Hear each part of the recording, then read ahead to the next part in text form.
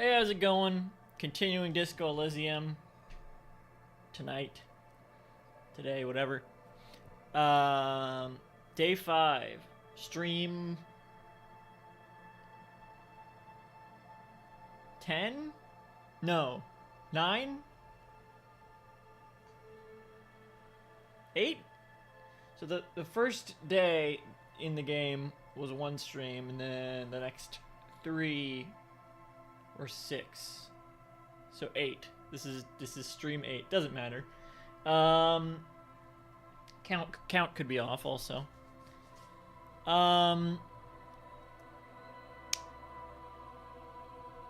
Didn't end up oh my god.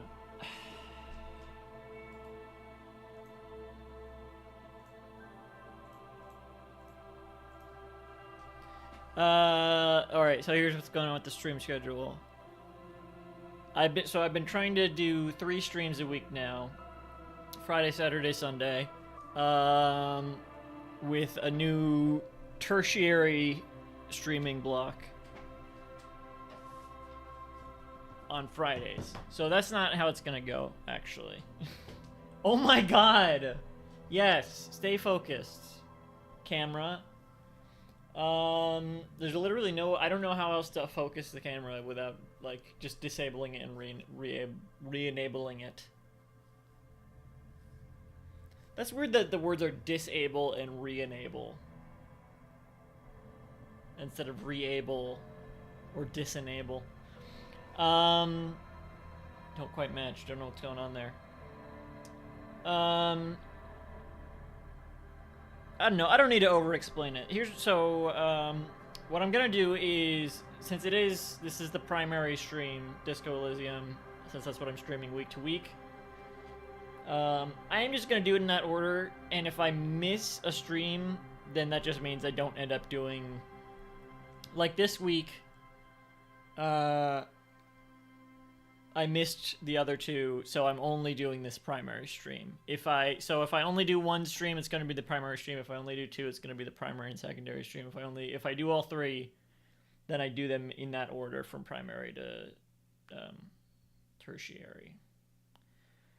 Feels like a word people don't say, but I don't know what other word you could say. People say secondary, but not tertiary. So I don't know. So for this weekend, hopefully this will be the first week where I do all 3. Disco Elysium, I'm assuming I'm not going to finish it today. Even if this is the last day of the game, which is not certain, because there are 10 days, and this is just the 5th one. So unless I solve the case, which isn't likely. Continuing Disco Elysium, Friday... So it'll be less than a week from now. Some Cook Serve Delicious and Pizza Party Pickup on Saturday, which will probably be 2 different streams. I'm not sure exactly how I'm going to do that yet. Maybe it'll be the same stream. I'm not sure. I'm not sure I'm going to do that, but I'm going to try to do both things. Cook Serve Delicious and some Pizza Party Pickup speedrunning. Since I try to do one of those streams once a month, so I'm going to do both those on Saturday. And then a Tabletop Simulator stream Sunday. That one's probably going to happen no matter what, even if I miss the Cook Serve Delicious stream. I'm going to try to do all 3 on the days I said, but I'll probably have to do all 3 no matter what anyway, because I do have to do a Cook Serve Delicious at some point this month, and Pizza Party Pickup. Tabletop Simulator would have guests, so unless I can't wrangle enough guests for that,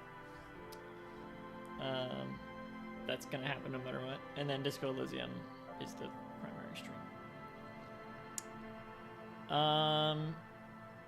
Right, over-explaining it, but switching things up. 3 streams a week. That's the how it's gonna go moving forward.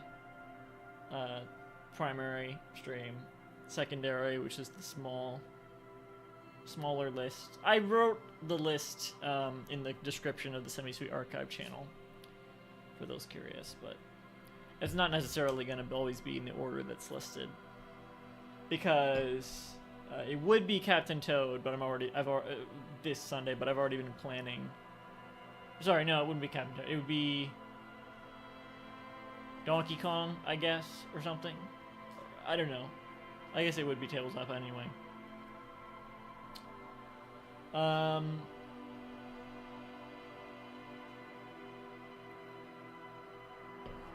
Because I did actually stream Donkey Kong this Friday, but I was muted the whole time, so I deleted that, and I'll be starting over from the part I was at the next time I stream it, which will probably not be for some weeks from now.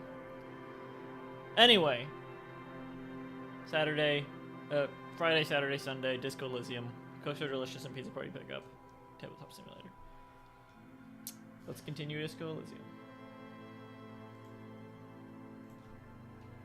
And I'm not muted, right? Because the whole last stream I was muted, and I didn't take off the crop for Donkey Kong.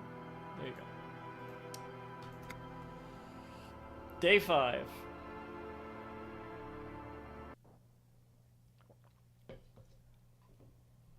Right. Oh god. So I'm in this new location.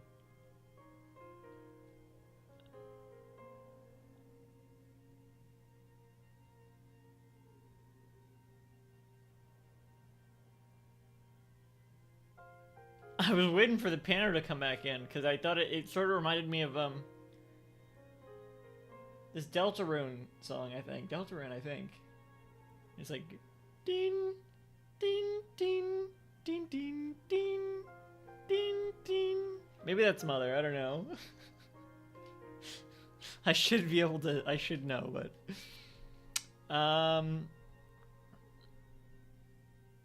I think Kim's probably gonna meet me right outside here. Fuck! What was I?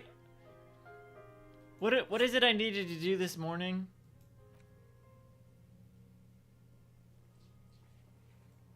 It's been 2 weeks now, which is the biggest gap. So I don't remember. There's stuff I need to like remember to do at the. I didn't check. I'm just gonna go outside and see if Kim's there. They probably are.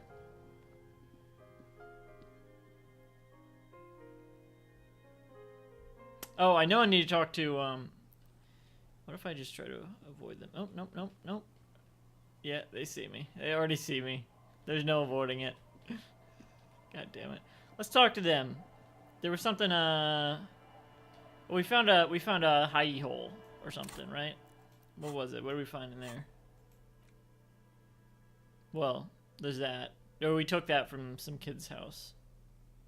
We're gonna give it to Gar.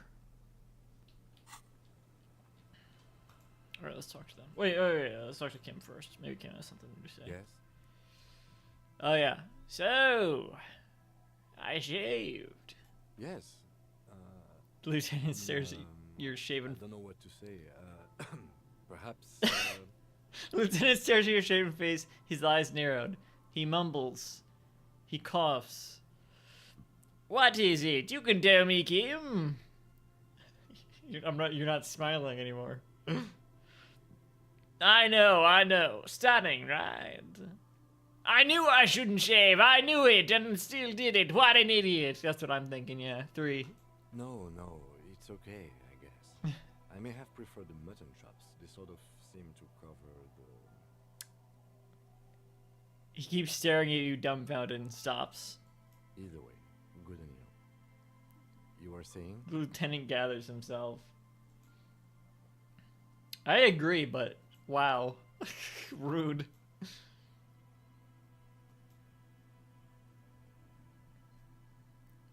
Screenshotting that, I guess.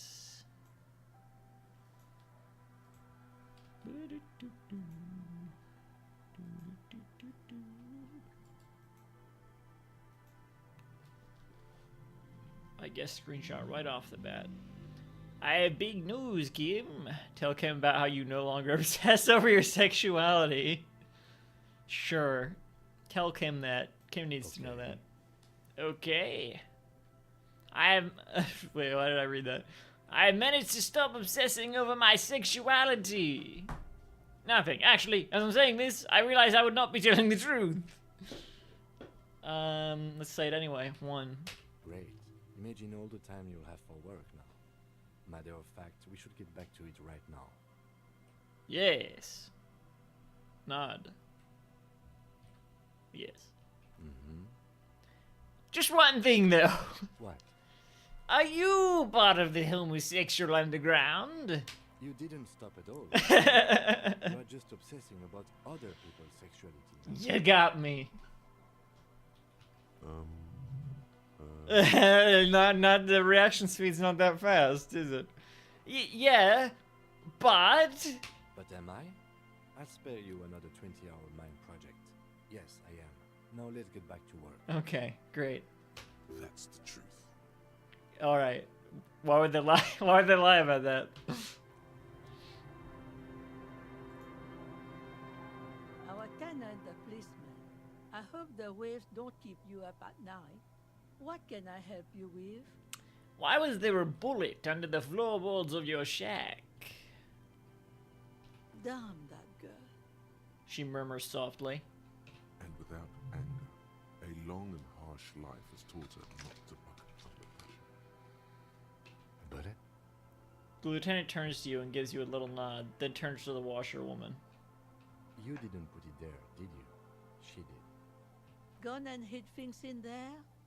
She's usually a good tenant, and not a stupid one either. She shakes her head. You rented the room to her.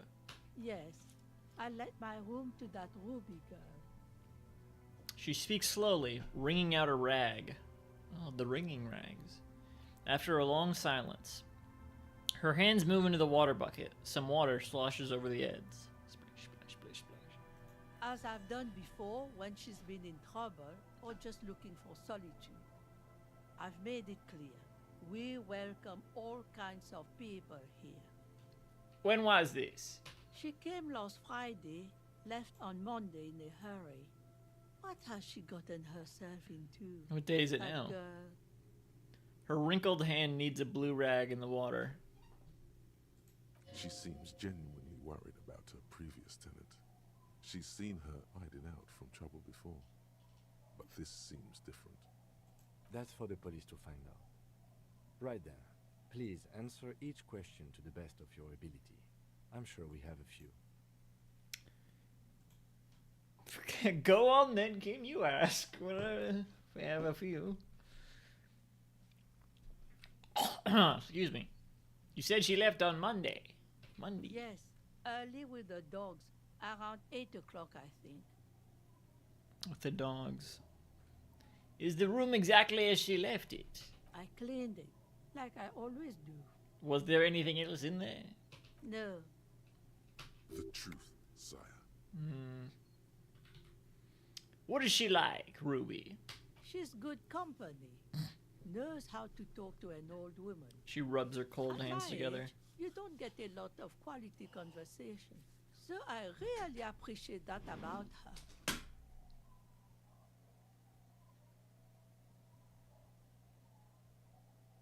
I thought my reflection looked, I thought my, it looked weird on camera there. I still think I do. Did she talk to you much during her last day? No, she was mostly silent this time. Kept to herself. What do you mean? She tried not to let it show, but I could tell she hadn't come to fish. Usually she likes to cast a few lines, but this time she mostly stayed in her room. Why do you think she left the bullet there? How would I know? She's a gruff one, but not violent. She doesn't go around toting a gun. She looks back towards her shack, thinking. You could ask her about your hunch, that it was a desperate measure.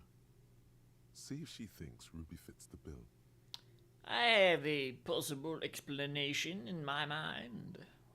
Aye, do tell. A seal flies overhead. Obviously a bad omen.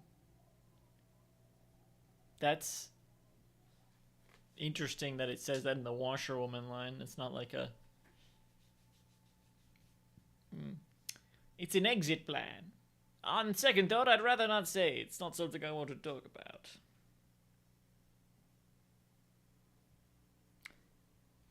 The fact that the bad omen line wasn't in like a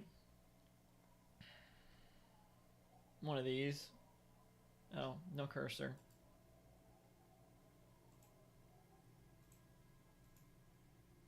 One of these. It wasn't in one of those. That makes me think it's fine to say. One. Exit from what? Her life. The world. This.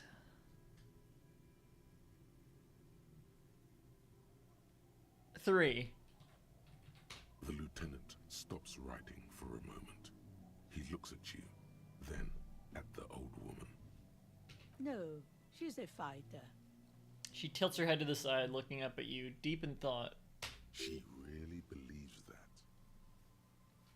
I heard she was a heavy drinker with anger issues. You ever witnessed that kind of behavior? Nothing of the sort. She shakes her head. Sure, she was no stranger to the bottle. She fit in that way. But I only knew her to have a beer on the beach while watching the sunset. The sun sets for everyone. She isn't what Okay. we call a drunk. Even offered me some from time to time. Said it was part of the communal life. But I never saw her lose control of herself the way some people do. Some people. Did she have any technical equipment with her, like radio stuff? Not that I knew of. But she was into nice music. She once showed me a few mixtape millions she'd made. She brushes her forehead with the back of her hand. Water drips to the ground. Although I guess she was pretty handy with the mechanical and technical stuff. Even fixed the heater in the shack. You should be thankful for that. She may simply have kept the equipment elsewhere.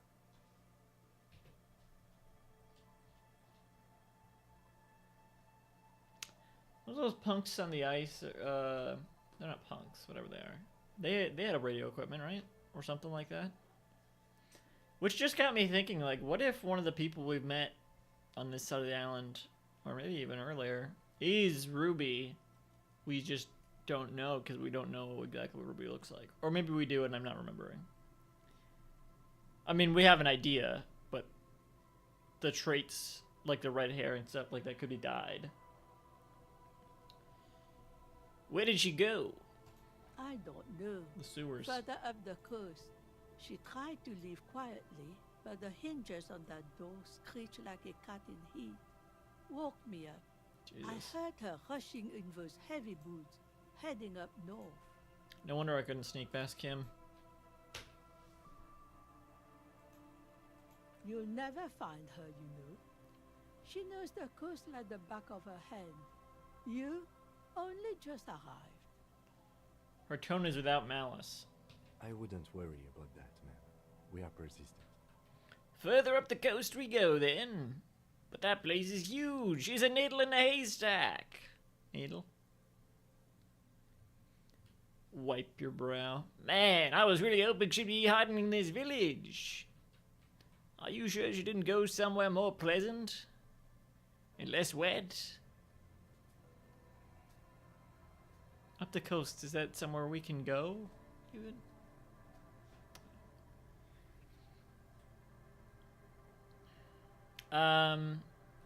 Three.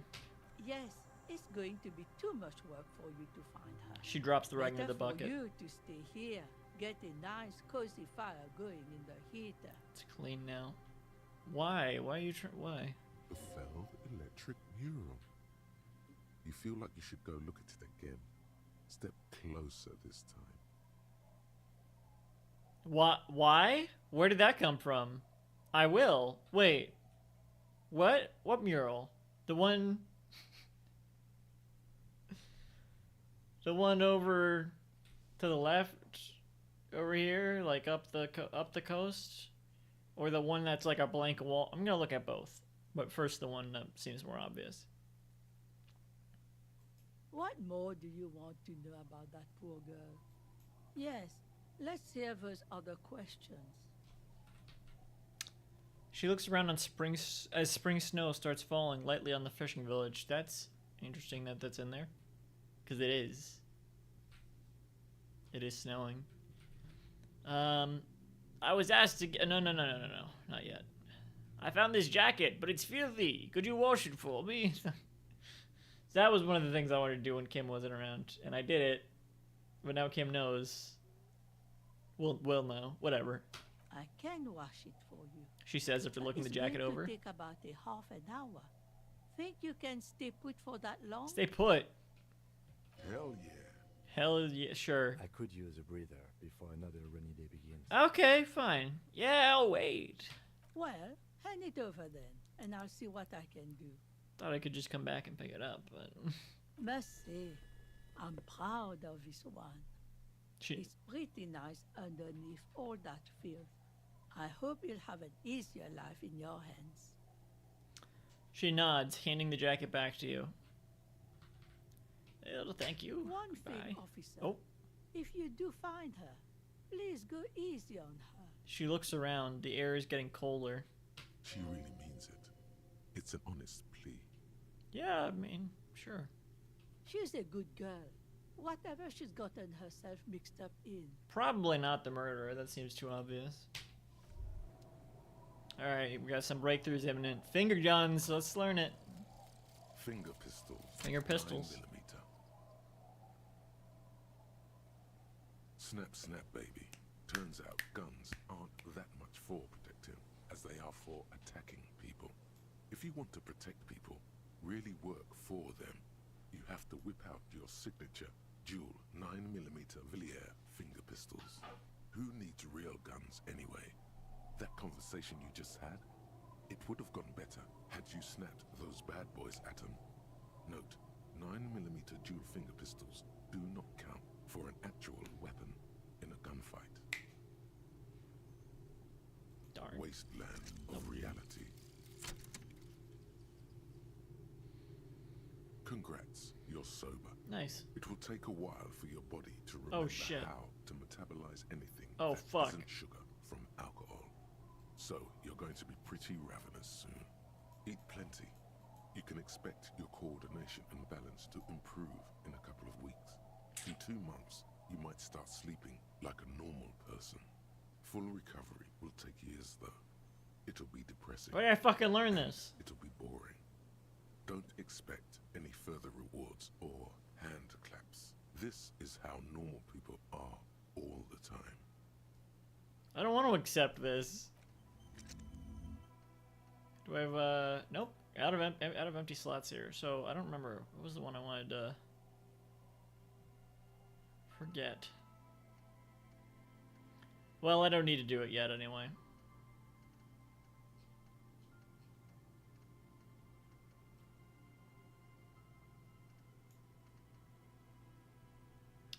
Am I racist yet?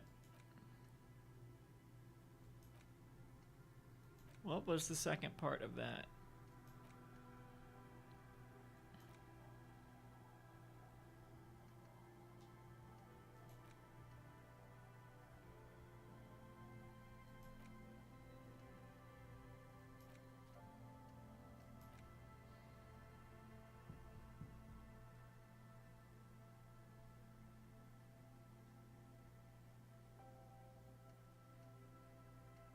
Advanced race theory.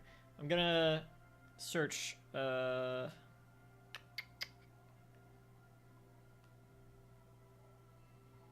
Disco Elysium advanced race theory.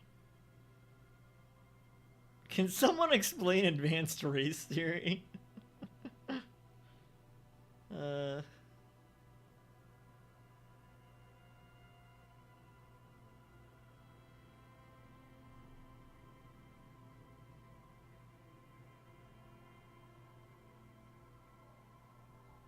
It doesn't really say.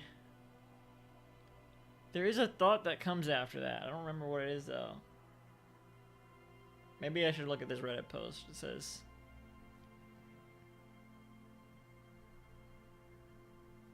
bro is trying to internalize IRL. Uh.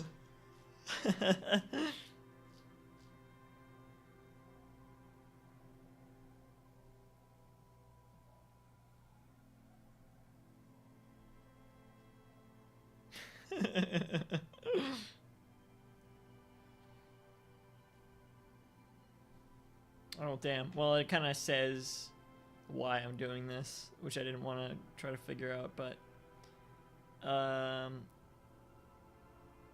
no, this is good. So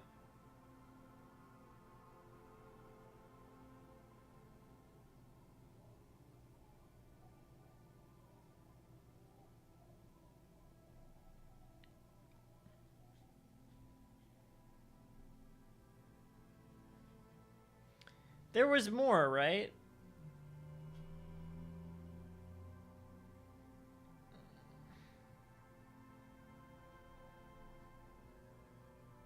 What? Wait a second. No, they wanted more, right? Hang on.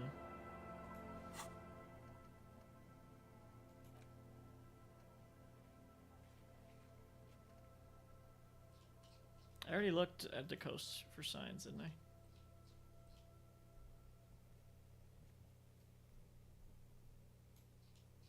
Is there anything new here? God, why can I not fucking scroll up this normally? I need to talk to Measurehead.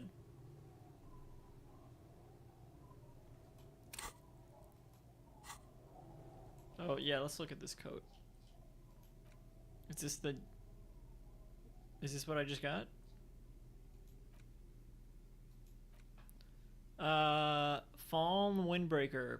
+1 pain threshold, element proof. +1 half light, always hot. -1 drama, sweat like a pig. This windbreaker is like a protective cocoon, placing the wearer's torso into a pocket universe where wind, water, dirt, and fire cannot harm. Huge writing, 100% synthetic, is proudly displayed on the chest. It lets absolutely no air through. Warning item, not actually fireproof.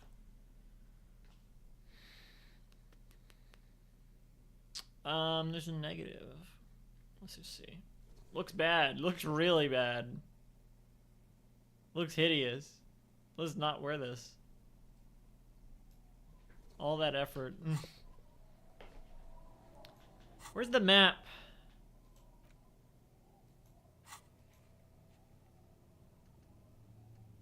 Here it is.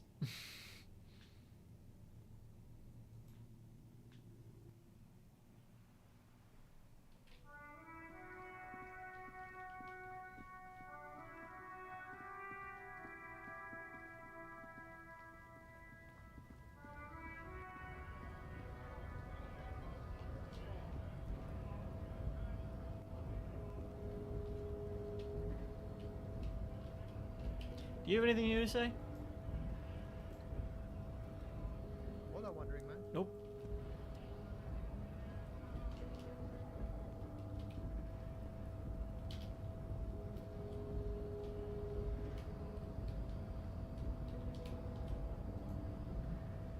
The unpromising race pupil. There is nothing funky about them. There are 3 chips. The F are amused. It would be cruel. I cannot possibly imagine. I'm racist now, right? What do you want? Let me pass, right? And what for? Is there stuff over there?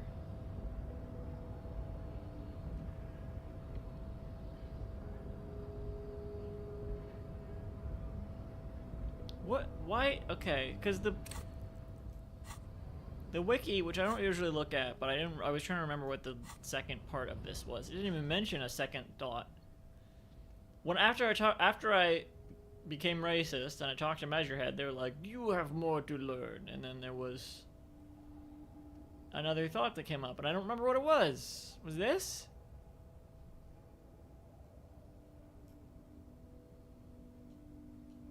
This has to be it. This is so racist. This has to be it. This has gotta be it, right?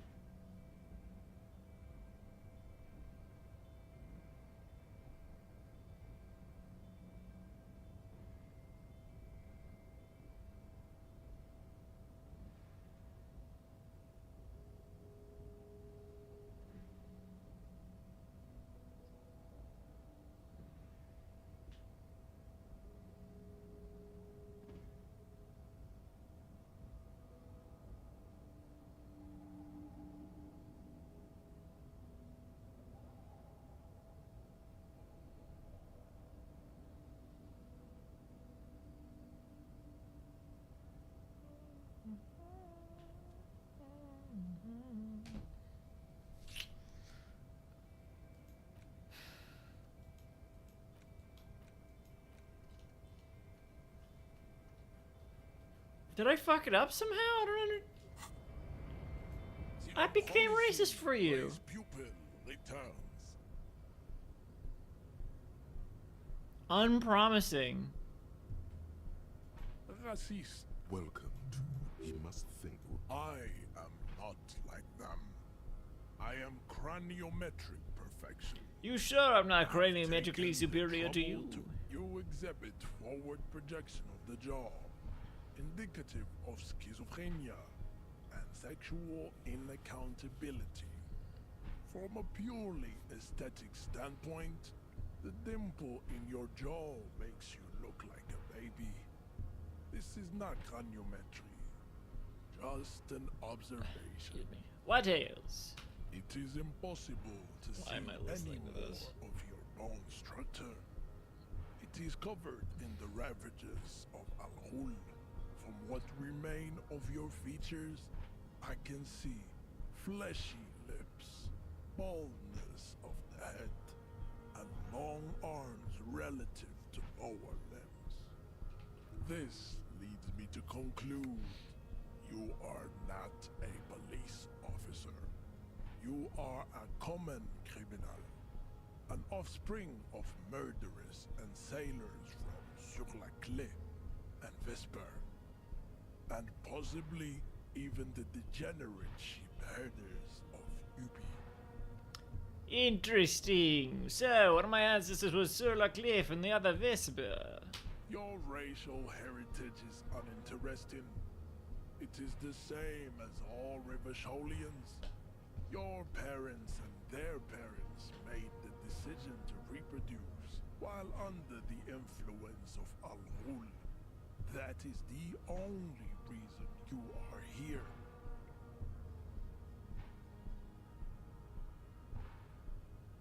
There is nothing funky about them.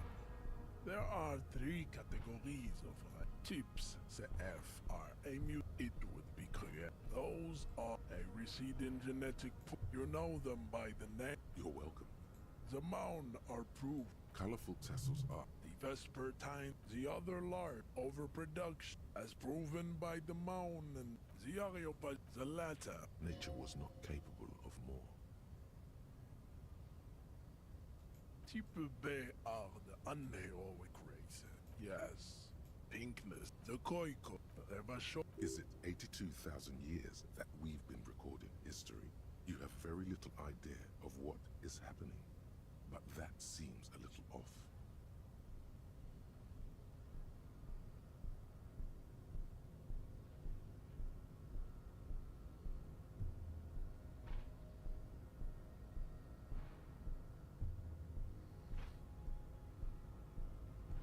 The revolution Oh. is fatal, famille. I got an achievement.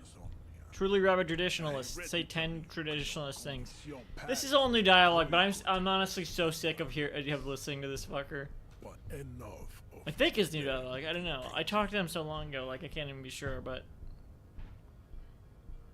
Type B are the unnamed. Yes.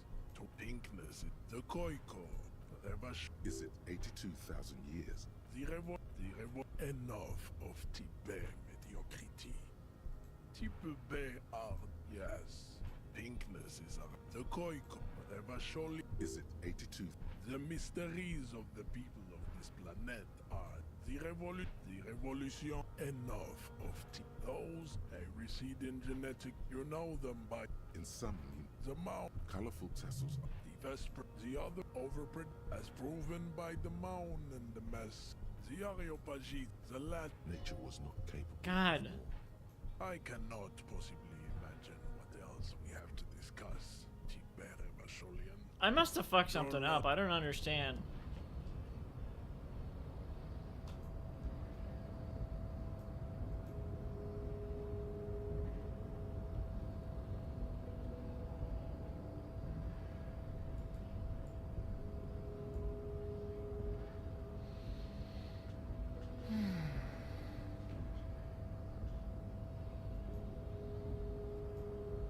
Whatever.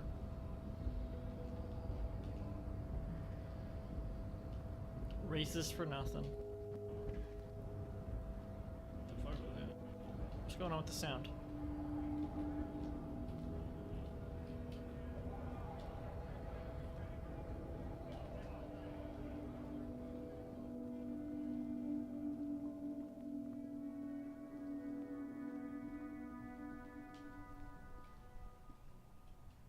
Left their wheelbarrow. Yesterday was Armed Forces Day or something, so let's talk to the soldier over here. See if they have anything new to say. Wait. This person's new.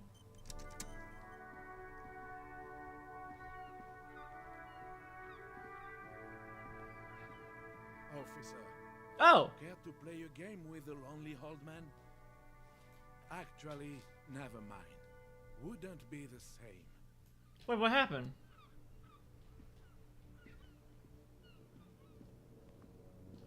Where'd they go?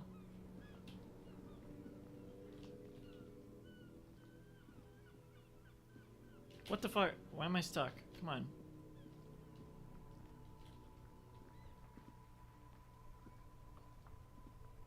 Dumb. I should be able to walk over that.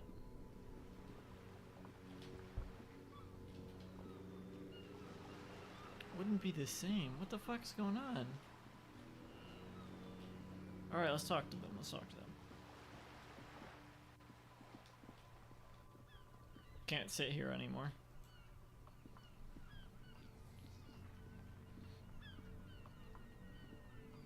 Kim! Oh, sorry, officer. What do you want? Host Almighty. He's a total bummer now. What happened? Wasn't there a dialogue a second ago? Oh, sorry, officer. What do you want?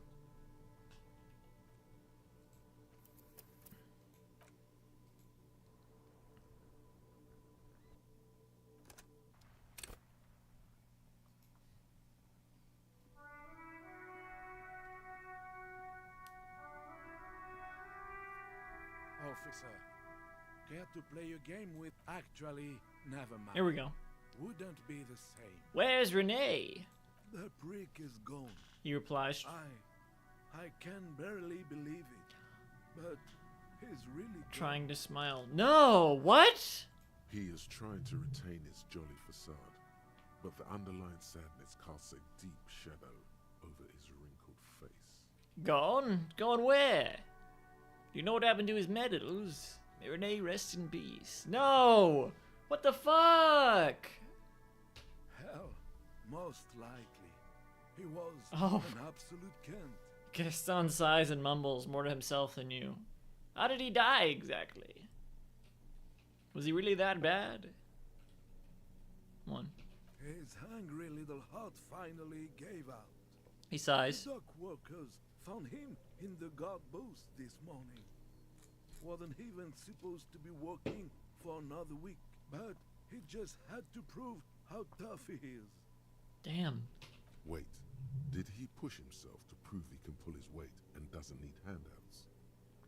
Because of something I said?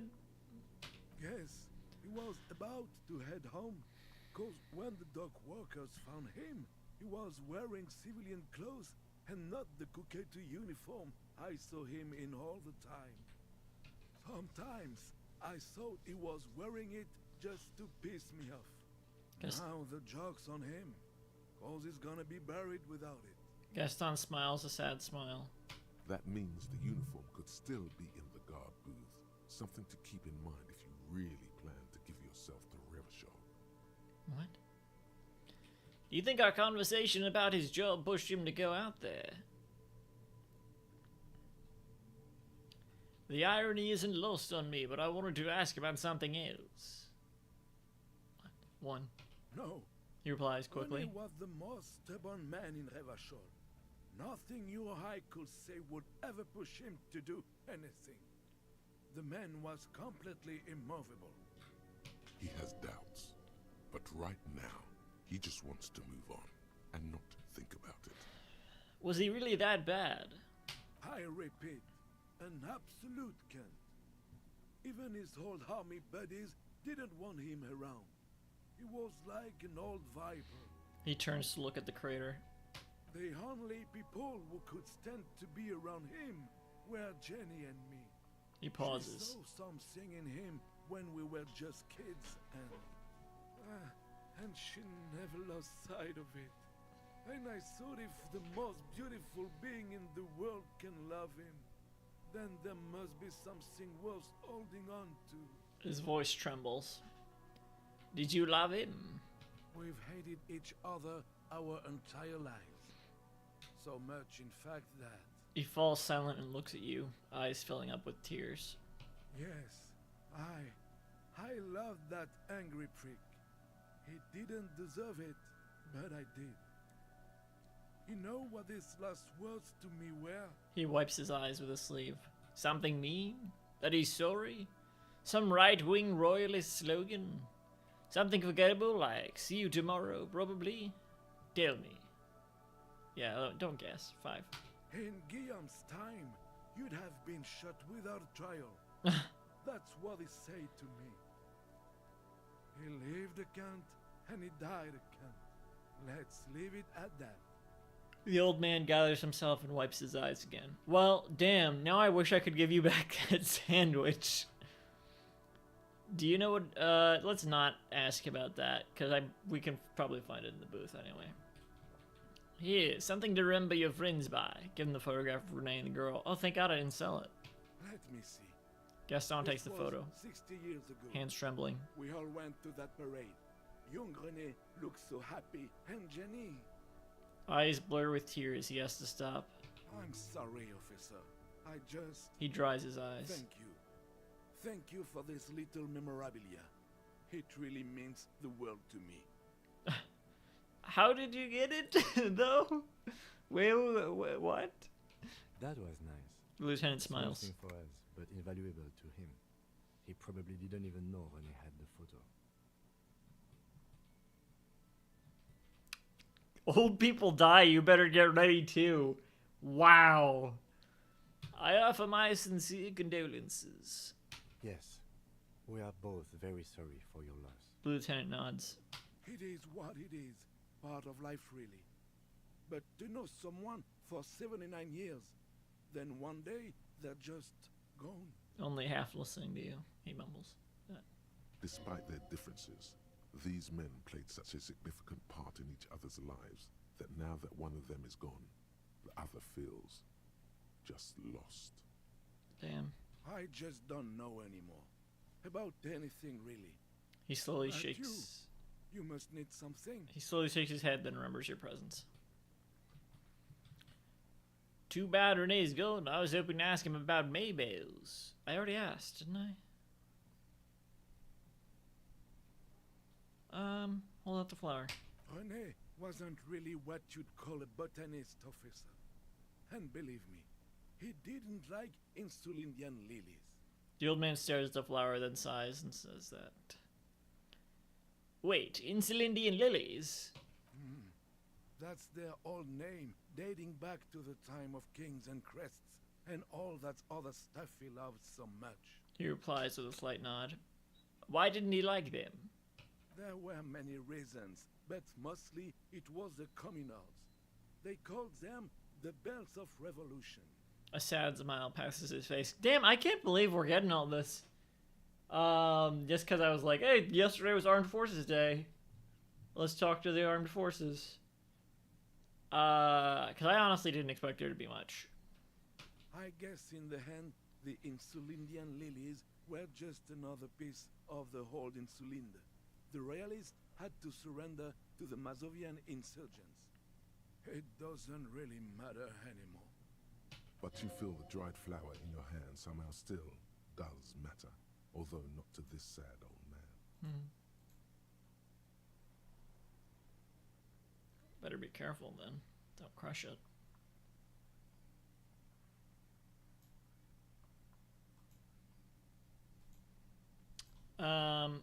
I want to go over a few more things about Renee, if that's okay. Yes? What about René? Oh no, nothing else actually. He looks up. Yes. It is... Despite the... I just don't know anymore. Bye for now.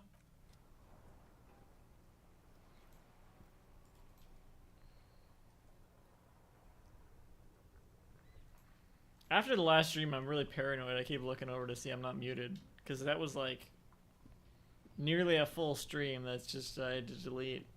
I didn't even unlist it or anything. It was just nothing. Completely nothing. Let's give Gart the bird.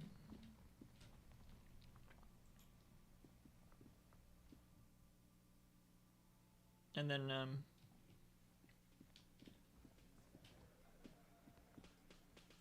oh, anything new with, probably nothing, not, Hi again, but gendarme. Bye-bye, gendarme. I feel like I want to talk to them for some reason also. Again? Nope. I Alright, just not. Yes, sir. Thought there was something, but... Can I help you? God, I found a new bird for the whirling. Given the rough grouse. What is this thing? The man takes the stuffed bird. It's no biggie, I just thought it would look nice on the wall. I'm that kind of cop. What, the interior decorating kind? You know, I'm sorry. This is actually a nice bird. A competent piece of taxidermy. He inspects the bird somewhat suspiciously, then mellows. I can fix it to the plaque and have a new bird in the establishment, I guess. So, I don't know. Thank you. I'm gonna go with thank you. People just don't know how to accept gifts, especially taxidermy. He likes it. He likes the bird. It solves his broken bird problem. I feel good about Where is our it? work here today. It's all about the little things, like bringing people random stuffed animals. About my bill for tonight? Got the 20 real? I don't live here Then anymore. why are you wasting Fuck money? off. It's just that bird? But I don't know.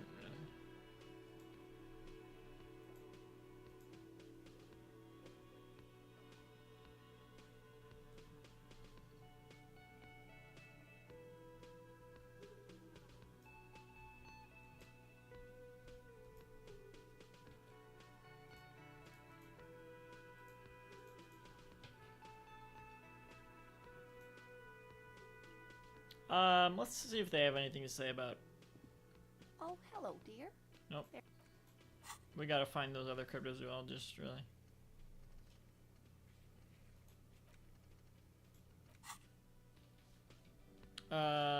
Okay, that's all in here. Unless, I don't know. They probably don't have anything else to say, but. The Coppernado is back. Coppernado. What do you want? I want to go over a few things regarding Ruby's disappearance again. Yeah? What? Nothing. Anything else you want?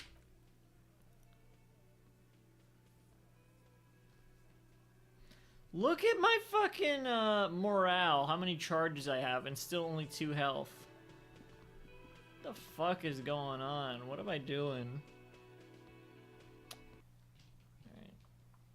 Let's go to the booth. This way, I guess.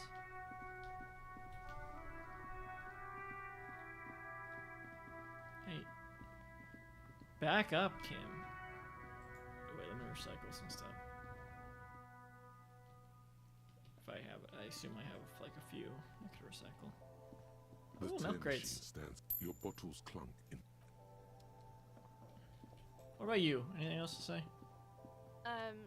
Is Nope.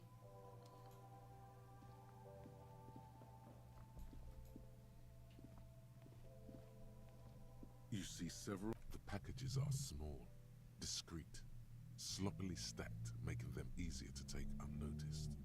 No need to worry about Oh. going over a display. Is this the? This is the check they keep. Wait, the fuck? Don't I already have a raincoat? Sure, let's steal. You see several packaged raincoats. The girl delves into the magazine. Uh-oh. Hair covering her face, vision obscured. She cannot see your hand move. Try to grab a package. Any one of them. Slip it up your sleeve and. Oh no. I said don't let it fall out with a thump. What did you do? did you? The girl stares at the package lying on the floor. It looks a little sad as it lies on the dusty floor. I mean, I didn't just see a middle-aged man try to steal a 4 real raincoat, did I? Look, I'm broke. Spent a lot of money yesterday. No, you didn't. I didn't do it. I'm sorry. I'm just a mess lately. I'm sorry. Don't judge me. I needed it for an official police investigation. 1. Really? A plastic poncho? Lieutenant sighs and looks away. The clerk stares at you, but doesn't say a thing for a moment or two. I mean, it doesn't even cost that much. Like, why would you want to fuck with Frit over something like this? Down with the corporations, you know? The fact that it doesn't cost that much is exactly why, because you wouldn't get in trouble. Fucking with Frit is dangerous, you know. Just leave it there. I'll put it away later.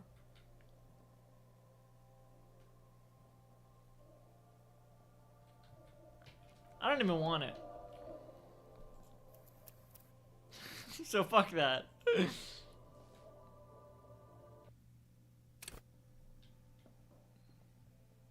It didn't happen.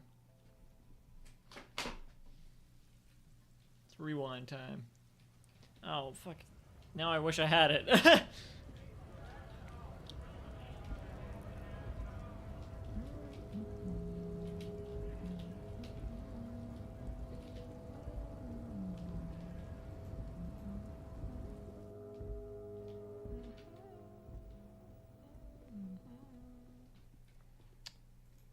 Anything new here? What's this? I don't remember what this does.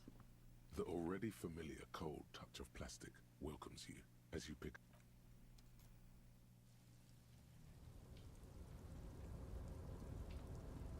I would say while we're here, we might as well try to talk to whatever what's their face. Talk to them again, but I don't think there's really anything. I think I talked to them not that long ago, and there wasn't anything new. So. The name on the door reads René Arnaud. René left his uniform neatly folded on the table. Take it. It's just there. Who cares? Yeah. It's not like anyone's gonna need it.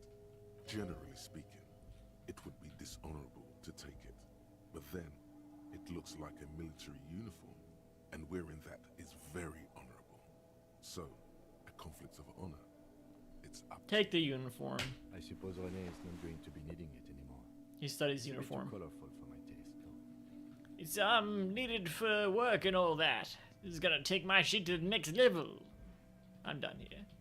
1. Fantastic.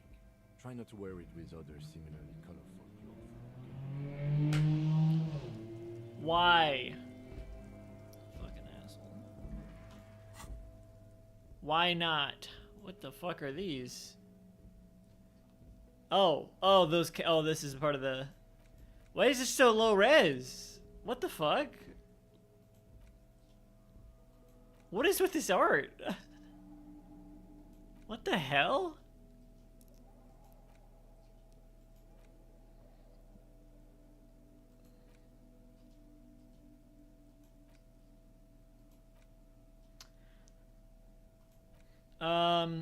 Royal Carabiner jacket. +1 to Revacholian nationhood. Proud nationalist. What? The beautifully adorned jacket of the Royal Carabiners has 3 stars on its shoulder and the words Capitaine written on the chest. Neatly patched here and there. Is it possible not to feel love for the fatherland when you wear it? Royal Carabiner pants. +1 reaction speed. Vigilance. Vigilance. These pants are made from synthetic lightweight fiber and designed to let the carabiners' legs and groin breathe. Red stripes are there to inspire courage, while the golden stripe symbolizes the patriotic flames in the warrior's heart.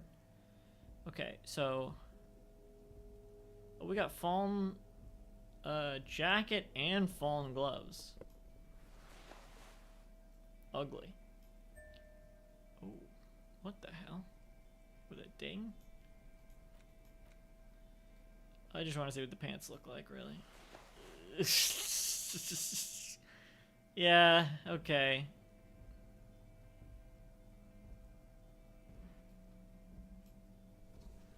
Sure, we'll wear it for now.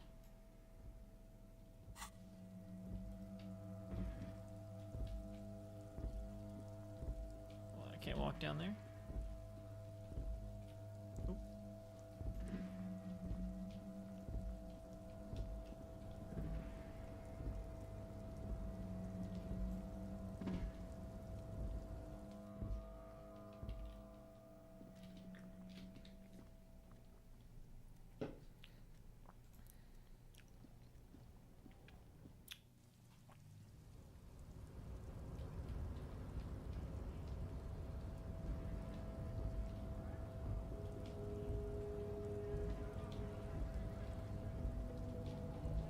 Man, I can't believe I became racist for nothing. Dire Straits, racist for nothing. Right to work. Weird spotlight here. Alright, let's continuing searching up the coast. Why did I say it like that? Okay, let's continuing. Oh wait, no, I wanted to ask about the medals because they're not on the jacket.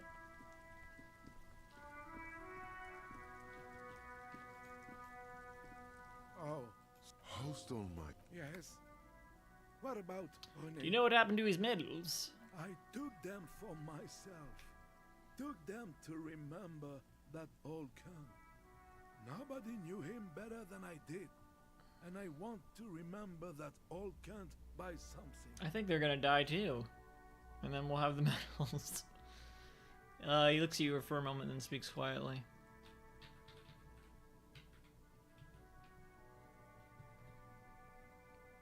Old people dying, you better get ready too. Yes. A strange expression runs across his wrinkled face and vanishes without a trace. He finds comfort in the thought. We all got to go sometime, officer. Everyone I love is already there. Probably waiting for me. He smiles faintly. I'm not afraid to die. It's been a good run, and I really miss my friends. We are both very sorry for your loss. Death of a friend is a terrible thing. The lieutenant bows his head. It is what it is. Part of life. Despite their differences, I just don't know any. Yeah, I think they're gonna die.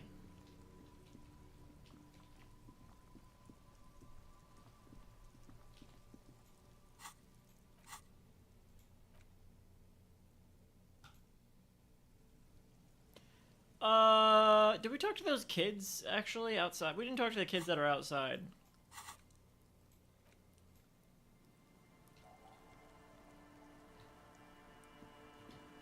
That's like the the group of yeah. the scruffy-haired little boy kicks a stone. He can't be more than 5 Circle years of old. people. A little bit down. The other one looks indistinguishable from him.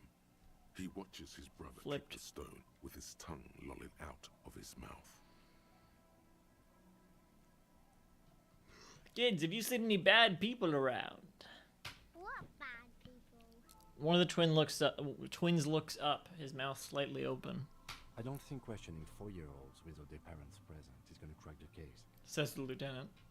Then we're definitely doing it. You must be Lillian's twins. This one doesn't say anything, kicking the concrete with his worn-out sneaker. Lily's our mum. Explains the other one, tongue still lolling out of his mouth. I already said that. The stone kicker laughs suddenly. His head is too large for his shoulders. Don't laugh too hard, you're gonna get shaken baby syndrome. The other one laughs as well. Maybe they there's some playing? kind of reason why they're laughing. An interesting reason, somehow tied to the case. What are you laughing about? The boy stops laughing and looks at his toes. Oh, okay. So now he's shy. Now he's not talking. Just wobbling around like he's afraid of something. Is little Lily your sister? Point to the house. Yes. Yes? Yes. That's it? You're being laconic about it? I don't even know what that means. It doesn't look like he knows what that means. Yes. Yes. Okay. You guys look identical. The stone-kicking one becomes frantic all of a sudden, as if that's something to be scared of. The obvious fact that you just stated. It is kind of spooky. He looks just like me. The other one says. Yeah, I said that. The boy doesn't answer. His brother throws another rock. I think they're robots. Most of their hair is covered in some kind of dirt. I think they're robot clones or Not something. bad with kids. Lieutenant remarks with evident glee. I am, yes. And what are you, Kid Master General? It's impossible to be good with kids. They're too stupid. 2. Maybe I am. He grins. Now, how about some actual police work? We are not getting anything here. Look, I went all the way back just for this. Children are stupid. This scruffy-haired little kid laughs, as though in agreement. You're stupid. The other one tells him, suddenly very serious. Okay, how about the policeman... Okay, how about the policeman ask you something else now? I'm just gonna leave now. I'm gonna leave and not talk to you anymore. Bye. 1. Okay. Bye, kids. Take care. The scruffy-haired little... You're stupid. Just a second ago, the first one was laughing. Now, he's doing something with his lips and his gap tooth. It looks like he's sad because you're going, or who knows. Something off here.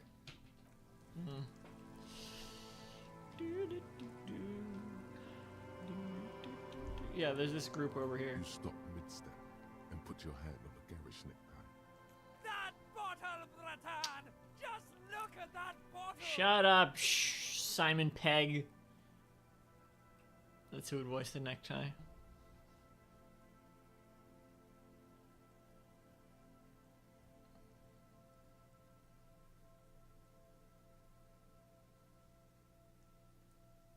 I really feel like Disco Elysium wouldn't work in any other form. Except maybe choose your own adventure novel. Like a book this thick.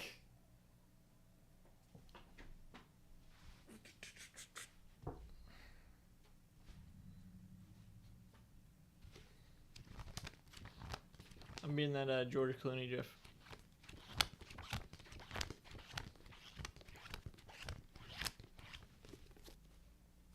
TLDR. Where? Bottle? What?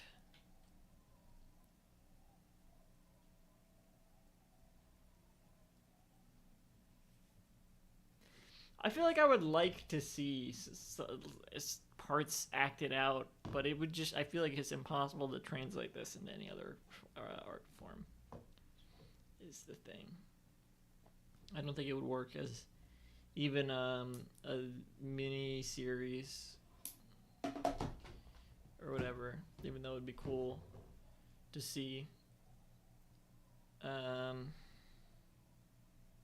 Matt Berry as Barry Duhois, Simon Pegg as Horrific Necktie, and Fiona Shaw as boat person.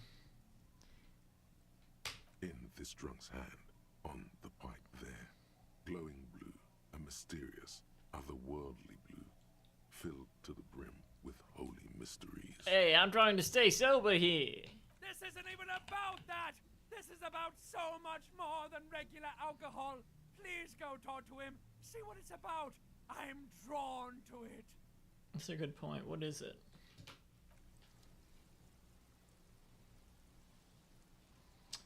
But first, what the hell is going on over here?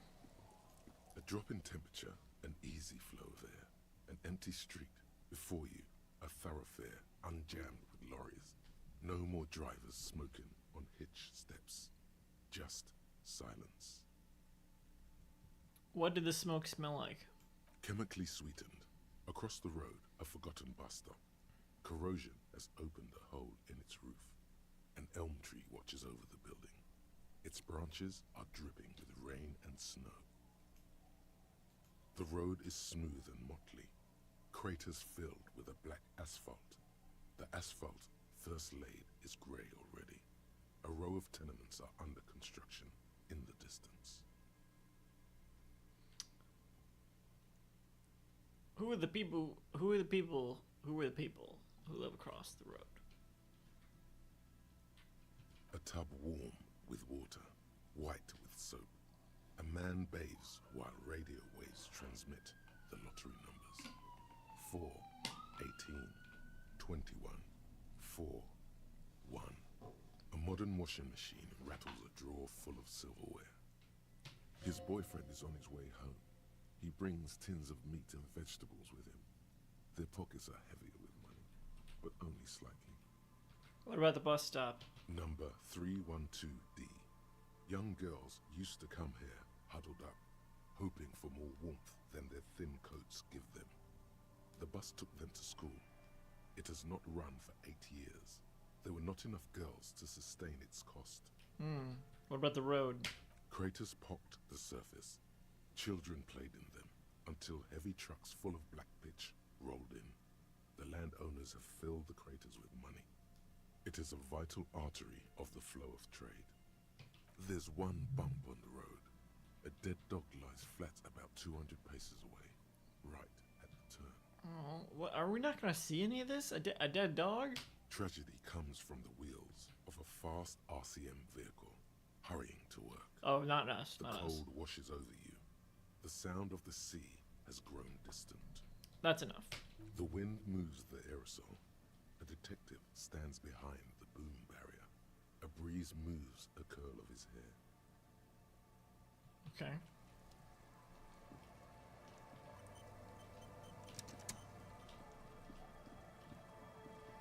Yeah, oh, yeah.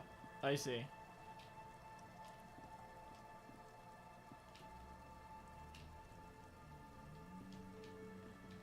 That's all stuff we're never gonna get to see.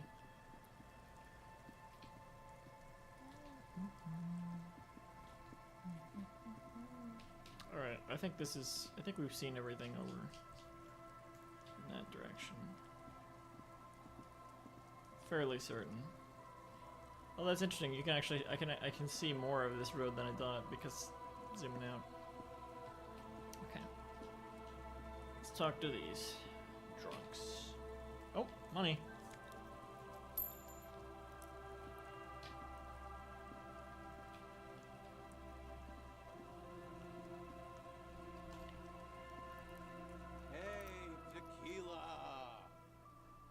Da-da-da-da-da-da. A 30-something man clad in a two-piece lycra tracksuit, lycra, puts down his pilsner and extends his hand in greeting. Good to see you. How's business? How's the whole reality situation treating you? Have we met? Idiot Doomsbarrow. Shake his hand, sure. So what's happening? He picks up his beer. Wait, tequila? Yeah, tequila sunset. He takes a sip. How are the, high-concept, reality-based adventures proceeding? Good. These people know your true name. Looks like Mr. Sunset. More on that later. I like this guy. You should too. He respects you by calling you your true name. Not too hard. I'm on a 50-year losing streak. That's harsh. I'm like 3 or maybe 4 years into mine. Wait, no. Make it 5. He looks at his shit-stained lycra with a grim expression. Shit-stained? Things aren't going super well for Idiot Doom Spiral either. Haven't found those keys yet, haven't won that great piece of ass back. No word from my business buddies. Takes a sip from his beer. I love that this is the voice of someone named Idiot Doom Spiral. Who would be a good Idiot Doom Spiral?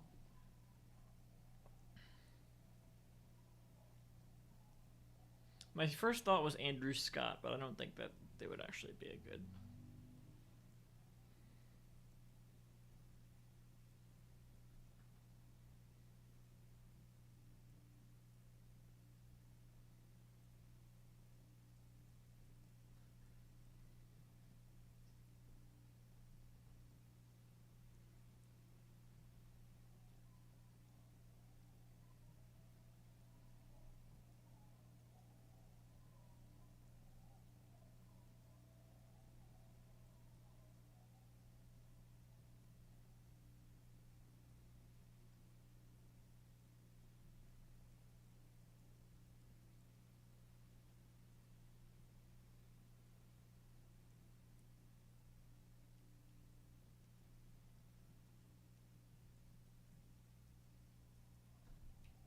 This guy's your buddy.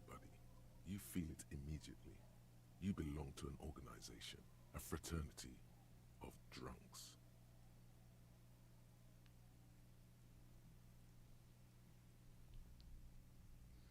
No one else is coming to mind.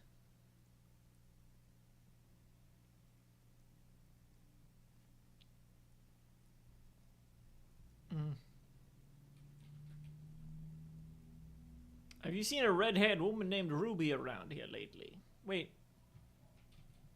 There was a lot more dialogue. I thought I was gonna get to all of it. Fuck. Can't really remember seeing any women after losing my keys. It's a touchy topic. He hasn't got laid in ages. He really has no idea who this Ruby is, sire. What do you guys do around here? We are saving the world. He looks at his comrades. Please don't go.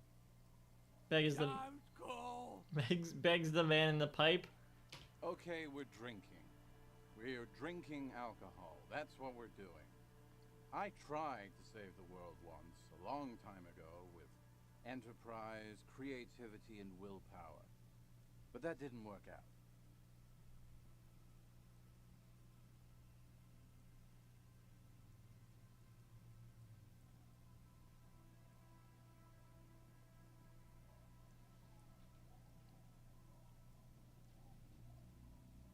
So now, it's a pirate's life for me.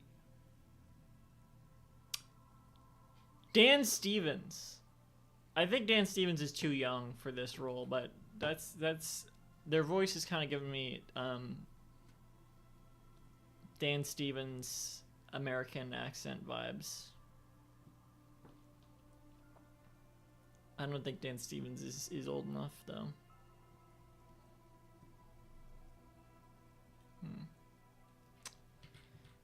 What is a tequila sunset? You keep saying it. It's you. Your tequila sunset.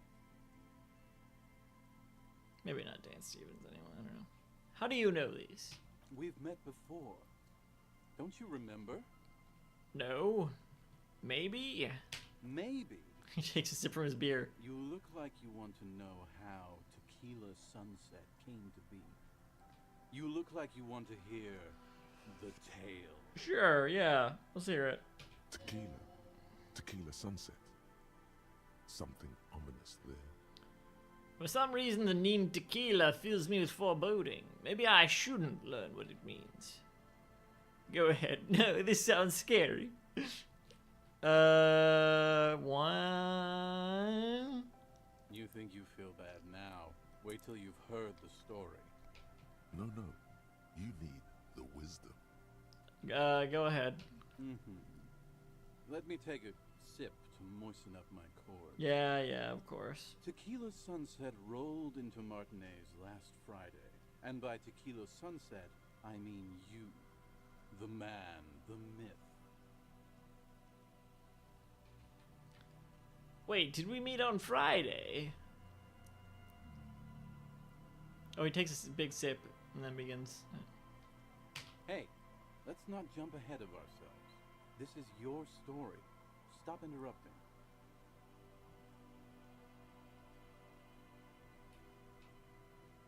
You got here on Friday to solve a case, hoping to be the early bird who gets the worm. And by the worm, I mean the buzz.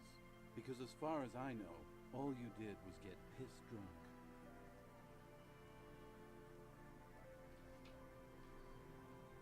Word on the street is you went around the local hostel telling people that you're a police officer, and that it would be really fucked up if you shot yourself in the head, right in front of them. That's pretty high concept, if you ask me. I should have talked to these people when Kim wasn't around. The lieutenant's brow is furrowed. He's listening as casually as he can. Please, continue. It was a late Saturday night when we, the Union of Moribund Alcoholics, were getting our drink on. Nothing remarkable about this. We get our drink on 24/7. Makes everything warm and glowy. I trust you know the feeling. Oh, yes, you do, Bratushka. The only thing better than that is putting the pedal to the metal after you kiss the tie. And off we go.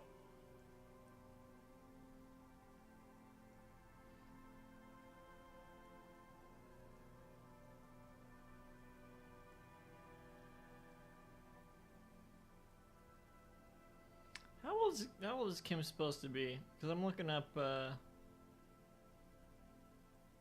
maybe... I'm not exactly sure what nationality Kim's supposed to be because it's not. They got different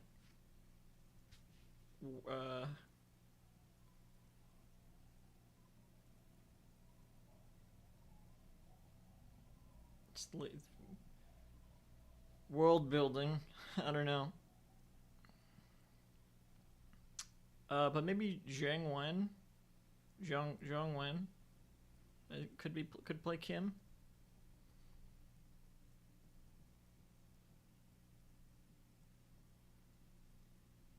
I don't know. I'll stop thinking about it. One moment we hear the sound of a motor carriage revving up somewhere on the plaza, followed by a series of dings and bangs. Do you remember the sound of wood cracking? The billboard? Naturally, loud noises pique the interest of anybody owning a pair of ears. That's just the reality we're in. Naturally. I want to get off this story train right now. One. Anyway, there was a brief silence. A gasp of silence, if you will. Followed by a real commotion. We heard the carriage careening towards the coast at top speed. Sounded like someone jumped the canal. We grabbed our brewskis and rushed to the jetty. Never underestimate the speed of an alcoholic. What we saw was a sight to behold. A beat-up police carriage containing you. Right there on the beach. You revved the engine and screamed at the top of your lungs, "The time hath come!" So, naturally, being the curious cat I am, I asked what time hath come. To which you replied, "The time hath come for tequila sunset, the end of all things." Oh god, what happened next? Say nothing, it's more dignified that way. Every word I said was true. Tequila sunset will break the looms of reality. 2. After which, your reality contracted. You jammed the pedal, plowed right off the jetty, and through the ice. We ran towards the ice, whilst you crawled your way out, miraculously unhurt, covered in seaweed and shit. Shit. Like some kind of sea monster. When we finally got there, you were sitting on the beach crying. You said that your badge and uniform were in the car. It was too late to get in there, though. The carriage had sunk too deep. Recognizing a brother in need, we offered our condolences and invited you to party with us, which you naturally agreed to. We asked about the whole tequila sunset thing, and you told us it was your name now, and insisted that we all call you that from then on. Wait, so is Tequila Sunset an event or a name? Tequila Sunset, huh? Sounds pretty good. That's not my name. I'm Raphael Ambrosius Castillo. That's what you should call me. My real name is Harry. 1. I'm not sure. I think you were the event. Tequila sunset. You know, as opposed to a tequila sunrise, which is long gone. 2. Nah, that name sucks. Your tequila sunset. Just embrace it, brother. How long did we party for? Hours. It was an all-night drink-a-thon. Then, at some point, I think it was Sunday morning, you got belligerent and wanted to talk about Revacholian women. How they're beautiful and also whores and so on. How one of them fucked you real bad. After a short while, you crossed the event horizon, looked sullen, got up, and left without saying anything. Wow, that's quite a story. Yeah, I bet Tequila's a fucking legend around the precinct. You must be proud to work with him. If you only knew. Did I tell you anything specific about this person that fucked me? Did I mention losing anything else? Did I say... 1. You were pretty vague about it, but you kept saying you got fucked real hard, and that we've all been fucked too. The one lying in the pipe looks like it's like that's an iron lung or something. Please, don't open that door. Shit. No one's fucked me. I do the fucking around here. Round here? Abigail. It seemed pretty painful, to be honest with you. If I had to guess, I'd say you're still working through some shit. Did I mention losing anything else? Beside your gun and your badge, you said something about your hope or heart or something. To be honest, the details are a little hazy. In retrospect, I guess you lost your motor carriage too? That's a big one. Did I say anything about my colleagues?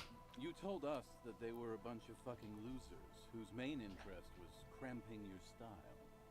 It's more like you were cramping theirs.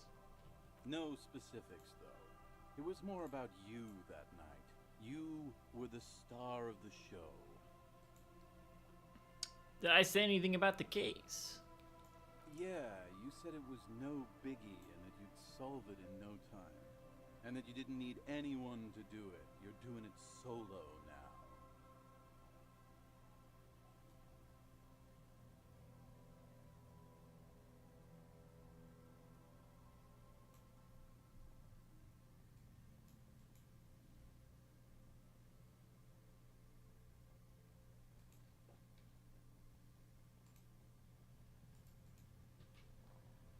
A lot of cops go solo and hermit once they reach that level of alcoholism. It's not meant as a joke. He's sorry for the hermit cop. Did we talk about, politics? Yeah, you kept talking about how the coal mine owners were fucking us all over, just like that woman fucked you. I didn't agree with you, by the way. The spectral hand of the market makes sure everyone gets exactly what they deserve. He takes a long sip of beer. Did you get a read on what kind of cop I was? You kept apologizing for being such a bad cop, and for the damage you've inflicted on everyone around you. Is there like a big scar on their eye? You also kept pausing to knock the heel of your hand against your temples, saying, "Stupid, stupid, stupid." I don't need to hear it anymore. It's a hard thing for a man to confront his past. That's He why nods. I avoid mine at all costs. You seem like you're characterized by your storytelling ability. Want to tell me another one sometime? Whoop-de-doo. So now I'm a fucking storyteller. He says, slapping his Right. knee. Why not? Better than a beach bum. Yes. Want to tell me how you became Idiot Doom Spiral? It depends, really. Are you willing to help me out? You might get scammed here. I have a feeling this is going to cost me a lot. No, the reality of the situation requires a rather modest contribution. A little motivational package. What do you need? Booze. Did you already forget our party? He taps The his thing I relayed to you earlier. taps his finger to his temple. So, have you got anything for good old Idiot Doom Spiral? A bottle for a story. Seems fair to me. Here, I've got a potent pilsner. I've got some sweet Commodore Red. I don't want to give you any alcohol. I'm not an enabler. They're gonna get it anyway. Look at their little trolley there. I'll start with this. Not much, but it will do. He grabs the bottle from your hand and uncorks it immediately. Hey, Spiral Boy, you gonna share that? One of the other bums interjects. Don't call Abigail. Shut up, guys. I'm telling a story here. Oh! Something happened to you. Something happened to me, too. My actual name is George. But around here, you already know. I was once a reasonably high net worth individual. A founder/junior partner at a high-concept creative services agency. When my story begins, I had just landed a major contract with an insurance firm. Person in the orange jacket, I wonder if that's the missing spouse of the person at the bookstore. Looking at that, they look too old. I would say more likely the other person sitting down with the hat is, but I don't know. Go on. I used the profits from my agency to finance what I call a cultural incubator. Abstract value generation, value per person, high concept stuff. I developed the paradigm, worked within the paradigm, but the burden of leadership weighed heavily on me. So I went jogging every so often to keep myself sane. Wait, how many people did you have working for you? 22 full-time employees, an all-star team, a potentially historical set of individuals. Worrying about them often kept me up well into the morning hours. Did the jogging help? It did. With my trusty Sansarique tracksuit, I felt like I could conquer the world. But now dreams are worn thin, much like my tracksuit. He says thoughtfully, brushing dust off his shit-stained pants. What happened? One day I left on my evening run. As you may know, it's impossible to clear your head when you're distracted by the sound of keys jangling in your pockets.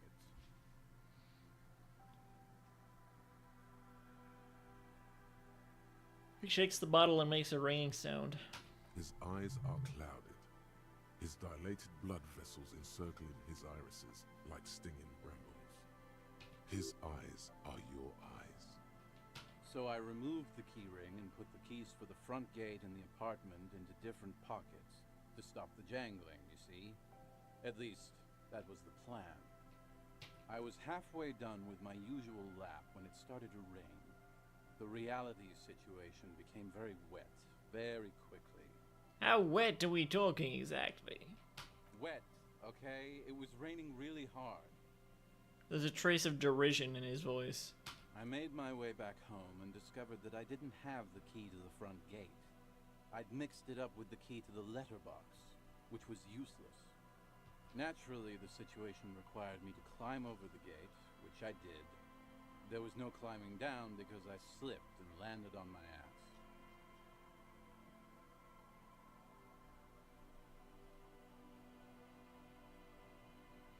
What? So, what?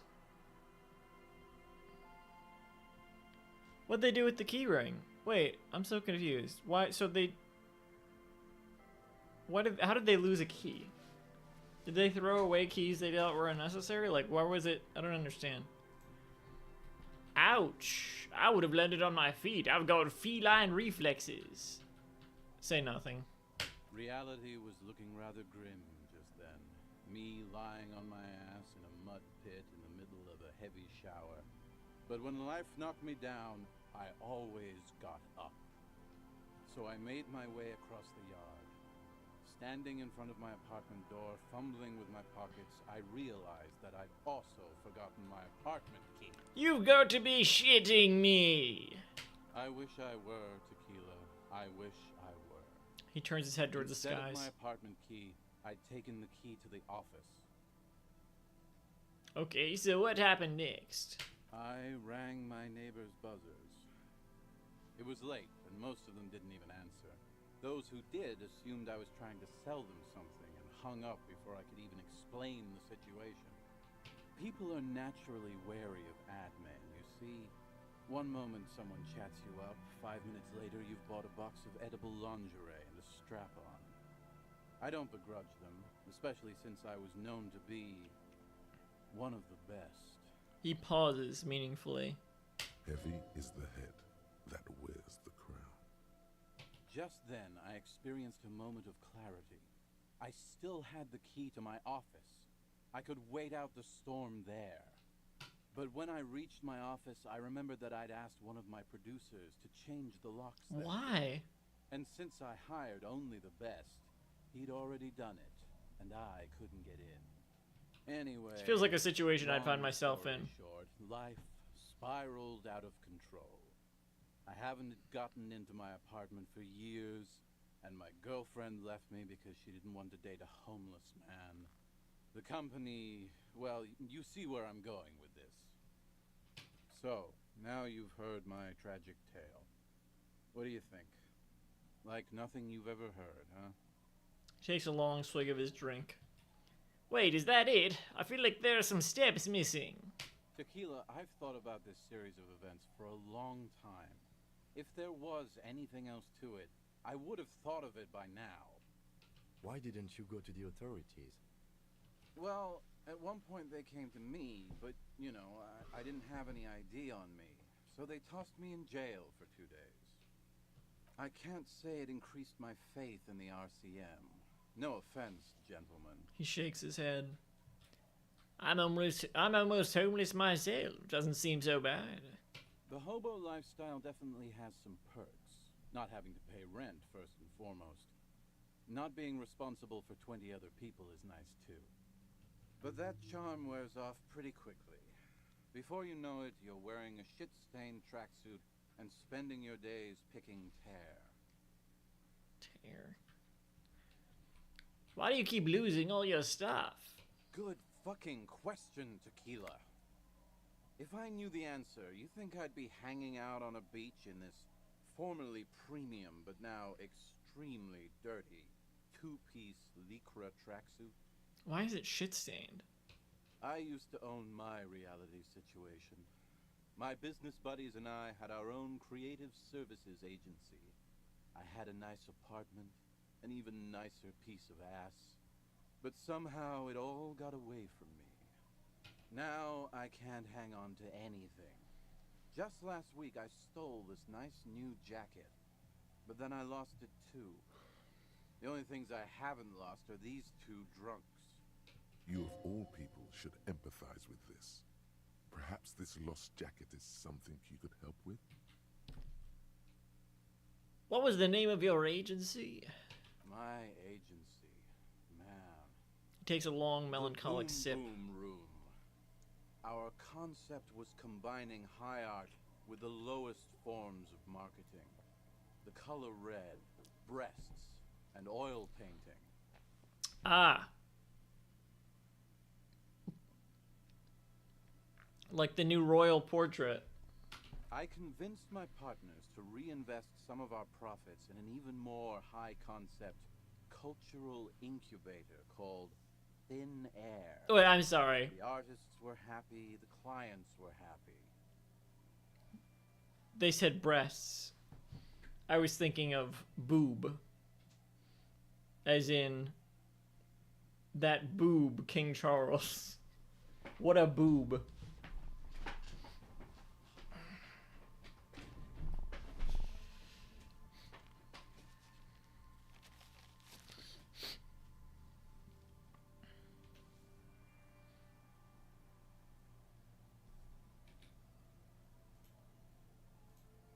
There was a funny screenshot. There was a funny someone edited the portrait into like a screenshot of Disco Elysium, as in like as if it was a painting on the wall. That yeah, good meme.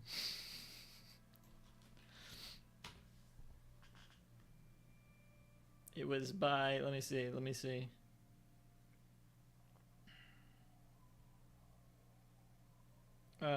Stiv Kuhn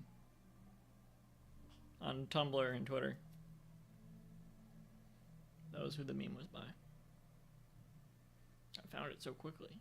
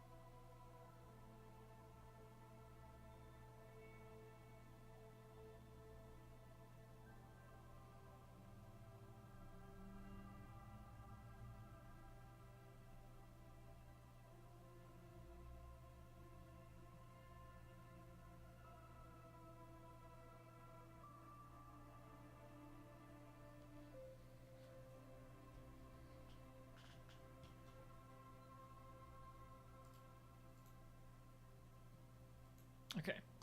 I was financing a group of poets in East Rebishal who were developing a new universal poetic language. But then it all went to shit. He looks towards the bay. If it sounds like it makes no sense, that's because it doesn't.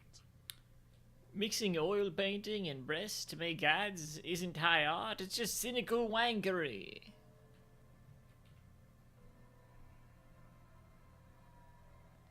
That's so high concept, I have no idea what it means. Man, mixing high and low, commodifying culture, that is extremely my shit. Right, okay, never mind that I asked. 1. Well, you know, sex sells. That's the first rule of advertising. Is it? And does it? I mean, I don't know that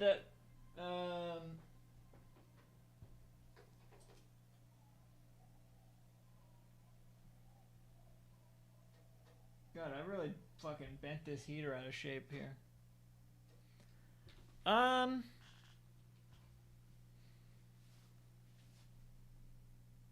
Wouldn't that like turn people off though of the product sometimes, like because they're like revolted or whatever by like, oh, this is so obscene, I don't want to support this product. Isn't that often like a thing as well? I mean, Carl's Jr. skewed away from that and was sort of like turning against that idea of their brand image for a little bit. I don't know. Because it was their brand image for... I don't know. Maybe, but it's still tired. Yeah, actually, you're right. Let the market sort it out. No need for me to regulate this stuff. I don't know what we're talking about. 1. Maybe you're right. Who knows? Maybe we were behind the curve. We were fucking rich, though. That much I know. What's up with the tracksuit? What? You've never seen 100% Lycra before? Go on. Feel that primo material. The man extends his arm. You really shouldn't touch it. I'll just admire it from afar, thanks. That might be the right idea. This here is one of the last of its kind. Should probably be in a museum, honestly. He takes another sip. Can't get it anymore. It was too primo, even for Grodd. Wow, you're lucky. He never lets me feel it. That's because your paws are fucking filthy, Rosemary. We're right next to the bay. You could wash them anytime. Wait, what?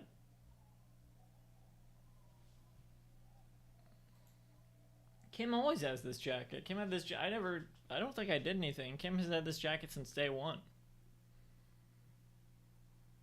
I don't know.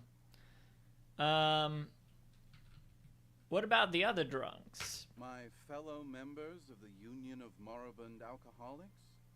They're exactly what they look like. Hey, tequila! You want to buy some speed? No. Necktie, don't even... Shut the fuck up, Rosemary. He's a cop, remember? I thought he was a cool cop. Damn cool, Abigail. Oh, that's their name. And this is Abs. So yeah, that's basically us. We drink together. He points to the man in the iron lung. What's this about a lost jacket? Tequila, it's a verifiable tragedy. It was practically brand new. Sure, it didn't really go with my Lycra threads, but it did itch a lot less. Oh, in the, Wait. The Garfield jacket or the... I mean, I guess they're basically meant to be the same jacket in the drawing. That's why I always colored orange, because I only have Garfield hoodies. That and I used to have a plain orange hoodie. I thought about buying this Shell Portal orange hoodie, but I don't think they sell it anymore. Say, you're a detective, right? He looks at you bleary-eyed. Maybe you can help old Doom Spiral out. Solve the case of the missing jacket. What do you say, Tequila? You mean this jacket that I discovered on the boardwalk and had cleaned on a whim? The man examines the jacket for a moment, a look of consternation on his brow. Nah, this isn't it. What? Found? That's medium concept stuff. Totally not my style. Are you serious? So you're saying there's another lost jacket out there somewhere? Come on, man, this is your jacket. You just don't remember it. One. It's a big world out there, Tequila. A lot of lost jackets in it. Don't know why you'd think this could possibly be mine. Too weird of a coincidence. Hey, Doom Spiral. Ain't that the jacket you stole the other week? Not on your fucking life, Rosemary. What's wrong with you people? Like I'd be caught dead wearing found, like some low-concept bicycle courier. Tell you what, Tequila. Why don't you just hang on to that one? I'll get another jacket someday. So I did find it. At least you got a nice jacket for your troubles. Yeah, okay. I want to hear the story of your name again. No, I don't. What's in a name? He looks up at the sky, to the sky as if pondering the question, and then turns back to you. Hey, Spiral Boy, you gonna share that? One of the other bums interjects. Don't call Abigail. Shut up, guys. I'm telling a story here. He turns to you. Something happened to you. Something happened to me, too. My actual name is George. But around here, you already know. I was once a reasonably high net worth individual. No, wait, on the second note, I've heard enough. I already... So you don't want to just hear the same story again? Okay. Huh. He looks taken aback. Wait, maybe I do. What's in... Hey, Spiral. Don't. Shut up. I used the profits from my agency to finance. I developed the paradigm. 22 full-time. It helped, truly. With my trusty Sansaric Lycra tracksuit, I felt like I could conquer the world. But now, one day His eyes are... So I was halfway... I'm not getting anything out of this. Naturally, the situation required me to... Ouch! Ouch, indeed. Reality was looking rather grim just then. So I made my way across the yard. People... Heavy? Just then. But when So, now you've heard my tragic... Waste of time. What do you think? Like nothing you've ever heard, huh? Look, on the bright side, you've got one hell of a story. You do realize all this is your own fault. There's this black point in the world, a hole. It's already claimed an entire commercial area. Maybe another one of its victims? I literally can't believe it. 5. This would explain a lot. I always believed it wasn't my fault that I ended up homeless on the beach with these two bums. He looks at his partners with a glint of sadness. God bless them, though. I'd be alone without them. Anyway, that was all the story one bottle gets you. Almost empty, this one. He turns his eyes to the bottle. Have you got any more stories? I do. But as you can see, my fuel tank is running quite low. If you catch my drift. He spins the bottle in his hand. Not a single drop of liquid remains.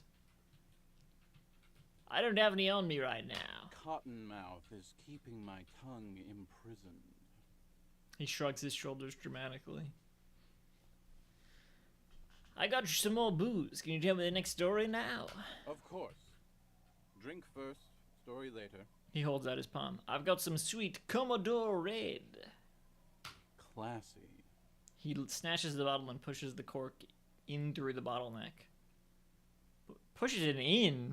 The tale I'm about to tell you is an urban legend particular to Martinez. He lifts the bottle to his That lips. said, I first heard it from a former bicycle courier in Koran. And takes a long, luxuriant sip.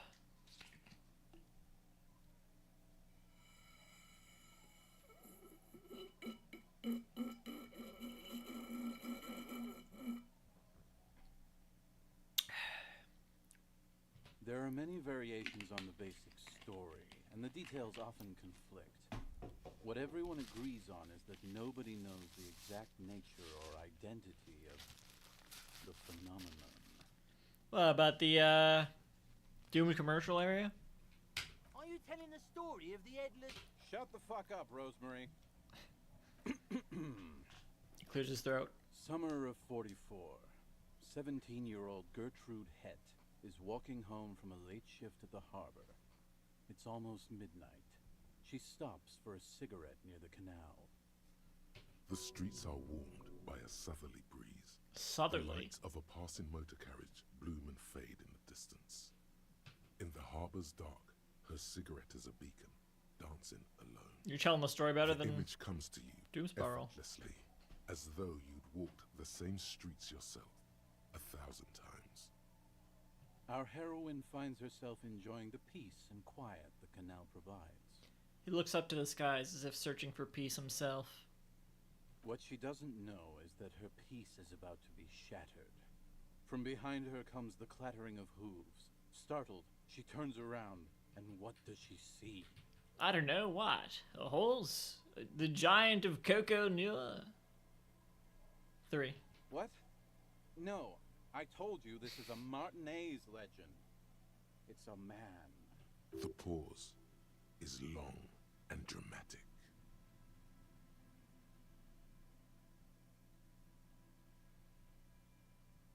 With no head on his shoulders, wearing a found tracksuit, searching for the legendary found cap that went missing when he lost his head.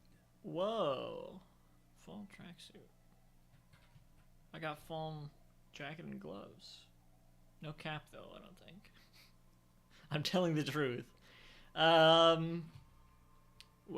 that sounds pretty implausible to me. That's super spooky.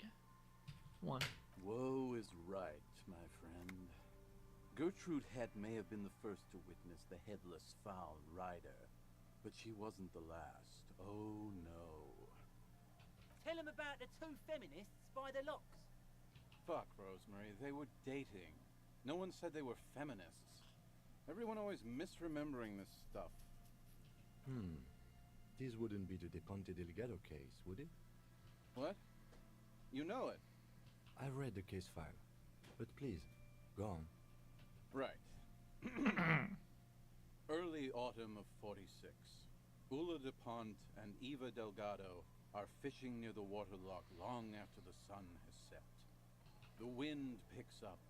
A sky already dark now blackens. Water starts falling from above. The first cold rain of the season. 2 women stand on a small outcropping of rocks. One of them is wearing a purple raincoat. Thin lines reach out from the rods into the sea. Small droplets start appearing on the surface with increasing frequency.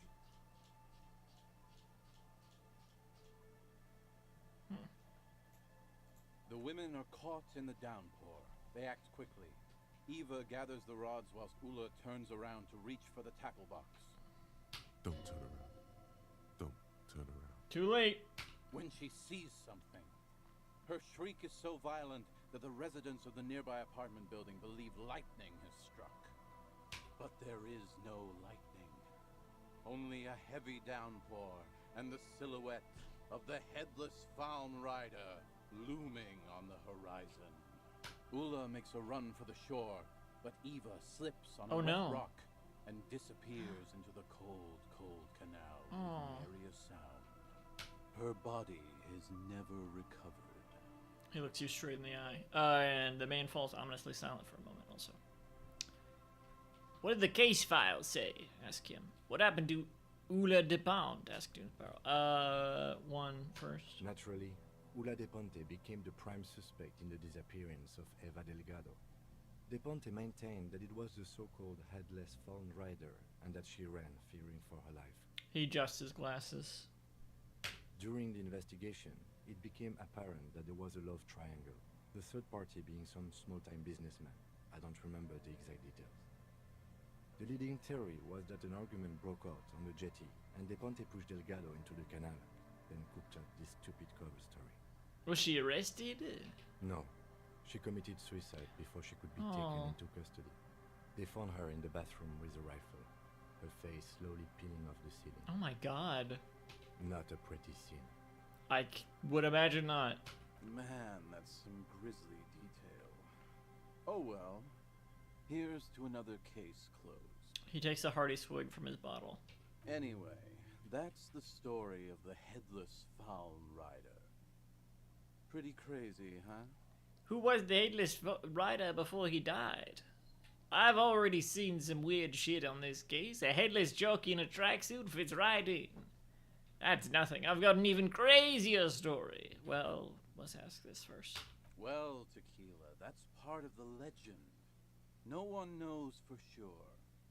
There are a couple of possibilities, though. Some say he was an undercover cop who blew his cover and got beheaded by the vicious gang he had infiltrated.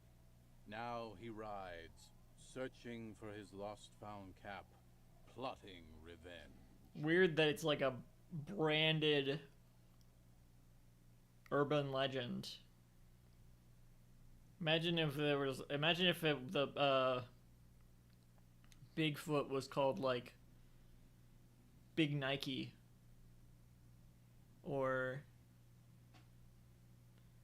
Big Adidas, Big Skechers. O headless brother, where art thou?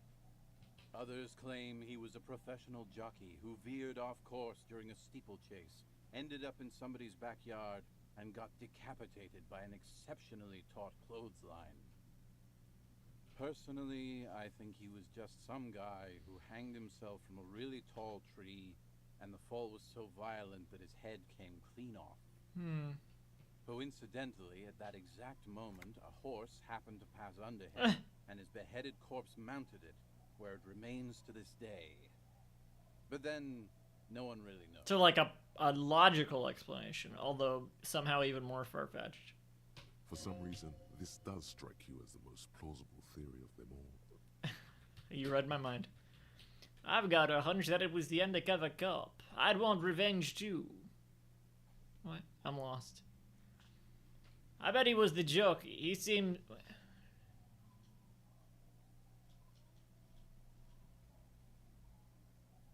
Oh, I see.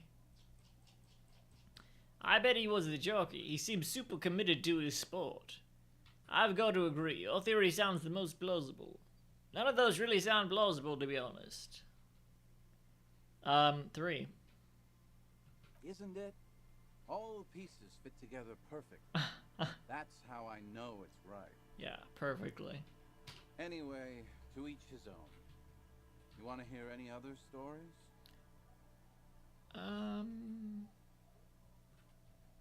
2. Hard to argue with that, I suppose. That's the reality situation for you. You think you got a handle on it, then blam! It throws some wild shit at you. That's why it's critical to stay well hydrated.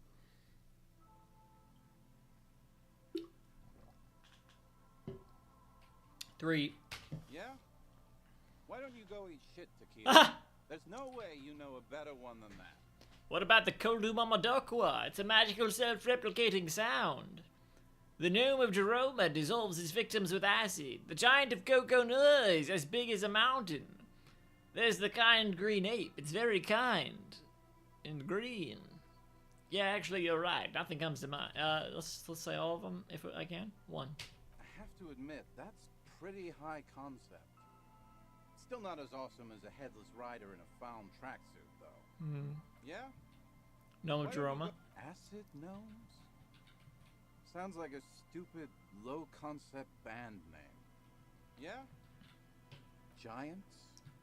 That the best you got? Give me a break, Tequila. Yeah? Kind green ape. Do you always try to pick the lamest option possible? Come on, Tequila. Yeah? Damn right it doesn't. So why don't you just shut up and leave it to the man? Maybe when I find the cryptozoologists, they'll have a cooler story I can tell. Okay, whatever became of the Headless Fowl Rider? No one knows.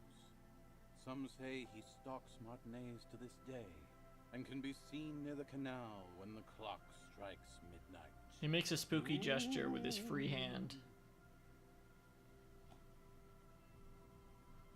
He won't, though, because it's just a stupid legend. Lieutenant smirks. Aye, I saw him one night when I was right shit-faced.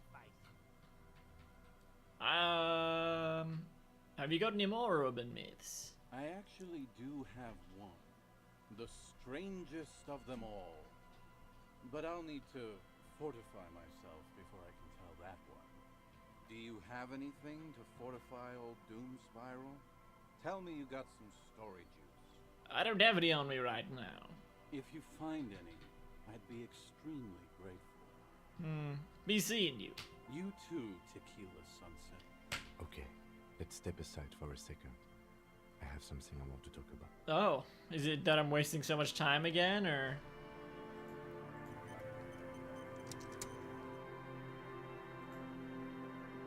I've been meaning to have a little chat with you about your sense of style. My style? What about it? For starters, you are dressed like an old fascist. Is that really appropriate? What are you talking about? Oh, because I'm wearing the pants? Who gives a shit? You're wearing the vestments of order and hierarchy. Are you talking about the pants? Or what? How am I dressed like a fascist? What are you fucking talking about? I'm wearing the pants of the soldier. 'Cause whatever. The gloves are armor. And then this is a pinball maker's jacket and a detective hat. So what are you talking about? Give me a break.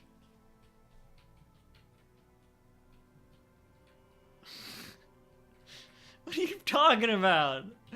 Well, yeah, I want everyone to know I'm here to defend traditional values and stop communards. I don't care about their politics, it just looks cool. That's not quite what I was going for. 3. Then maybe you should change your look. You know the expression, the clothes make the man? The right outfit in the right situation can make all the difference in the world. I specifically did not put on the jacket because it said it was a right-wing jacket. That was the only thing it gave. Okay, you're a sharp-dressed man. We could be style buddies. I mean, according to chat, we already are. I'm not taking style tips from someone who dresses like a mega binocular. What the fuck does that mean? I'm not taking style tips from someone who dresses like a washed-up tip-top racer. 1. Let's not get ahead of ourselves, detective. A warm smile. Anyway, we should probably get back to the case. Let's go. Tell me I'm fucking dressed like a fascist? Fuck you. What are you talking about? Literally, what are you talking about? Is it just the pants? Maybe the gloves? What are you talking about? Fine, I'll change my fucking pants. Asshole. No, it was these. Happy now? Jerk?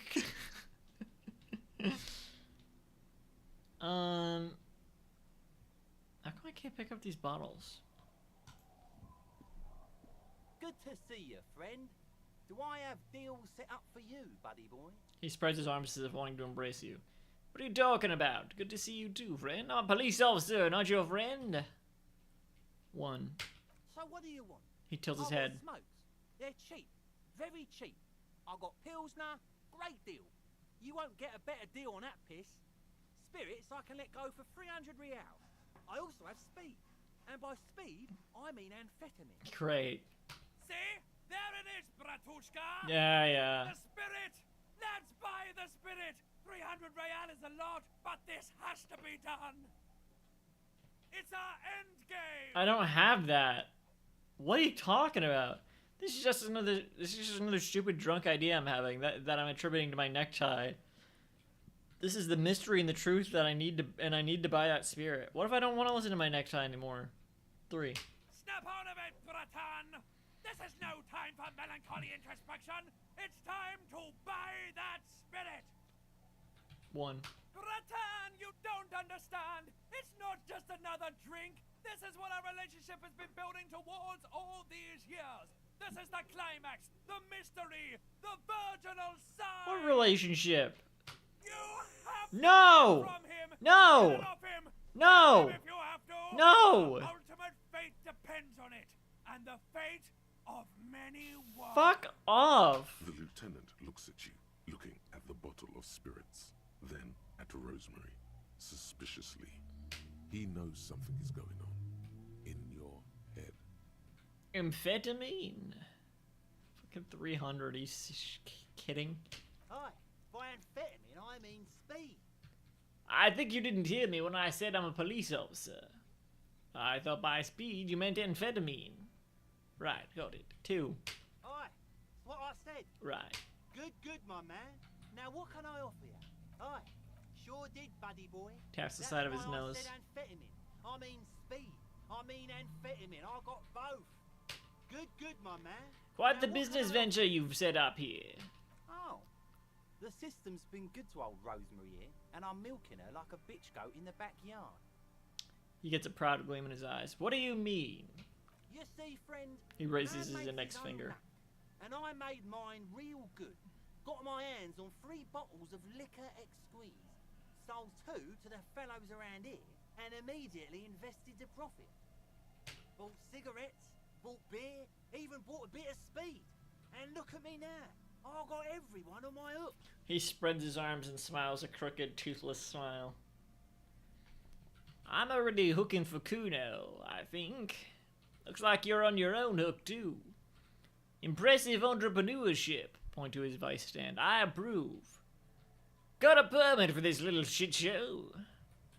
1. Seriously? The lieutenant closes his eyes and pitches through his nose. No, I'm sorry, Kim. I just wanted to see what happens if I say it. That's exactly true. He said I'm his pig hooker or something, whatever that is. 1. Fine. He sighs.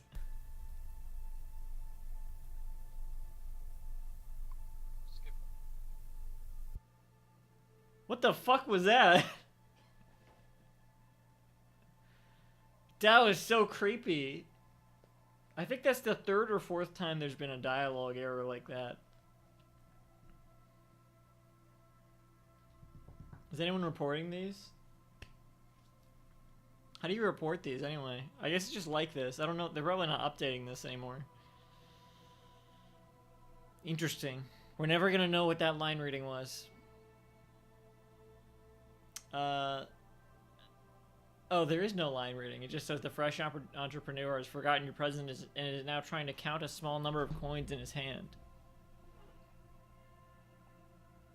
What would that be? Would that be the fresh entrepreneur has forgotten your presence and is now trying to count a small number of coins in his hand? Is that what it would be? It's weird because there's no dialogue, so. Skip. So the fucking white noise. And the lieutenant is annoyed. I'm sorry. Why does a bottle of spirits cost 300 real? Wait, I'm not done there. Oh, yes, bought cigarettes, permit. Who gives a shit? You want to buy something? Grease the wheels. Who gives buddy a boy. shit? He's not really listening. Why does it cost 300? See, friend, It brings out it's a- real valuable, worth every real, if you catch my drift. Got it from a bit of a business venture. He brings out a 1-liter bottle with bluish liquid. The mouth is corked shut. Let him speak. You know, it's funny actually. He bursts out laughing, then takes 3 gulps of his pilsner and stares at you intently. He's finding it difficult to focus his watery gaze. What is? What? What do you mean what? What did you think was funny earlier? This guy. He says and shakes his index finger at you. Conversation might bring a discount, no? Where did you get the bottle of spirits from? Oh, this is medicinal spirits. The good stuff. Got it from the doctor's office. So like rubbing alcohol? He ain't shitting you! Medicinal spirits are a blast, Bratan! The flaming truth of this joke of a world! That would be like poison, wouldn't it? Drinking rubbing alcohol? I got one of those scientific ampoules a few months ago. Torpedo, they call it. It's supposed to keep a man from taking a drink. He spits a nasty yellow clot on the ground before you. Jesus Christ. Grandma McFlurry, what the hell is that? That's trending. McFlurries are so nasty. Vanilla ice cream, sweet syrup, crushed candy pieces. What the fuck?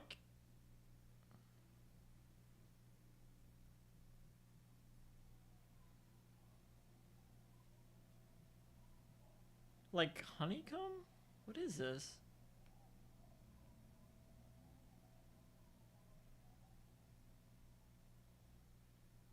What kind of crushed candy pieces? Why is there an article about it in the Providence Journal of all places?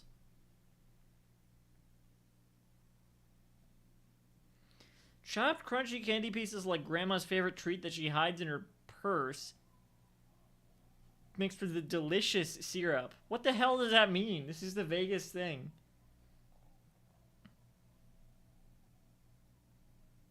No, there's no way it's worth it. I wanted to Google, is rubbing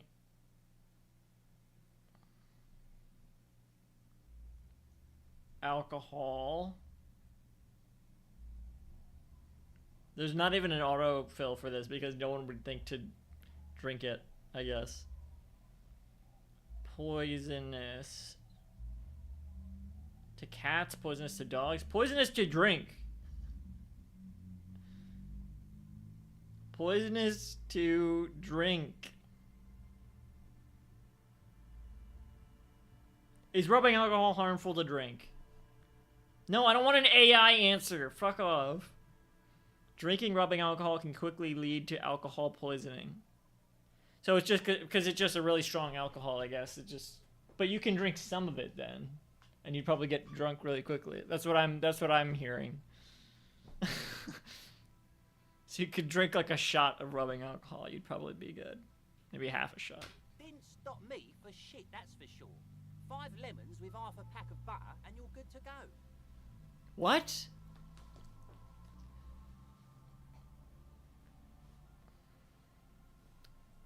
That's a good tip. I should remember it. That sounds dangerous. Wait, are they talking about drinking medicinal alcohol, like stuff to make it palatable or whatever? 1. 2. It was. In a week, the goddamn kidneys started giving me all kinds of help. There you go. Finally, the missus took me to a private doctor's office. Not a charity, the real thing. He croaks. Those arseholes charged me 4 reals to use the damn thing. But I came out on top after all. Remove it? What are you talking about? Assholes. Have they no shame taking money for a service they provide? Okay, how? 2. But the idiots left me alone in there. Now, I used to teach high school biology. I know what doctors use to preserve dead things. He gets an excited gleam in his eyes. Like 3 cans of this blue medicinal stuff from the back room. Threw the snakes out and voila. What's left is this beautiful blue stuff. Oh, God. 98.7% almost pure alcohol. It is rubbing alcohol. It's worse than rubbing alcohol. It's fucking formaldehyde. 2 I already sold to these fine gentlemen here. Oh, no. This one is yours for 3 real if you want it. Don't say it.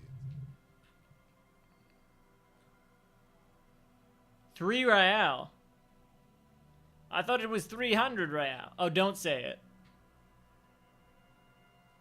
Don't say that it was... Okay. Can I smell it first? Yeah. Be careful. It's extremely flammable. 1 spark and the entire city of Revachon is wiped off the map. He uncorks the bottle and holds it under your nose. Feels like someone set a mustard field ablaze Mustard right field. inside your nose, then drenched it in tear gas. Your nose is a singular source of pain, but Jesus. at the same time, you don't remember the last time you felt so alive. In all fairness, that might be attributed to the retrograde amnesia. Yeah. Did I not tell you, Bratan? This is it! This is our party drink! This is what we're having, baby! This is straight... Please get it for me! Straight up poison. The tie vibrates excitedly around your neck again. Impossible. So, what's the deal, friend? Want the spirits or not? I think it will prove useful, yes. 3 real and it's yours, friend. The deal of a lifetime. Don't say it, they said. Alright, I won't. Well done. You got it. That's a much more reasonable price right there. Makes sense now. Why'd they say don't say it? Alright, fine. Just make sure to enjoy that one, friend. He hands you the bottle. Bratan, I am so proud. Now, whatever you do, don't drink it. This deserves so much more than just regular oral consumption. You want me to butt chug it? The tie is so on the money there. The bum it goes. That's exactly what they meant. Huh. But I don't want to put it up my bum. Okay, right. Putting it in the bum. One.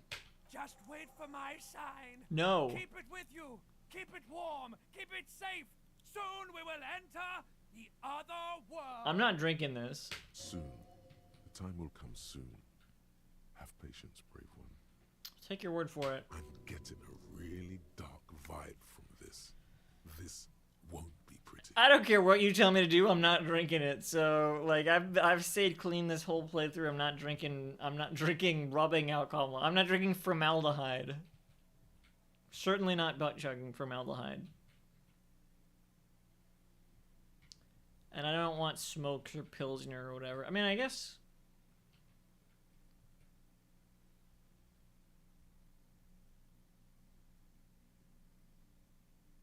Sure. Bottoms up, Captain.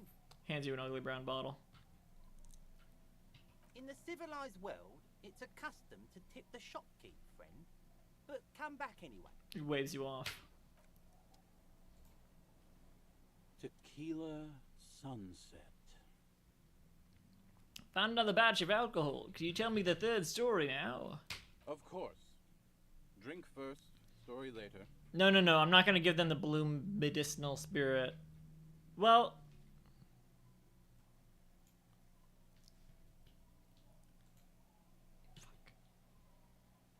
Man, you're really bleeding me dry here. I don't want to give you any more. It's very hard to tell a story when one's mouth is dry. Drink some water.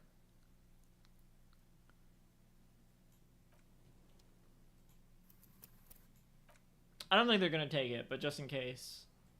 Tequila sunset. Hey, sorry for being a buzzkill earlier. I'll supply the booze if you'll supply the stories. Wonderful. I've got this blue medicinal spirit. How about that? No.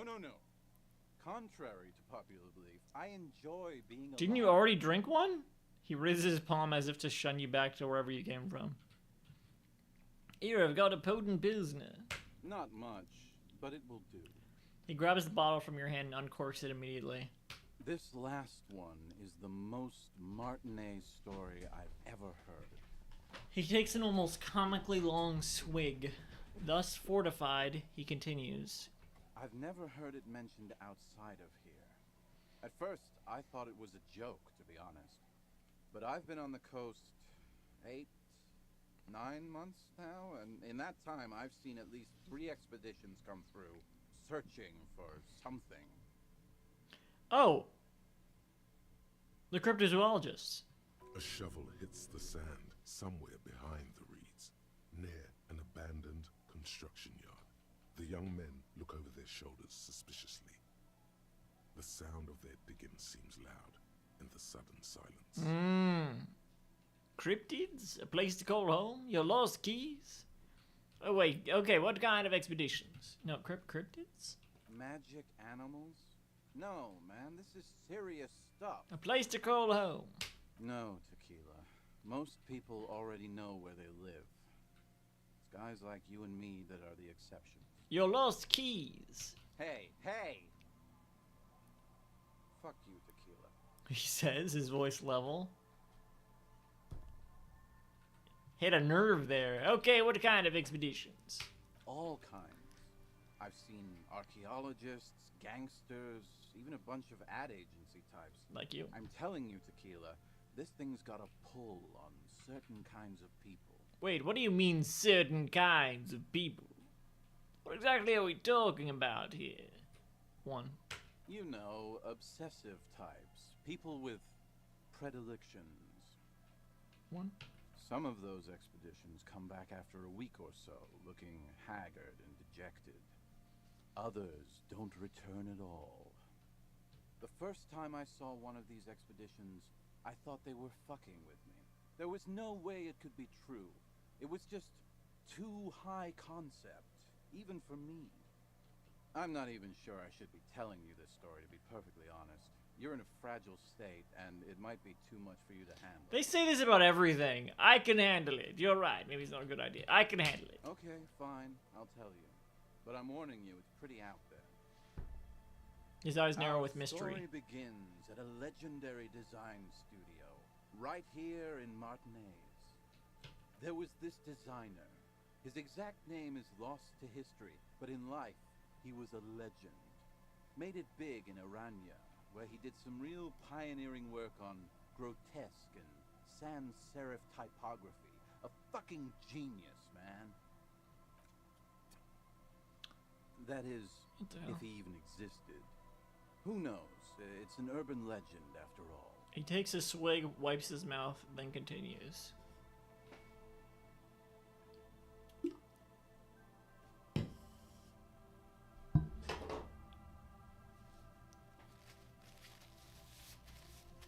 You know, I was thinking I would need to wipe my mouth, but I didn't think I would actually spill it fucking everywhere. This water bottle, man. Jesus. It's like a... I need a sippy cup. Anyway, sometime later he started his own personal studio here in Martinez. And that's when he started working on some really wild stuff. I'm talking some glass-smooth, forward-looking design language, the kind of thing that would totally overthrow the old regime, design-wise. A paradigm-shattering revolutionary? But then, something turned. You see, it's widely known that nose candy and pioneer graphic design work go hand in hand. Wait, nose candy? You know tequila, nose candy, the white railroad, party powder. The kids on the streets also call it Snow Day. Sinus salt, the white knight. Keep going. Can't see, for its popularity among the aristocratic class of the prior century. Along with a number of more banal street names. Blow, of course, but also flake, powder, pearl. Really, anything that's white will get the idea across. Carly Rae, Doja Cat called it. I thought that was a bit of a stretch. He's talking about cocaine, baby. Oh, are you referring to cocaine? Shit, yeah, tequila. You know exactly what I'm talking about. He gives you a comradely bump on the shoulder as a couple millimeters of booze slosh out of his bottle. Ah, shit. So what happened to him? You've got to understand, the work this guy was doing was so high concept that regular amounts of cocaine just weren't cutting it. By the end, they were bringing it in by the lorry load.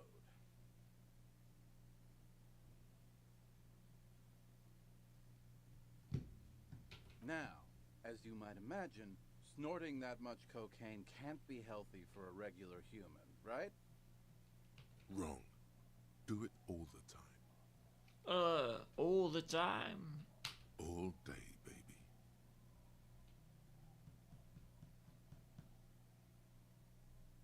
What? Hey, tequila, pay attention. Sorry. The story goes that one day he was balls deep in work on what he thought would be his pièce de résistance, an advert so minimal it contained neither text nor images, just pure white. Apparently the idea was too high concept even for this genius. He dropped dead right at his desk before he could finish. His last words are recorded to have been, "It's as white as a blizzard. of cocaine. What a lulz for the world of design.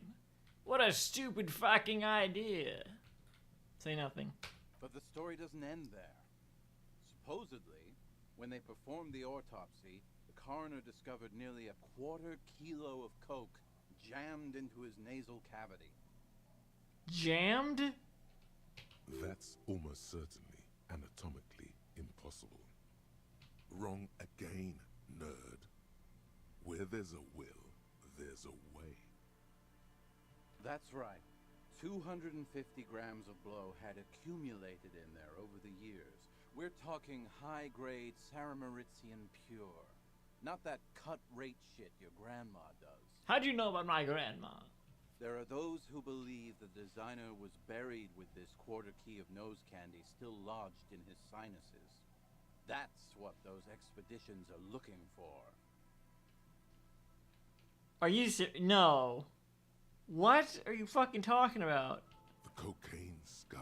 The cocaine skull? The cocaine skull. That's fucking stupid. Wow. And why do people think the skull is here in Martinez? 1. No. He corrects you. Why? Here's the kicker. This designer, this lead designer of a world-famous design studio, was born in Martinez. A local boy, Martin Martinez. This is so dumb. That's why he brought his studio here, back to where it all began. And that's why they buried him here, too. Perhaps right under Ab's pipe there. He points to the pipe. Or probably further down the coast, or in some yard in Martinez proper. A hidden mausoleum, no one knows exactly. No, my grandma always told me his grave lay somewhere on the islets on the bay. This is ludicrous. Lieutenant and turns to you. physically impossible. Sinuses can contain that amount of anything. Now, detective. Always the skeptic. My only question is, where does one get a shovel? What do these expeditions plan to do with it?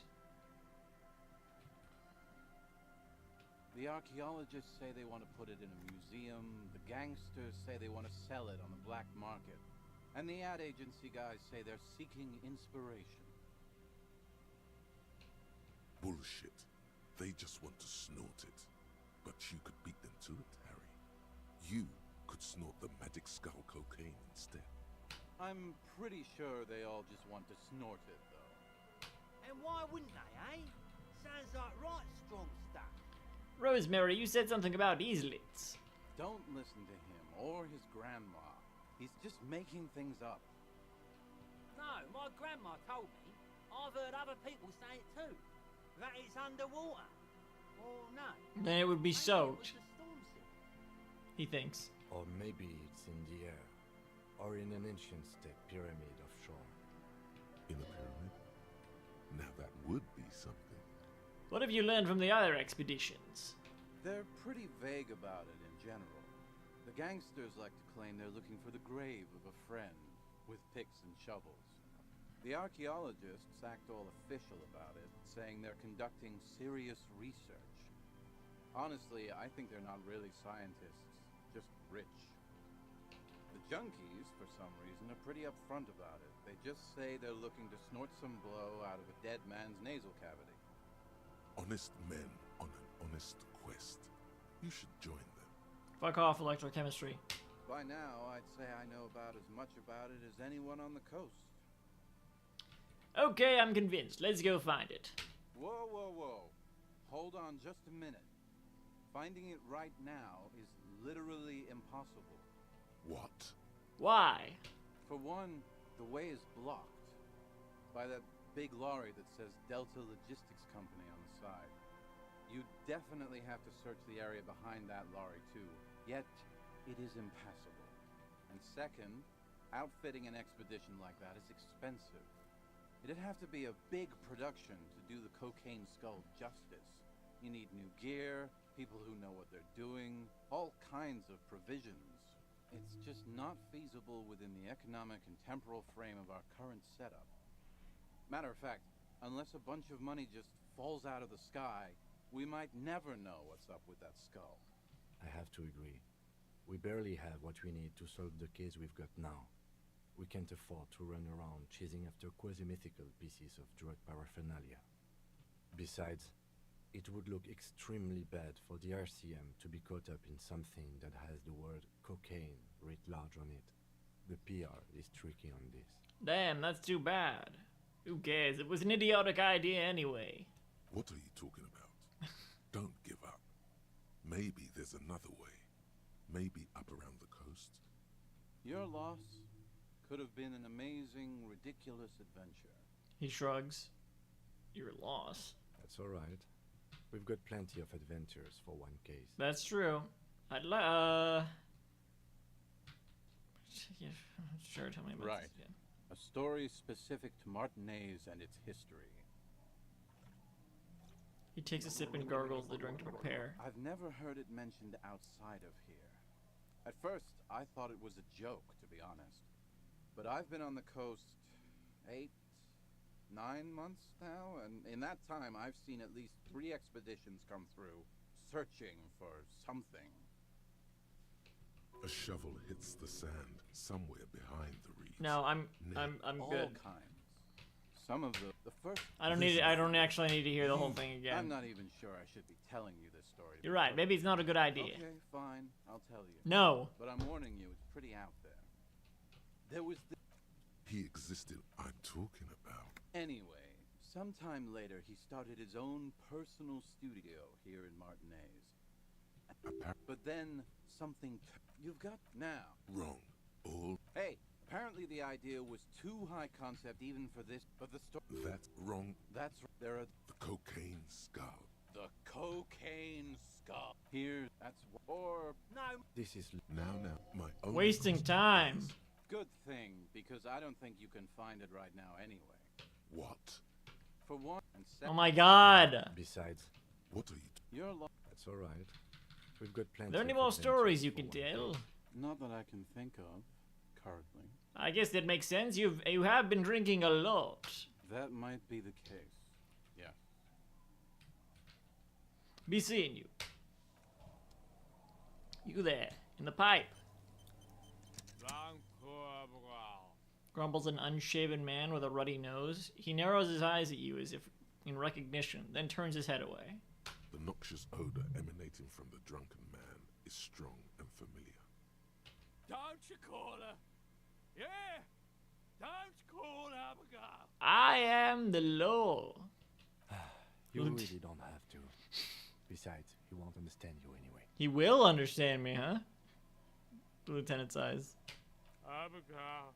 Oh, Abigail. He mutters while trying to brush something off his extremely dirty trousers. His movements are slow and awkward. Who is Abigail? Uh-huh. Abigail. Don't you fucking call Abigail. He draws out a disgusting snort, then mumbles, waving a finger in your general direction. Abigail is his wife or girlfriend. Chances are she's gone. Calling her wouldn't make it any better or worse.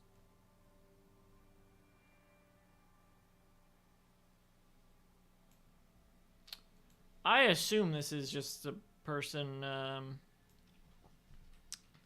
spouse of the person in front of the bookstore.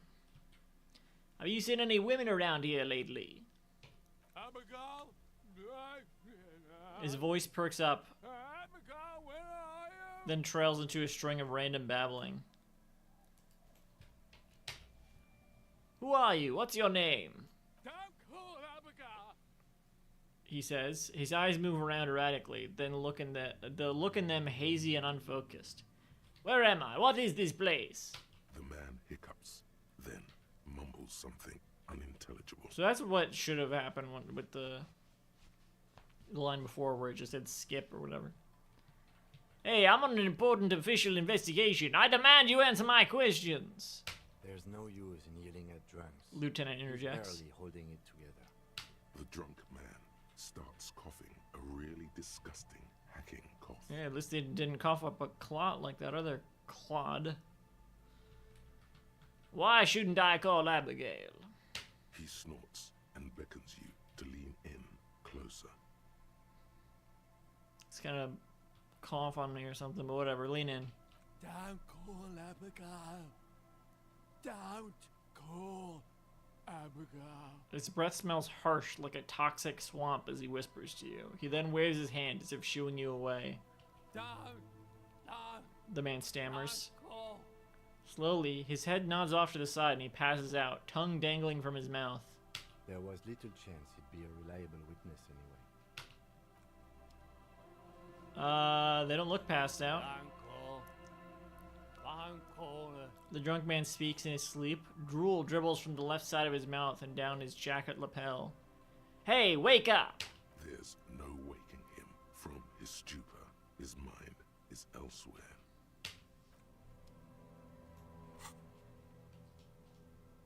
Spirit is eternal. Hold on to the spirits and wait for the signal. Ugh. The horrific necktie is getting ready for the end game. For the love of God, do not remove it till the magic happens. Fuck's sake. I want to steal that rain jacket just to get rid of the task here.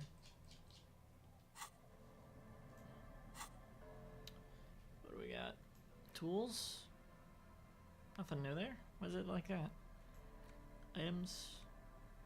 The liquid has an unearthly blue tint, the kind that might or might not, but definitely does glow in the dark. This is 98.7% pure alcohol. Keep it away from an open flame. Maybe we will need it for an open flame. Wait, okay, can't go that way. What way can I go? Skibap-dap-bat-da-doo.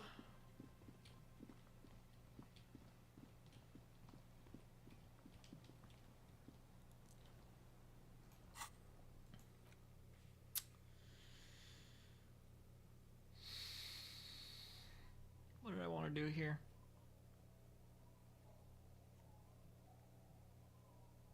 Oh, the bookstore.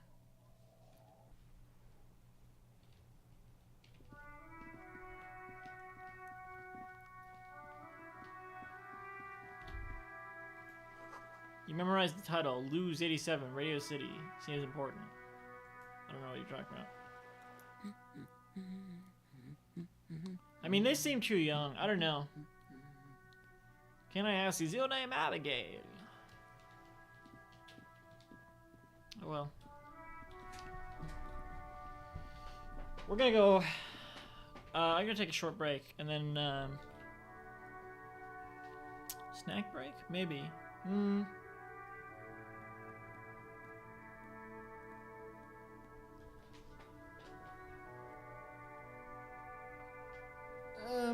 Yeah, I don't know. Might as well. Yeah. I mean, I gotta do a snack break. There's only one thing I can have. I only have one snack, saved. I guess we'll try that. I'll be back in a few minutes. Snack break. And then we're gonna go further up the coast here. Look at that mural on the wall. And maybe the other mural on the other side as well. I don't know. Oh, and I need to get health. Gotta remember to do that when I come back. Okay. Be right back. Or be back in a few minutes. Whatever.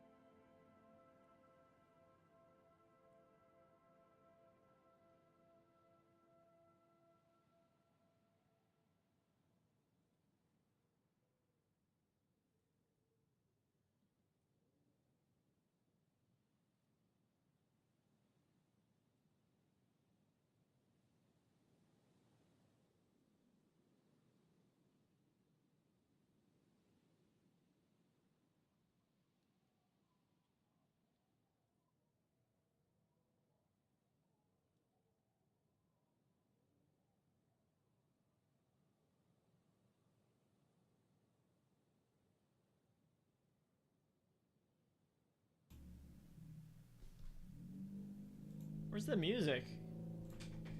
I changed my mind. No snack break this week. I don't really have anything else left to try. I need to go shopping. The only thing I have left are these 2 boxes of cereal. But I have so much cereal open right now, and I don't really need these 2 open. One of them would be good. I've been combining different cereals. One of them would be good to mix in with other cereals. The other one would be kind of redundant. And I'm afraid if I open too many, I'm not gonna go through them quick enough. They're gonna go stale. So, where's the music? So no snack break this week. More streams, less snack breaks. That's the future of Semi-Sweet Gaming Live. I've never called it that before. Interesting. Never called it that. Okay, let's continue then.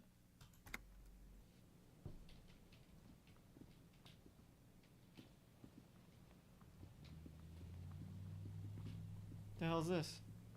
Nothing.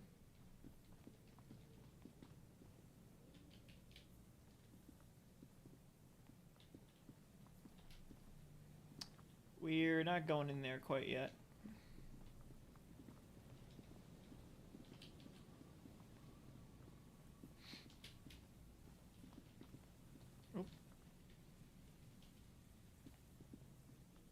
Oh shit, who the fuck are you? Okay, let's look at this. You see a once bright mural towering above you. Feld. The signage has peeled off over the years, but you can still make out Feld Electrical R&D.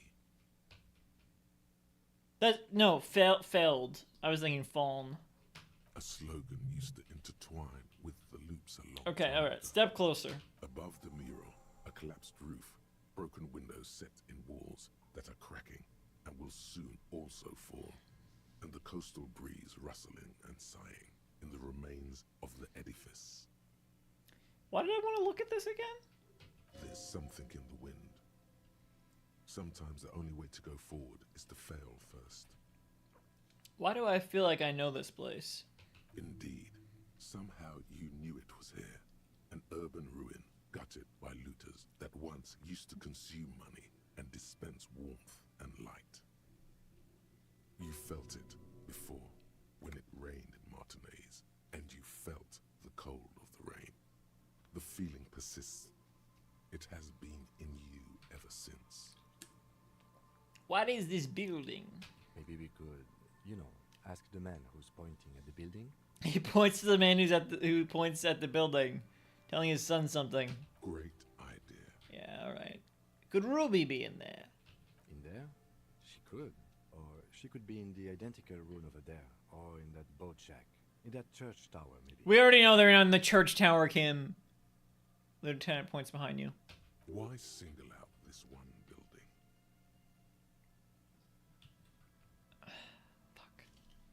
Fuck. Listen to the wind. It's not gonna work. Suddenly, all is quiet. There is no cold Cold hand room of a brushing duck against walk. your forehead. No rustle in the reeds. The wind has died down. No rustle Gone behind a corner. in the brand. You only hear distant waves washing the coast.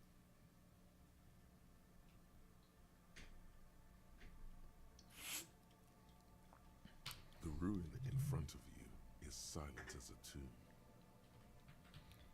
What was I even attempting to do here? Trying to talk to the wind, the city, whatever you thought would happen did not. And now you're just standing there in the pale of the morning with your hands fallen to your side. Is trying to talk to the city something you've done before? Is it in your secret repertoire? A trick for when you're out of ideas? A prayer of sorts to Rivershaw? Turn to the lieutenant. She could be anywhere. How do we find her? How do we? I was really hoping she'd be in the village. Lieutenant sighs, Okay. then gets a hold of himself. She's probably north of the village, and this place is a peninsula. I think there's people west of here. We could ask them. He looks to the right and cups his ear. Indeed, you hear what sounds like two men arguing where the lieutenant is pointing. And then there's the church. We've already searched that and can rule it out. Yes. I know it doesn't feel like progress, but exclusion is a step too. He looks at the bell tower. Anyway, we do it the old-fashioned way, sector by sector. Go over the whole peninsula, ask the locals, enter the places where we can enter first, like we did in the village. And if that fails, if we don't find her... Then, if we're desperate, we can look where we can't enter. Bunkers, storm drainage, this place. I'm sure it won't come to that. He looks behind him at the dark red box crumbling across the chasm. Walk the coast, the old boardwalk, the reeds. You can always come back here and talk to the wind again. Look where it already got you. An adventure awaits. An adventure on the windswept urban coast.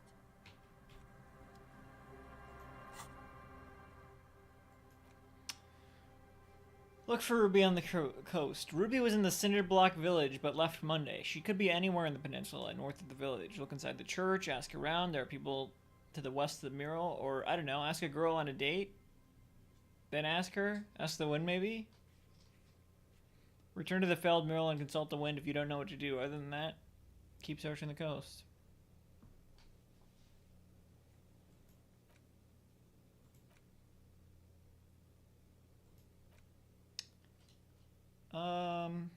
What's the most important thing I need to do right now?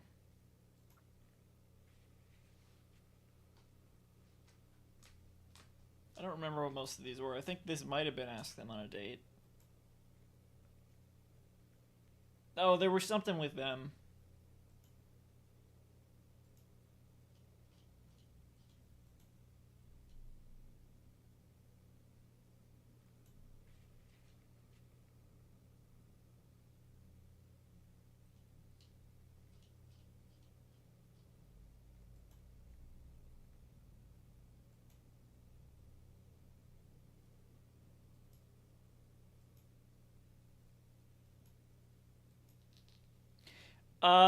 Oh, the envelope.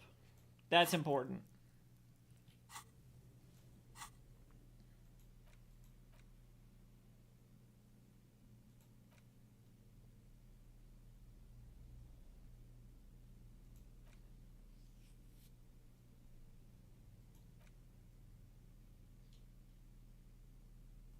You take the legal documents out of the Logic. envelope. Let's upgrade logic. This is important.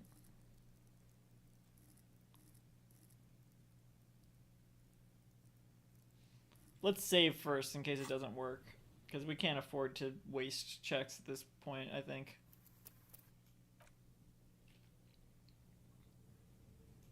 Skill points, I mean.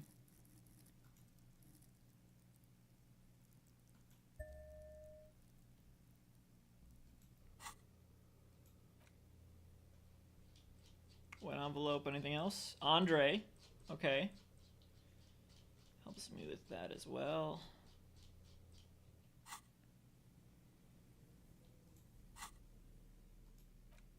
You take the legal Alright, try to find a loophole in the deal. There is no loophole. The simple truth is, the current residents are going to lose their street access, and for the next 12 to 14 months, their lives will be dominated by constant construction noise right next door. Wait, what are the ramifications of this? Once the construction starts, it will probably take a few months, a year maybe, for even the most stubborn occupants to get tired of living like this. After that, they'll sell their property for cheap and move out.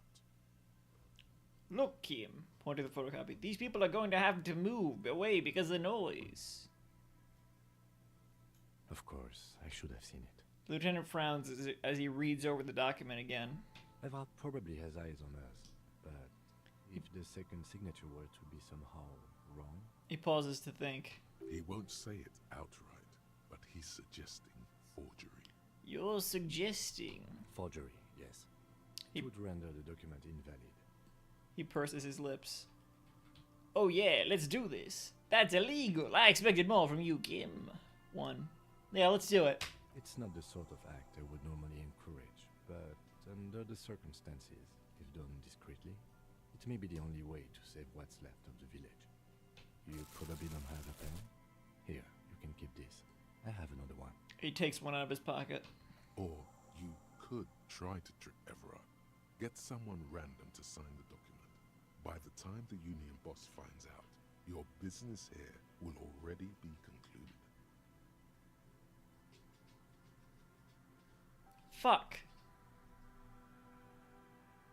Get someone random. That sounds like a better idea, I guess. I don't know. Everard's people could be watching you here. Here? Where would they not be? Okay, maybe because I'm out in public. Let's put him back for now.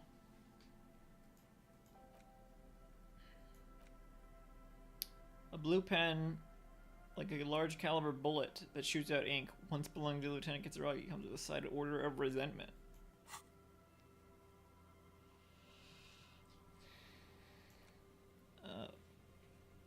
Forge the signatures, but somewhere private where you feel safe enough to sleep. Find someone to sign document inside, instead the intended signees. Okay. Alright, let's talk to this person. And Mikhail noticed the windows, especially with how there are no windows on the south side. This was to deal with. A blond man stands next to his son, pointing to the weather-worn ruins. He sees you approaching and smiles. This would probably be too small apart for them, but I'm thinking you and McGregor. You officers, come to investigate the historic subtext of West Martinez? I'm Trond Heilostam. You must be Kim Kitsuragi, right? I was just telling my son about this building. Not a lot of people realize the historic significance here. Very rich in hypertext. He turns to the lieutenant. Nice to meet you. The lieutenant nods. Yeah, how do they know Kim? Hold on. Hypertext. Yes, hypertext. Young carp and the collection of cultural hyperlinks. He says as if it's self-evident. He's just making up fancy words. This doesn't mean anything. Wait, what was that about the windows before? Oh yes, so Mikhail. They had to deal with monitor glare, especially in the summer. They still had vector monitors back then. That was 49 years ago. So they didn't have windows on the south wall. You and Kim know each other? No, I can't say that we've met before, but I've heard of Kim, of course. Mikhail, say hi to the officers. He rests his hand on the boy's shoulder. The child stays hidden behind the hem of his father's coat, clutching to the worm-themed coloring book. Mikhail's a little tired today. We spent all night trying to run Orbis on his radio computer. Have you heard of it? It's a programming language used in Grad. Quite tricky, but he wanted to play this Grad-made adventure program. We've been getting really into Worms lately. The man speaks in the artificial cadence of a professor, or someone who's been on too many radio shows. But I assume you're not here for giant worms when there are so many real things to see. Just as I was telling Mikhail before, this is where the Coalition landed in '08. We could be standing on what is the most interesting landmark in Revachol West. He points to the building again. This man is your half-brother. You feel it. But why? What? I'm looking for a suspect. Have you seen anyone suspicious around? No, I'm afraid I can't help you with this one, officer. It's just a regular day off for me and Mikhail here. He pats his son's head. So you haven't seen anyone around? No, I'm sorry. As I said, this is just a day off. We just arrived anyway. There's something friendly and familiar in how he says that. A day off. He's telling the truth. He hasn't seen anyone. What's so fascinating about an empty old building? Aha! But it's not just any empty old building. He raises his hand to his eyes to shield himself from the freezing snow. All four of you turn to admire the mural before you. What not a lot of people know is this used to be the R&D department of Felt Electrical. And Felt, which now sells ink cartridges mostly, was once a top dog in the turn-of-the-century cybernetics boom. Hold on. What's R&D? Look at the building looming over you. It looks old and weathered, with seagulls picking apart its stone and metal carcass. Why would they do that? Bushy undergrowth has taken hold of the collapsed rooftop. Some kind of bird has set up a nest on a broken windowsill. Wait, what's in R&D department? Research and development. There's R&D and... Apologies, it's an acronym for research and development. They don't use it anymore. They don't? He smiled brightly, laugh lines around his eyes. You're probably more familiar with RTD, Research and Technological Development. What? No, I'm not. Mea culpa. You are not familiar with that one either. This man is a bookhead. This man is a nerd. I don't think I've ever heard of this failed electrical. That's not surprising. Only a vestigial ink cartridge and ferrotape manufacturer remains. He adjusts his suit jacket. They started out as a midway electronics outfit in Königstein 2 centuries ago. After an aggressive move to Revachol, Feld became a global player in the emerging personal electronics market of the pre-revolutionary era. Still, Tricentennial was beating them in business machines. But Feld had an ace up their sleeve. Or should I say, they were developing an ace up their sleeve? I'm mixing my metaphors here. He gestures towards the building and grins. What was that ace? It was here in Martinez, possibly in this very building, that they developed prototypes for a He pauses. computer. He pauses for effect. Didn't sound like he paused for effect. A tape computer? Mm-hmm. An elegant folding mechanism of rollers and ferrotape ribbons, portable enough to be a take-it-home solution.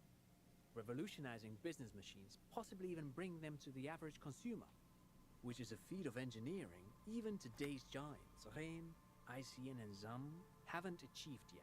He grins, admiring the sentence he just produced. He assumes something like a combat stance, facing the wind. What happened? Indeed.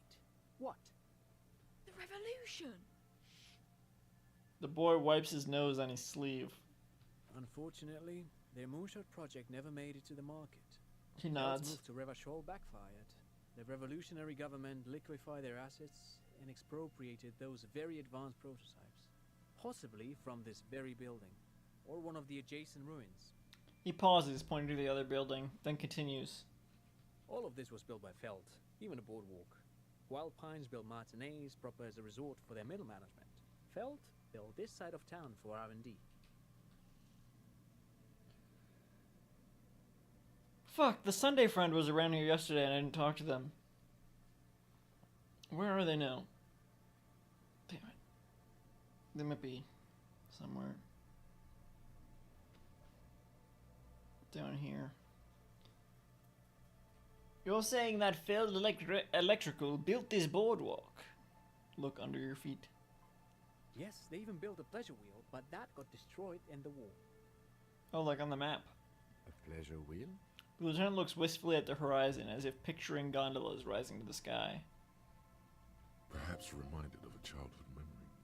It's clear he would prefer there were a big wheel lighting up the coast. Yes, to lure in their star engineers. This part of Martinez was nothing but reeds before Feld arrived. They had to make the prospect of living here attractive. It was supposed to become a global center for innovation in cybernetics. But history had other plans. What happened to the engineers, the company people? Oh, I'm afraid it didn't end well for the boys. He smiles But again. This story is a bit too dark for little Mikhail here. Now, if you were to ask about tape computers...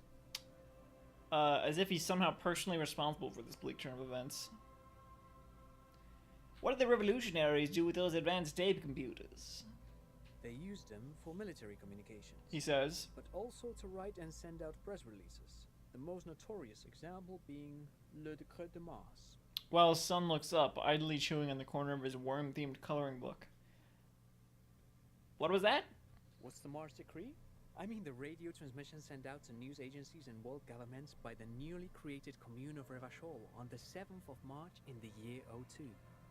It's a beautiful piece of text, actually. A singer-songwriter I know, Charette, called it a love poem to Revachol on her political concept album, Bon Baiser d'Insolente. You should read it. Every local library in Revachol stocks a copy of the decree. I tried to get Mikhail to memorize it. Tried to. Someone was much too interested in worms to be paying any attention. He looks at his son, who starts giggling, his face hidden behind the book. The kid takes a peek at the green and silver worm on the cover of the book, already forgetting about this part of the discussion. How did those tape computers work? Did they work like radio computers? Actually, no one knows. No one even knows what a computer made entirely of tape would look like. But word has it, they were very elegant. Exquisite, alien-looking turn-of-the-century hardware. He raises his finger, remembering something. Me too. I made a computer out of tape once.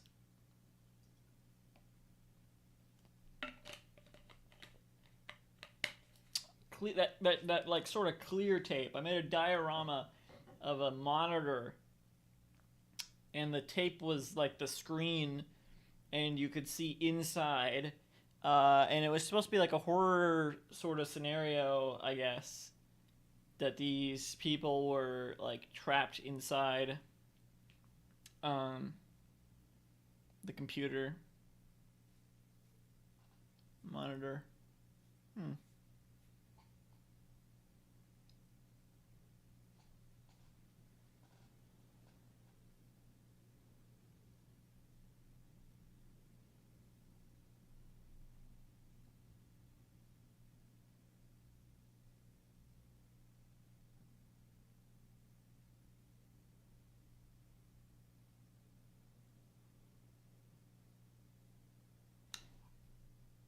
One of these people, so usually with my dioramas I would use like 2-dimensional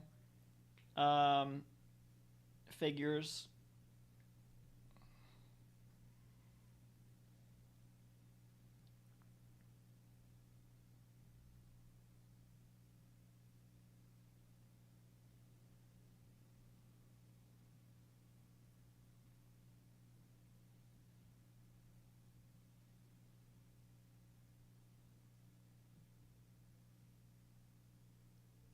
I'm picturing how I would make it now is what I'm thinking.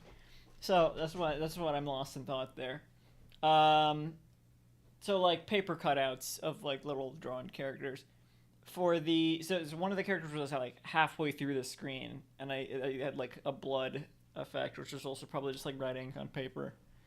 But this part sticking out of the screen was like I made like sort of paper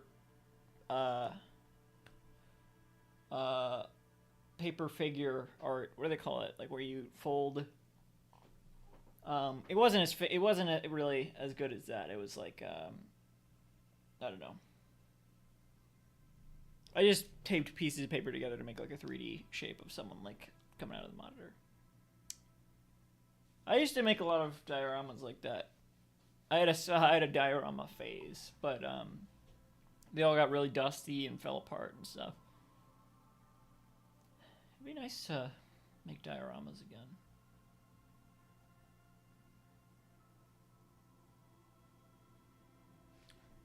I'm picturing like, I mean, I don't know how I would make like a three-dimensional figure, but maybe for the inside of like the monitor, it could be like, first of all, maybe I could use like an actual broken monitor, hollowed out.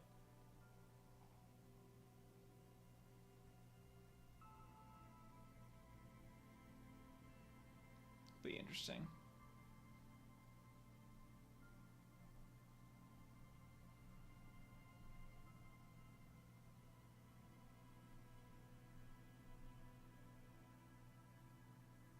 Would probably cost a lot to ship something like that.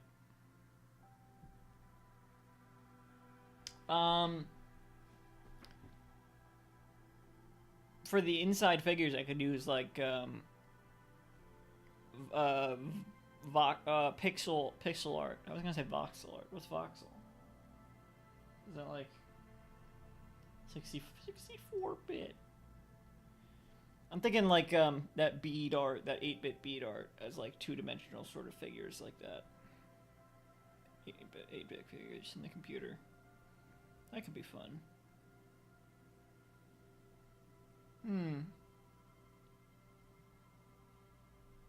I'm sure it would look better than it does in my mind. Or worse, I mean. What are you remembering, Trant? 10 years ago, I did a little freelancing, I guess you could say. I was a special consultant for an exhibition at the Wompty Dumpty Dum Center in Vredefort, Oranje.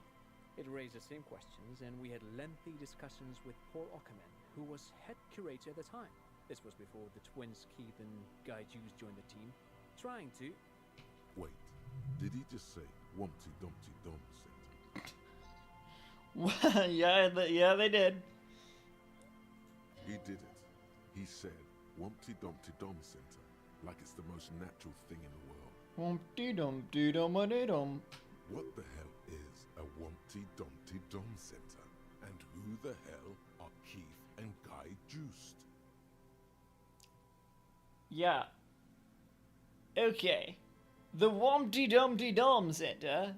Paul Ockerman. Keith and Guy Juiced. What are you talking about? The Wompty Dumpty Dum Center for Contemporary Art. Oh, yeah, well, the exhibition itself drew on Lagerman's notion of memory, and so there were some parallels. That's why the head curator, Paul Ockerman, chose to...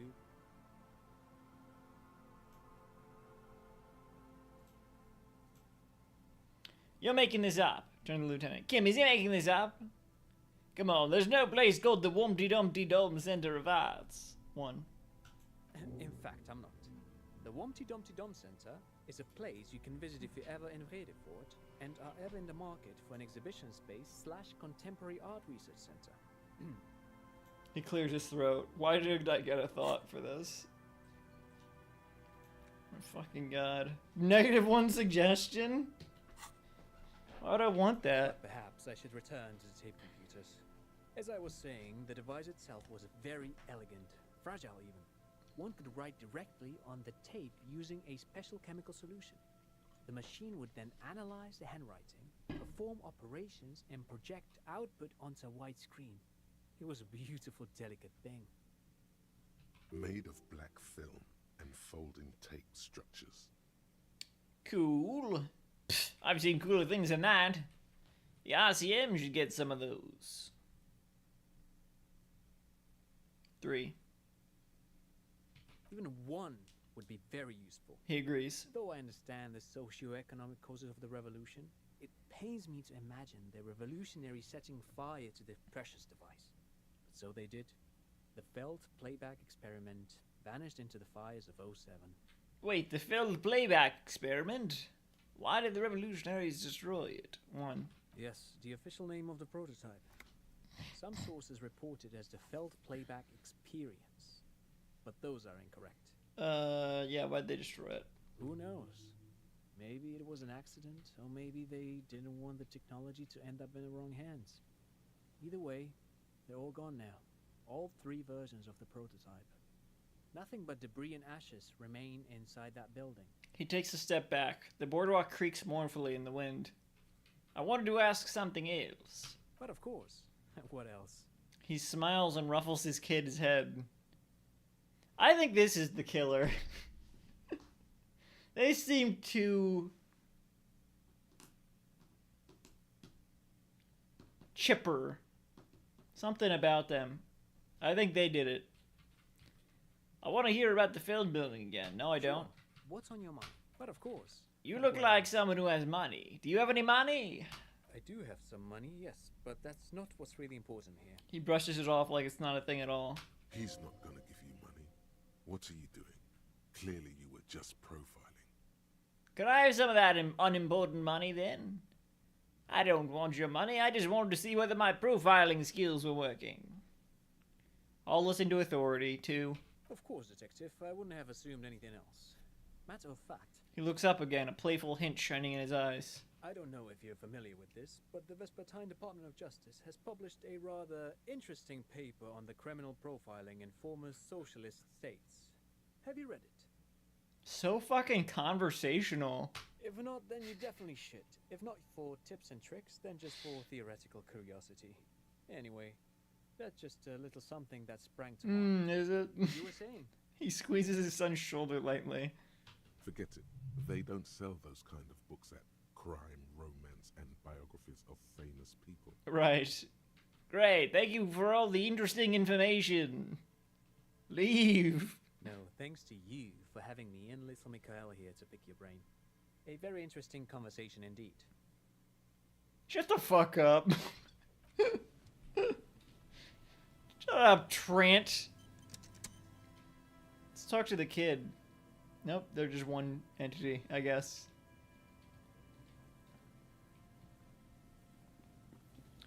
I gotta get some magnesium or something. I'm gonna die.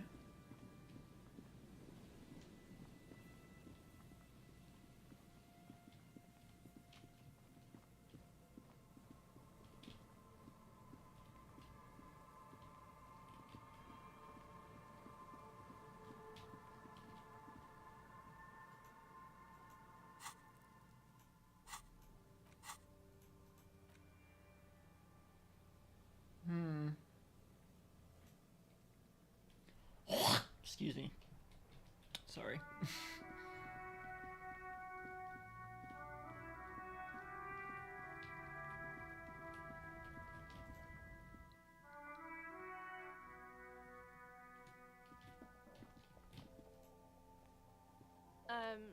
Is this about... Where? Here? Where? What the fuck, Kim? You see several packaged raincoats. Here. A small Here, cabinet on there, the wall is filled with everywhere. Wait, various what the medicine fuck? bottles, nasal sprays. Oh, blister it's packs. great because They're I already all bought bear one the before. Saint-Baptiste Pharmaceutics logo. Okay, here. I hope Saint Baptiste makes you feel better or something.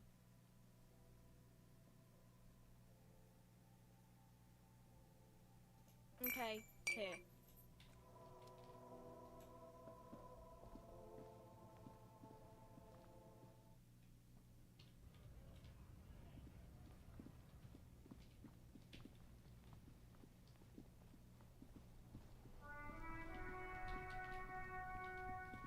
Oh yeah, let's talk to one of the punks again now that I have a logic upgrade. Yeah, Andre. They're not punks, what are they? I don't remember, whatever.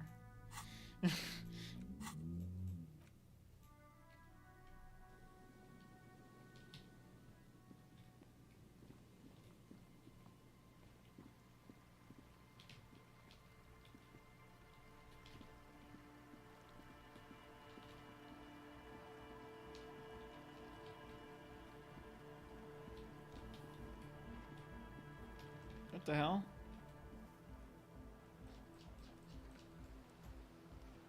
I'm assuming that's the boat of, whatever.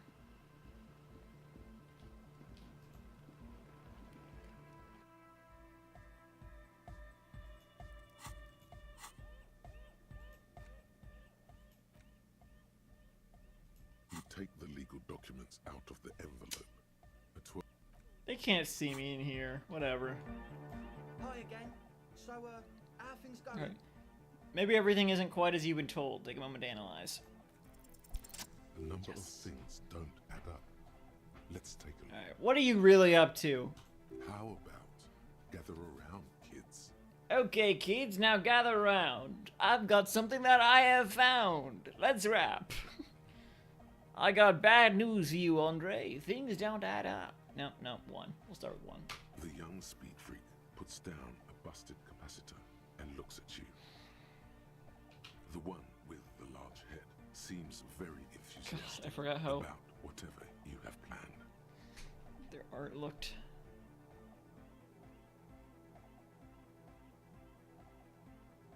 Their would-be leader is less amused.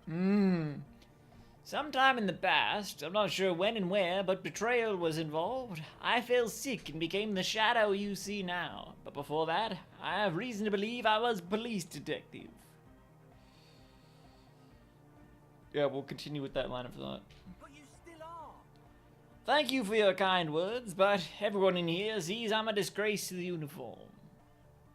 I was good enough in the job to be awarded the rank of Lieutenant Euphrater. I could have been captain. Imagine that. Yeah, let's ignore what they're saying and continue. 2. What happened? Egghead looks serious suddenly. Disco happened. It smelled so impossibly sweet. Life told me a new asshole. I did. I happened to myself.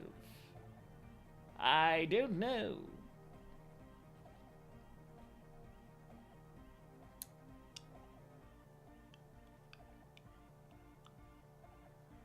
One. I've been trying to say we need the next step in dance music to happen fast. Shut it. He looks at his friend. What? I have. I've said that. Now, obviously, that might as well have been 1,000 years ago, but there's still some detective left in me. The young speed freak is silent. Yeah. Not in their head, though. He senses something is wrong. Yeah, I bet. Suna said... God. Suna said you've been lying about your plans. Your answer was very unconvincing. This isn't the makings of a club. It's a tent full of laboratory equipment for manufacturing drugs. Let's not jump to that yet. Oh, hang on, let me... Excuse me. 1. Let's not accuse yet. 1. Fuck, man. It's difficult to get along with some people, but we're trying to make an effort. We are on a mission here. He furrows his brow. Yeah, 2 then. I have no idea how you arrived at that conclusion, but it's wrong. Look, we even have speakers. He points at the speaker. One speaker. They have one speaker. Where's his friend? Did he lose his friend with the speaker? You have no headphones. Wouldn't a cell need a headphones to spin tape? That nosefed is here for its active ingredient. The distilled water, cornerstone of a clean lab. The ether in the air, a useful solvent, good for getting acting agent out of a solution. I assume I'm gonna have to say all these. I'll say them anyway when they come up, but let's say them in order. Where's his friend? Did he lose his friend? What do you mean, friend? The other speaker. You only have one. It's a one-speaker system. It's monodynamic. You wouldn't know the first thing about sound reproduction in anodic music. Other speaker. You have no headphones. Wouldn't a cell need a headphones to spin tape? What do you know about spinning tape? Nothing. I know you pawn them, likely for lab equipment and drug ingredients. I'm sorry, but there is no lab equipment and no drug ingredients. That nosefed is here for its active ingredient. He said it was for his nose. What more do you want? The distilled water, cornerstone of a clean lab. And of all cellular-based life, what's your point, Lawbringer? The ether in the air, a useful solvent, good for getting acting agent out of a solution. Make up your mind. First it's the sweat, then it's the ether. What are you talking? Make up your mind. There is no need for me to pile on anymore, is there? No shit. He sounds tired. In short, you tried to use a police detective to set up a drug lab. That's... He waves his hand. That's... Preposterous. Against the law. Punishable by summary execution. 3. It's not. His eyes are wide with fear. So what are we going to do with you? What do you mean, do? There's resignation in his voice. He's almost ready to drop the act. It wouldn't take a lot of pushing. The optimal way to go about this would be indifference. It begins by you telling him you don't care about any of this. We do this lawman style. First you tell me everything, then I pass judgment. You tell me what's really going on and we'll work from there. I can be lenient. I don't really care. I just wanted to crack the case. Do what you want and I'll do what I want. 3. Really? He sounds relieved. Of course not really. I'm a cop. Now tell me what's going on immediately.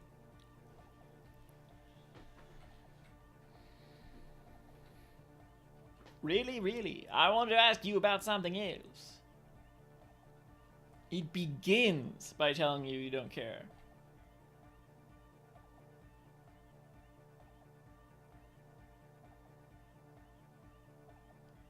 Fuck. I don't know. They said it begins with that. Excuse me.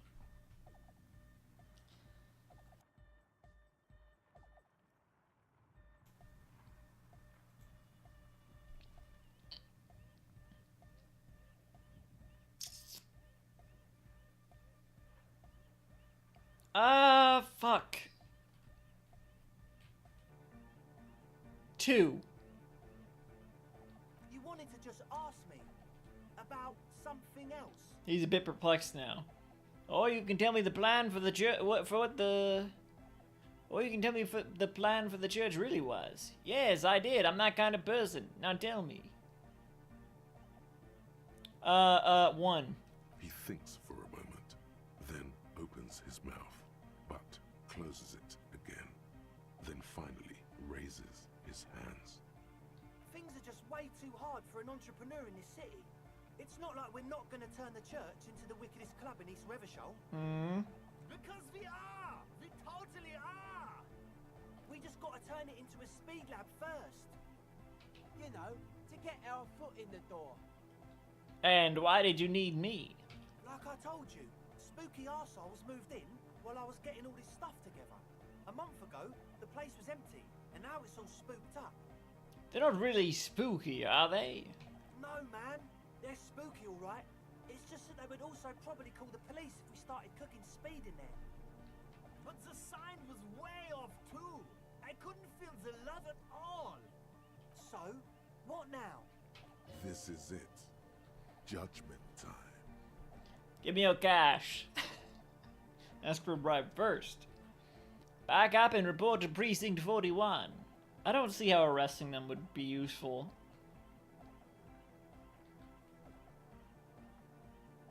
I mean, we might as well arrest Kuno at that point. Like, just fuck it. Whatever. Get lost. I don't want to see you again. We don't need to do that either. Let's do this clean. No speed lab, just a club for Nordic music. That could be cool. It wouldn't work without the lab. Do what you have to do to keep the club alive. No, we're not doing the fucking... We're not making drugs. We're not making speed. In fact, you should confiscate all that. So that you can make speed. Yeah, let's get the bribe first. Come on, man. He looks surprised. Really? The young man doesn't move. His earrings rattle from the tension. With his jaw clenched, he says, No fucking way. Yes, fucking way. This would-be leader points at his friend. His finger shakes in the air. Without a word, the other speed freak pulls a red wallet Let's out go. of the toolbox and hands it to you. The disdain is palpable. His eyes pierce you like lightning as he lets go of the wallet. Oh my god, now give me the rest. Ask for another bribe. That feels like a bad idea. I don't think I should push it any further. I think that will kill me. No, let's do this club. Let's do it. 5. Yeah! The young man's smile widens to inhuman proportions. His teeth beam in the floodlight. I can see that. I knew it. The would-be leader drops his spiked head between his knees. It's impossible now. No, Andre, it's harder now. This hard cop has come to show us how much the fish is, and the fish is always so much more. We all know there was never going to be a club for Nordic music with the Speed Lab. Now it has a fighting chance. What's this about a fish? There needs to be a club for Nordic music in there. Needs to. Everyone hates each other. Everybody hates it here. It's all just drugs and we're slaves and I can't.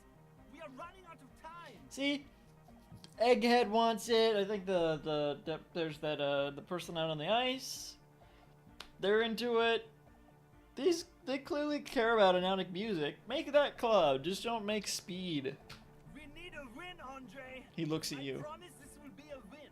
We won't cook speed in there. We'll do it clean. We'll do it true. We'll do it sober and real and beautiful. This will be a victory for the line. Right on, Egghead. This will be nothing. Oh. Damn. You can hear the ice crack underneath you. Outside, the last century waterfront development is crumbling in the wind. A grape-shot row of falling houses. And so is Rue de Saint-Giraud and all the houses on Main Row. The old cinema is sinking underneath Villa La Bosse. Wait, does anyone feel that?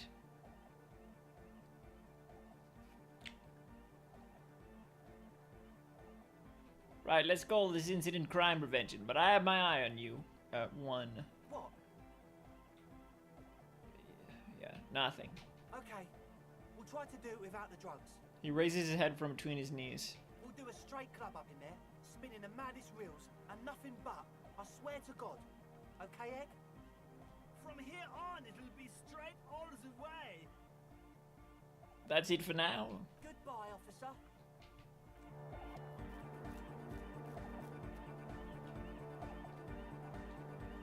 The large-headed youth has closed his eyes, lost in the music. Sensing you, he opens them. Good morning, comrade. Yeah! Right, I made them a communist. Huh? I see you're here again.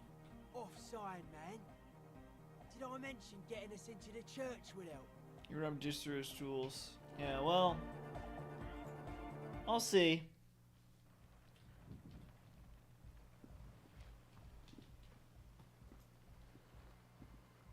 Hello again. Your associates tried to use me to set up a drug lab. I'm guessing you knew of this plan? I did, and I'm sorry. For what it's worth, which isn't much. She doesn't appear surprised. This is why I didn't go into the tent.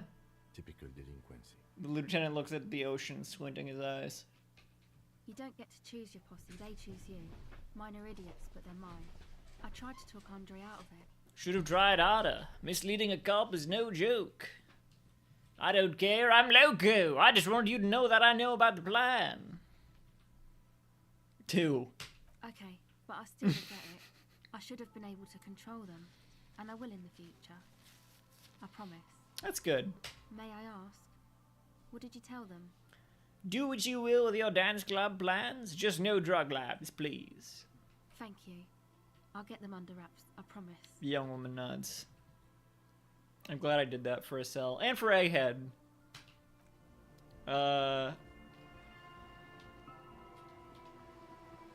Even if it's not gonna work out, I mean, I would feel bad if I tried to arrest them. Where am I going? What is this?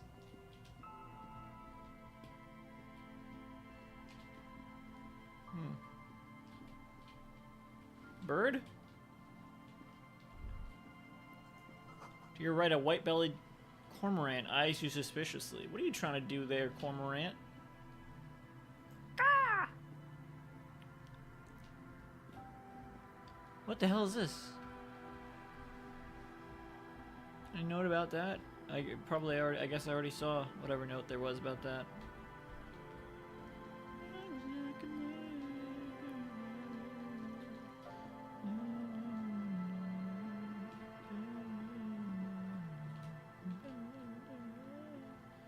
Oh, where am I? Stuff over here? Ladder? Nothing?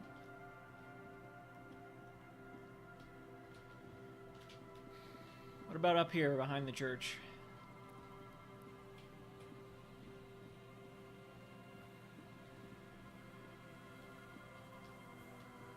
Oh shit.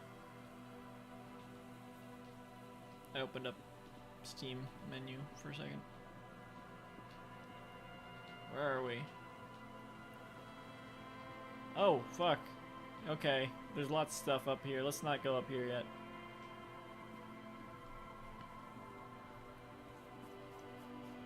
I've missed some stuff down here, so...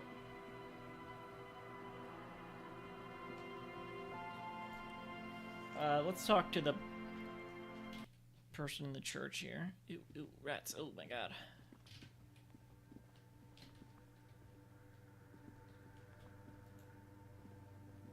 Yes, what is it?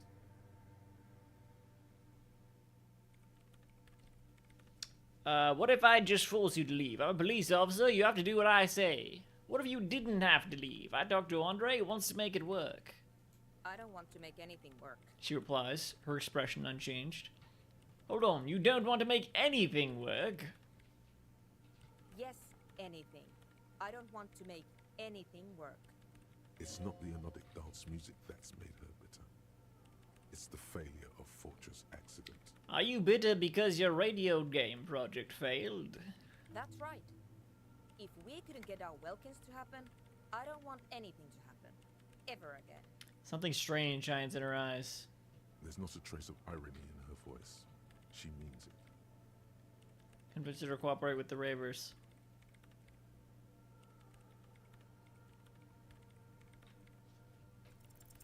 Easy. When her research is done, she can move out. Listen, about your research, you mentioned earlier that it's not going very well. Maybe I can help you with something. What? No, I don't really need any help with the project. She looks up from her work, disoriented. That's right, I wanted to see the other end of the Fortress Accident thing. But if I could help you finish the project, then you wouldn't have to live in a church next to the Boom Boom anymore. Just think about it. She thinks about it. A glassy look in her eyes. A gust of wind brings more snow in from the broken gallery. Touches her hair. Alright. Bring me the game's off-site copy from my old workspace, if you really want to help. It's stored on a filament memory, and I'm unable to go and fetch it myself. What is an off-site copy, and why do you need it? It's a backup of my former employer's project, the radio game we were working on. It's stored I already on a know. filament memory. I know where it is. Just like the one inside this radio computer. Yeah. She points to the glowing cube inside the machine. She's making it extra simple for you. The backup itself is destroyed now, but I'm hoping to use what's left of it to pinpoint the exact location of the anomaly. You just have to go to my old workspace and get the filament.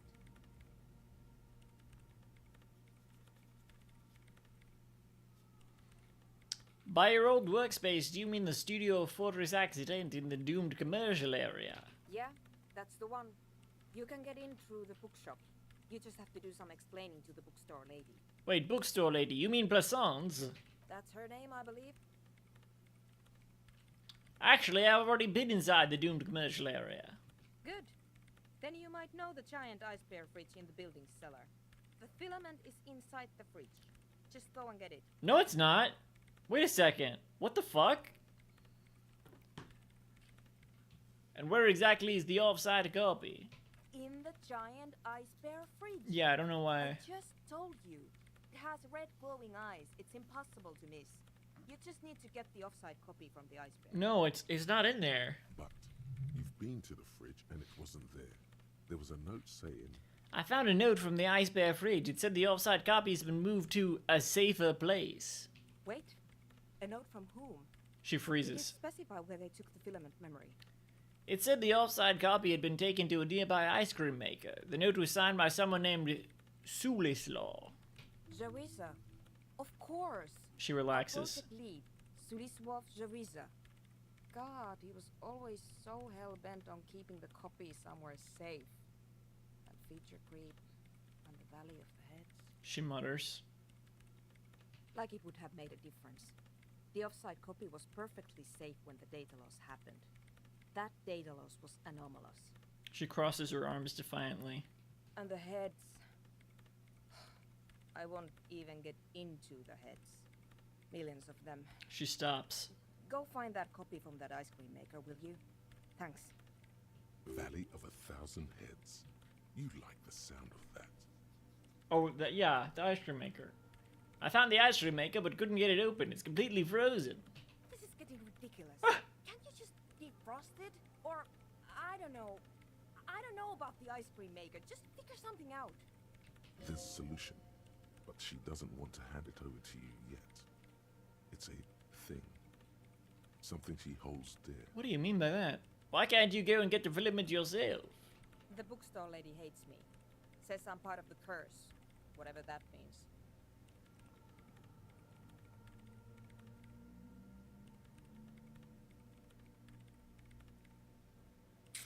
1 second.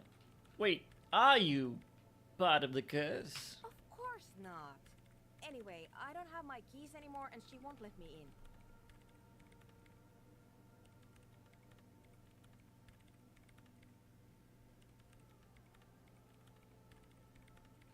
Why does she think you're part of the curse? Because she's from Martinez, and people from Martinez have never ever seen a radio computer.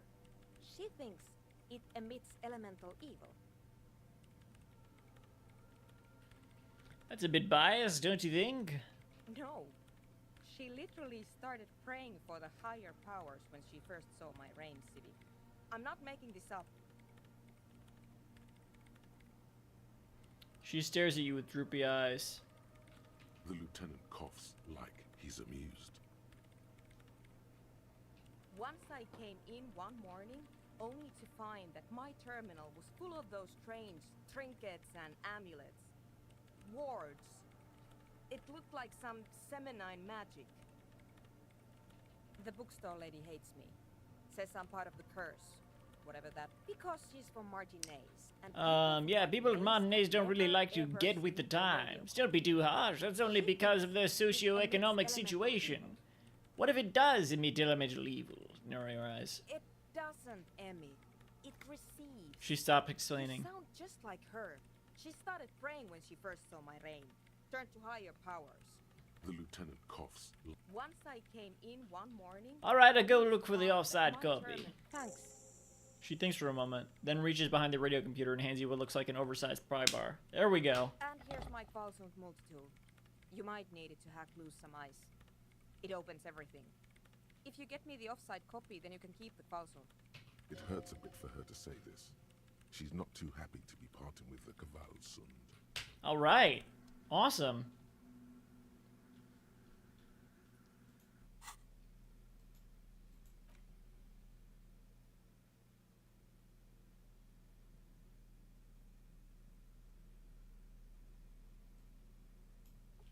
Holy shit. Carrying this around everywhere. Is that gonna slow me down? The mother of humanism stands above you, a precious and You promised to help Suna with the project before the Ravers can move in. Get the ice cream maker open, find the right tool, or ask Suna for help. Oh, Suna will cooperate with the Ravers nightclub plan if you help her out with the research project at first. Find the filament memory with an off-site copy from her old workplace and bring it back to her, then wait for further instructions. If you run into any problems, you can always ask for Suna's help. Well, it's a good thing I already looked at everything in there, so I didn't have to go back and forth a bunch of times. Something new with the abandoned lorry? Possibly. Let's go do that now.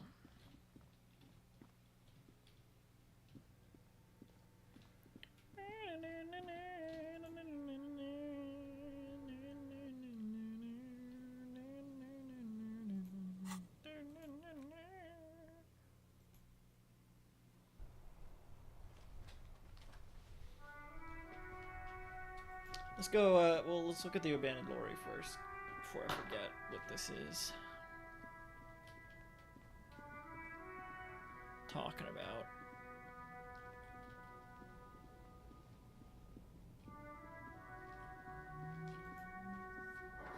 A lorry abandoned by its owner. The smell of cigarette. There's something odd about the passenger seat. The seating fabric has been pulled tight over. Voila. Bonne prise. This large toll booth. There. Hundreds of thousands of Takuro. Through the this minute no storm. Wind rips the rattle of motor carriages and lorries. The final. These looks like the smugglers have infiltrated the road network belonging to East Motor Tract. The smugglers have infiltrated the motor tract. So it would seem. Lieutenant examines the maps with a furrowed brow. The RCM patrols most of these auxiliary roads, though apparently not all of them. Best not to The stack of maps looks just like these. One of them. There's definitely perfume. The remnants of a sweet juniper. The actress. A feeling of The actresses and the rear looks like Strange. it has to be an advanced model to For contact looks like weird. a 20-kilometer. Doesn't look like it. The ghostly actresses and the rusty toolbox under the driver's seat. You wedge it, but one sandpaper. Sandpaper? A novel technique? Yes. Do the honors. Which means that the missing lady driver was present at the lynching. This is just different because I know the driver's name now and stuff. So it really is running a complex operation out of At Lord. least we can know it. The movie stars are still smiling from the walls. The metallic drawer. It's an issue of. It looks like an art. The Ulan frequency system. It's an issue. It looks like The Ulan pull out toolbox slice back. I'm wasting time here, but I don't know what rest it's is asking as it about. was. What am I missing? Posters, a radio, dust on the windows.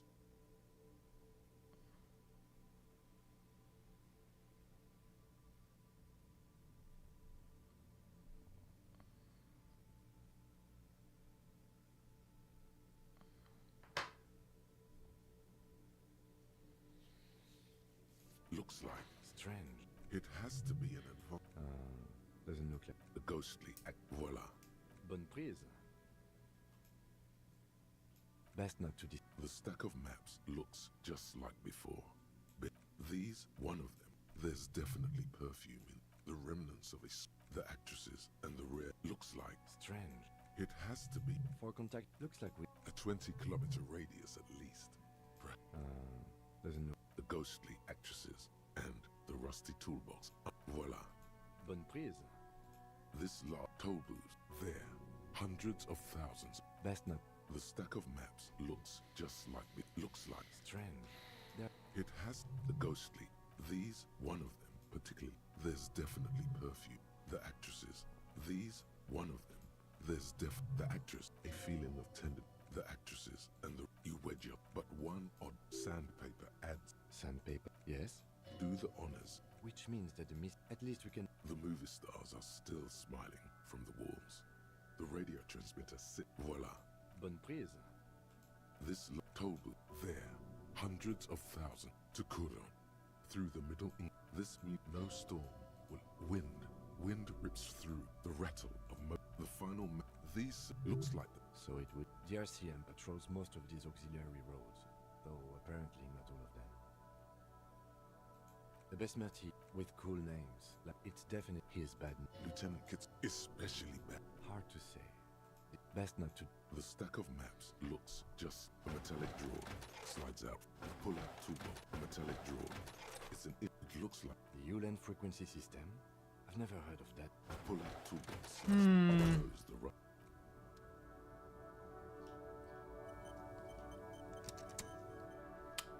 I don't know. Wasting time. Well, I don't think much time passed, but...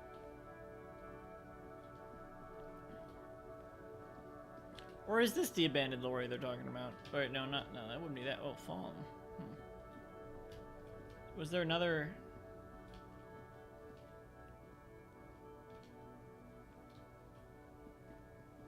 lorry? Say... here. A lorry stuck in the traffic jam. No.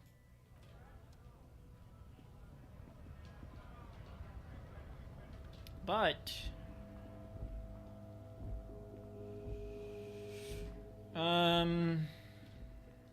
this driver here is the driver for Fallen.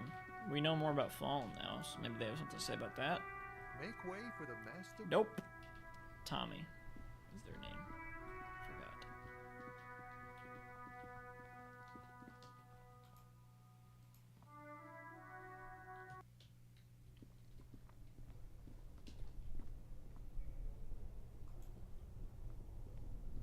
Two cables are plugged into the breaker box. The red. Two cables are plugged into the breaker box. Something close to you dies with a soft electric purr.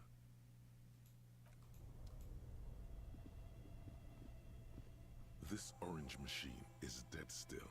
It has a hand-cranked ice cream churner and an electric freezer. The ice around it slowly melting.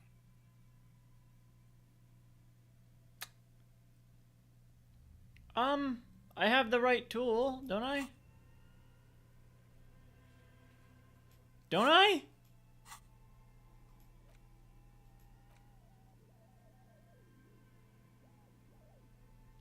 Fucking don't I? This orange machine is dead still. It has a hand-cranked ice cream churner and an electric freezer. The ice around it slowly melting.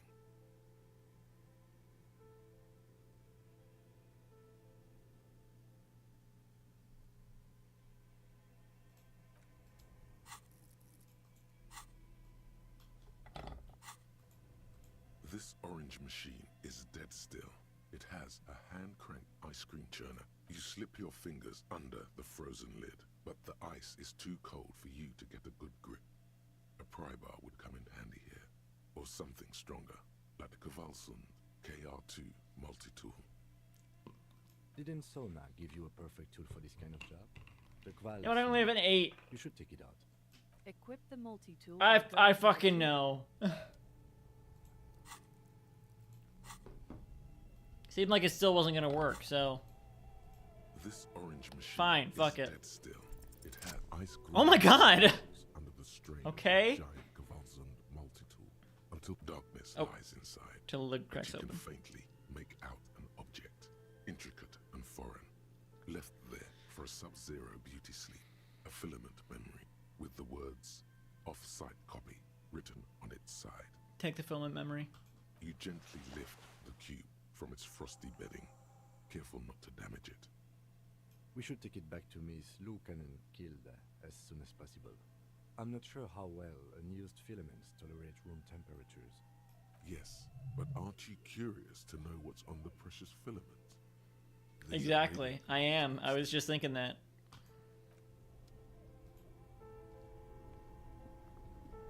Only the red cable is somewhere. A machine hums up.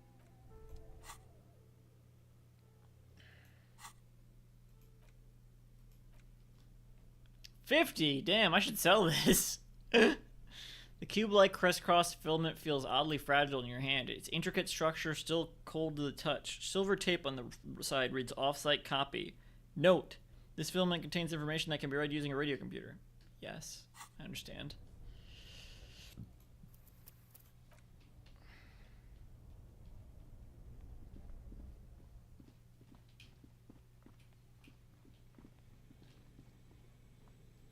Oh, that's still glowing. The bear's eyes are still. Thought they were off for a second.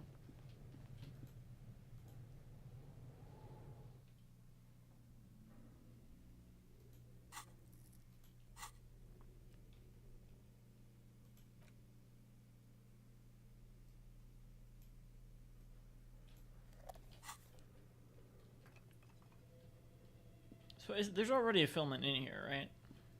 And we have the password now. Tiles on the cube are still All right, smoldering. press Casting, play. The speaker comes to life. Good afternoon. Please repeat. Is this the production schedule? Yeah, let's try the password. Let's try the password for the production schedule. Good. Please repeat the password. Afterlife death. Is that the password? Okay. Good. I've unlocked the production schedule. After ending the call, please press print to access the filament. Really? She just used the same password? Maybe those radio computer guys aren't that paranoid after all. The lieutenant seems almost disappointed to discover that as he murmurs. Press accident. Is there anything else I can do for you today? That's all for now. Thank you, and goodbye.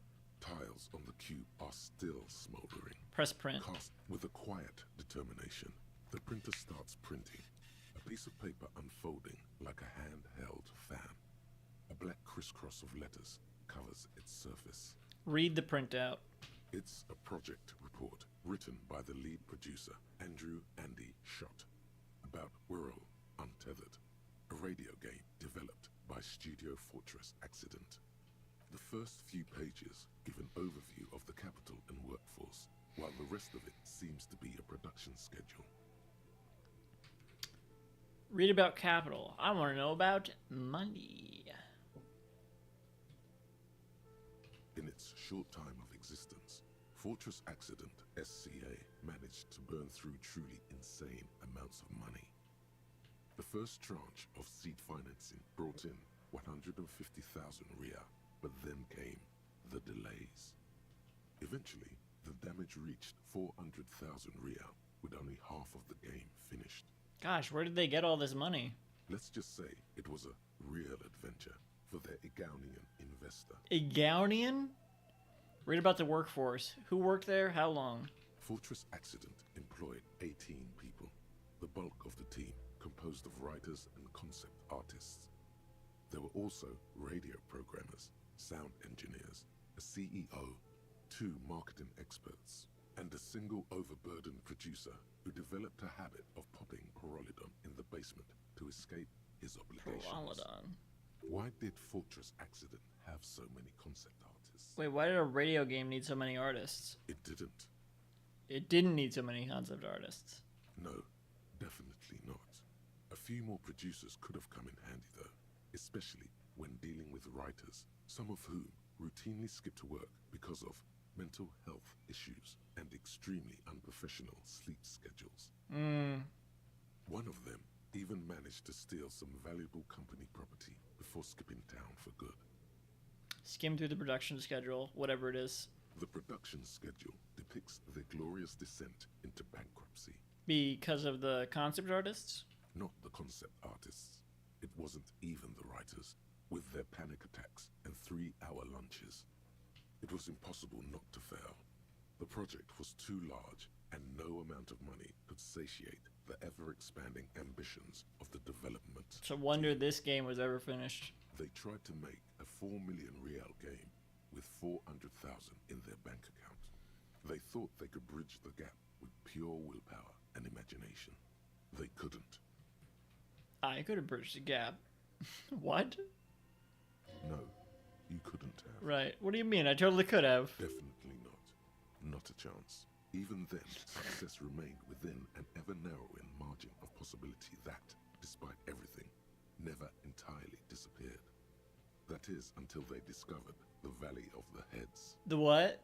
At the 11th hour, the lead designer, Jimsk-born Suliswaf Jalisa, decided that what Wirral Untethered needed was a secret mystical location at the extreme edge of the map. This place was to be the Valley of the Heads, where the heads of all the headless constructs could be found. The player would have been able to choose a head for their headless party member, and each head would have been voiced on air by a professional actor.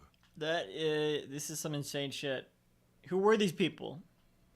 The world had never seen their kind before, and might never again. What? How many heads were there? So many. The last count, there were approximately 10,000 heads for 10,000 headless men, all of which could be endlessly recombined. How many combinations could you make out of that? Do you really want to know? There seems to be a calculation here, but it may take a while.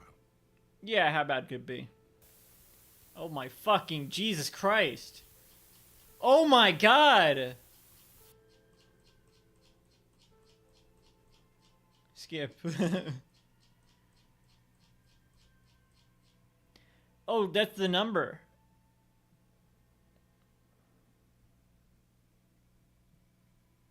Oh. Yep. Okay. Keep going.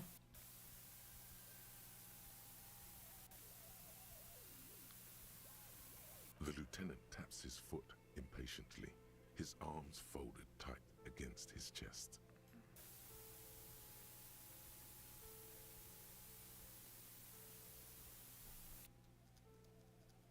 Keep going.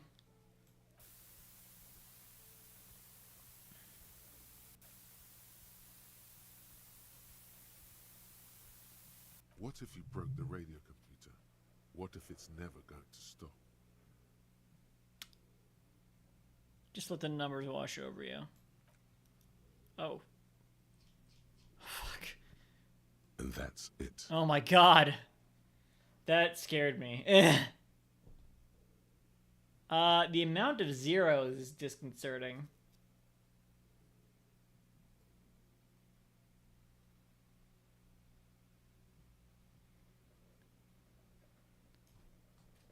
Let's find... What the fuck happened there? Let's find out exactly how many this is. Like, what this 2 represents.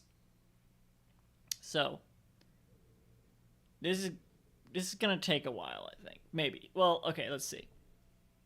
1, 2, 3. I'm not counting each one, don't worry, but 1, 2, 3, 4, 5, 6, 7, 8, 9, 10, 11, 12, 13, 14, 15, 16, 17, 18, 19, 20, 21, 22, 23, 24, 25, 26, 27, 28, 29, 30, 31, 32, 33. 33 per line. 33 digits per line.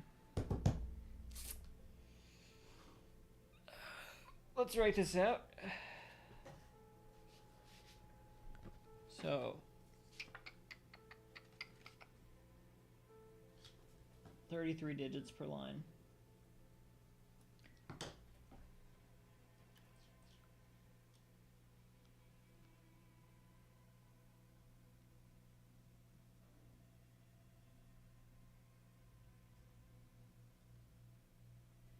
Um, 1, 2, 3, 4, 5, 6, 7, 8, 9, 10, 11, 12, 13, 14, 15, 16, 17, 18, 19, 20, 21, 22, 23, 24, 25.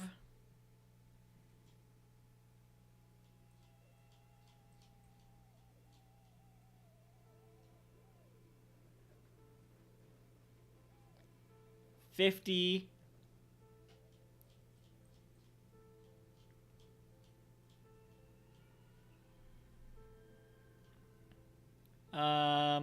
75. I could be off here, but I don't think I am. 100.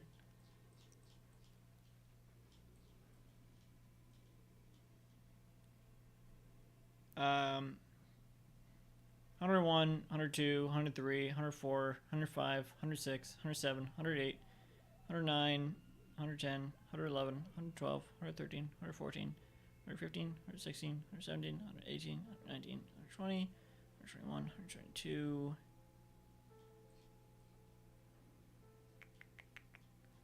122.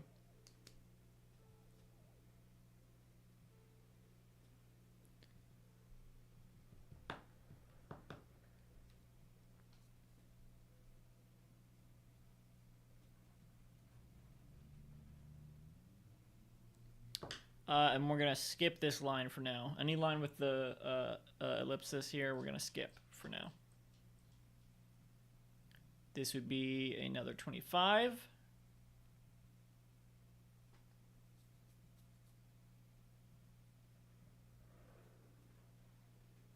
Lines.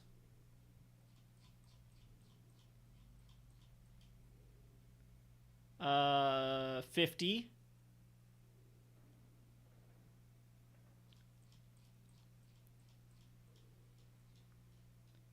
$75.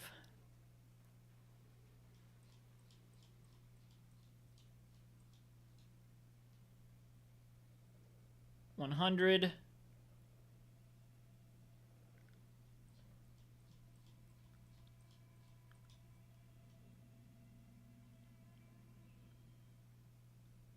101, 102, 103, 104, 105, 106, 107, 108, 109, 110, 111, 112, 113, 114, 115, 116, 117, 118, 119, 120, 121, 122, 123. Unless my count's off, because that's very close. I'm going to say it is 123, though. And skipping that line. Okay. 25.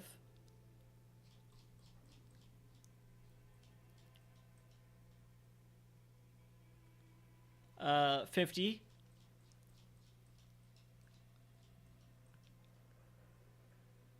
75.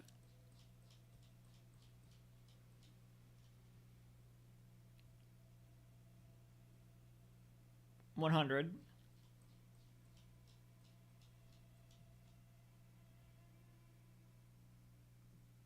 101, 102, 103, 104, 105, 106, 107, 108, 109, 110, 111, 112, 113, 114, 115, 116, 117, 118, 119, 120, 121, 122, 122.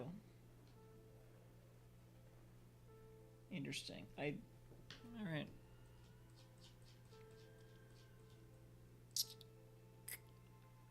Uh, 25.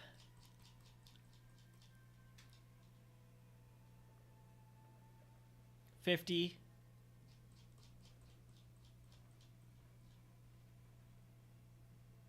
75.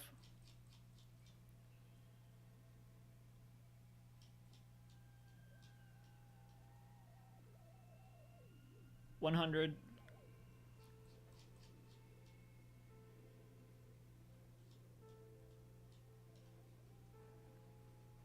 101, 102, 103, 104, 105, 106, 107, 108, 109, 110, 111, 112, 113, 114, 115, 116, 117, 118, 119, 120, 121, 122.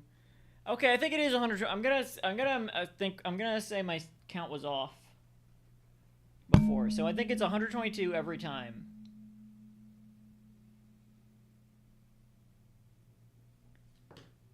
Because that would make more sense than one of them just being 123. 1,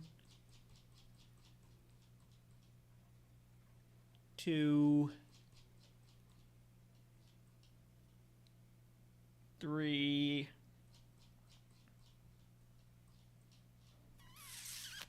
4, 5.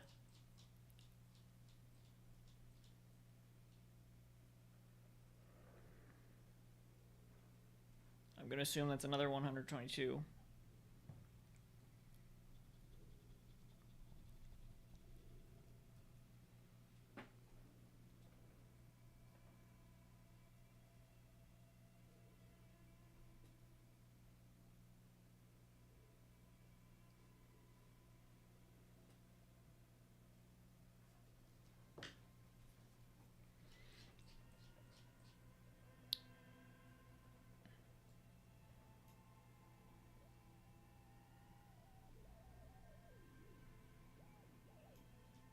One, 2, 3, 4, 5, 6, 7, 8, 9, 10, 11, 12, 13, 14, 15, 16, 17, 18, 19, 20, 21, 22, 23, 24.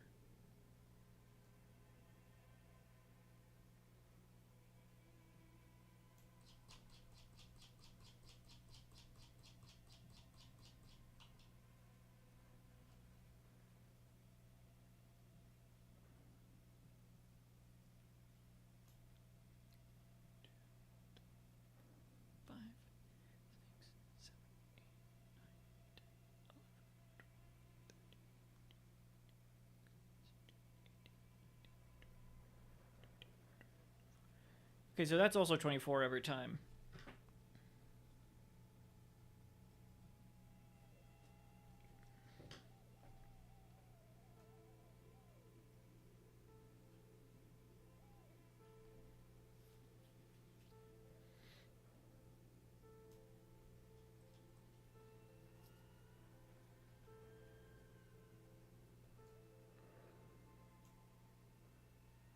Should be absolutely sure. I'm assuming this is going to be another 122 lines with another 24 at the end, but just to be sure. 1,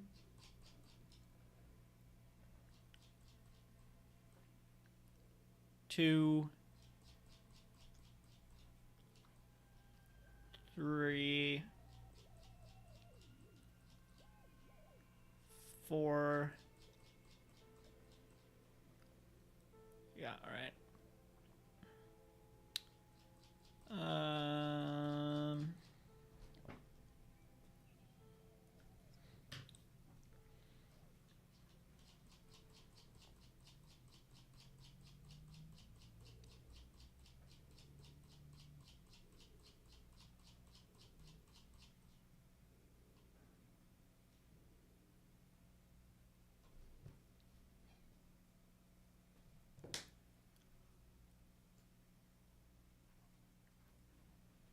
This might not be this is the last one, so this might not be the same amount.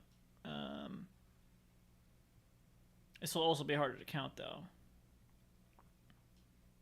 One. Fuck. How am I gonna do this?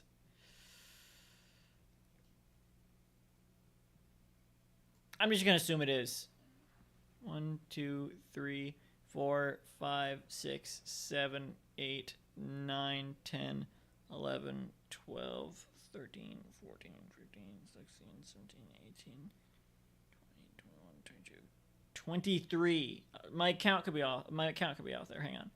1, 2, 3, 4, 5, 6, 7, 8, 9, 10, 11, 12, 13, 14, 15, 16, 17, 18, 19, 20, 21, 22, 23. Fuck, it's not. Still, though, that should be this. I think it should. Oh, fuck, I don't know. It's hard to say. Here, okay. 1, 2, 3, 4, 5, 6, 7, 8, 9, 10, 11, 12, 13, 14, 15, 16, 17, 18, 19, 20, 21, 22, 23, 24. Let's see if that is approximately how many it takes to... 1, 2, 3, 4, 5, 6, 7, 8, 9, 10, 11, 12, 13, 14, 15, 16, 17, 18, 19, 20, 21, 22, 23, 24. Fuck!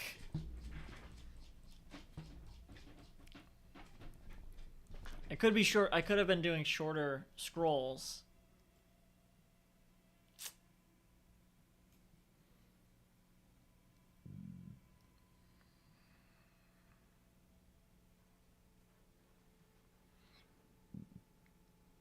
Only one way to count this, really.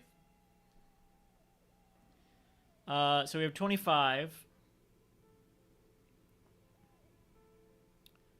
26, 27, 28, 29, 30, 31, 32, 33, 34, 35, 36, 37, 38, 39, 40, 41, 42, 43, 44, 45, 46, 47, 48, 49, 50, 51, 52, 53, 54, 55, 56, 57, 58, 59, 60, 61, 62, 63, 64, 65, 66, 67, 68, 69, 70, 71, 72, 73, 74, 75, 76, 77, 78, 79, 80, 81, 82.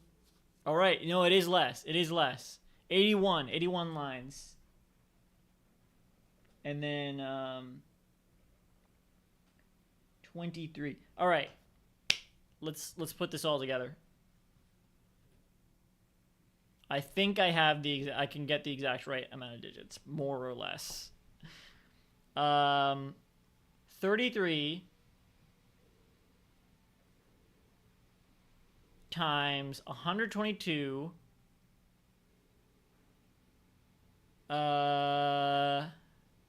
equals 4,026 plus 24 4,050 4,050 for each group times 6 is 24,300. And then, all right, so 24,300.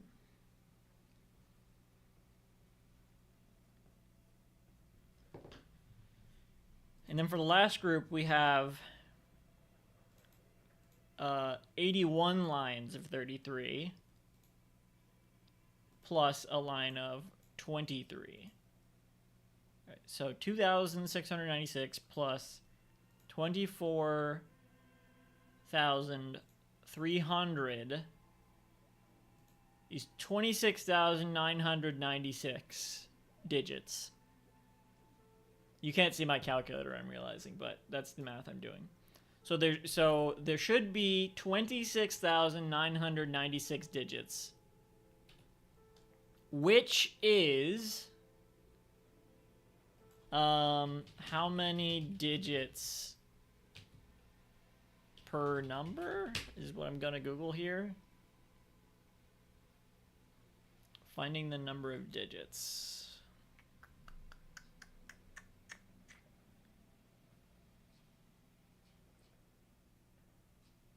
God, no.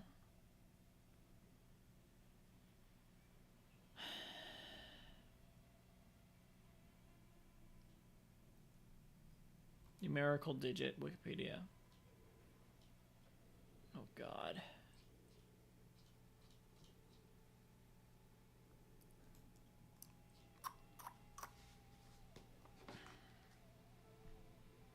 I'm gonna call my sibling because they are smart.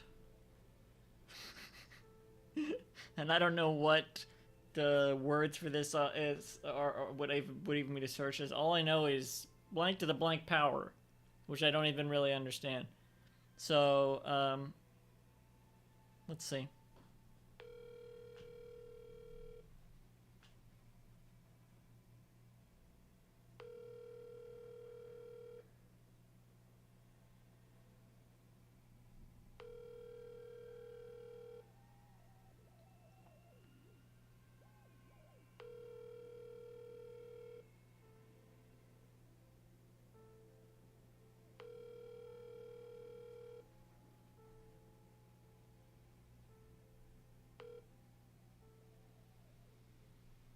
Please. Answering machine.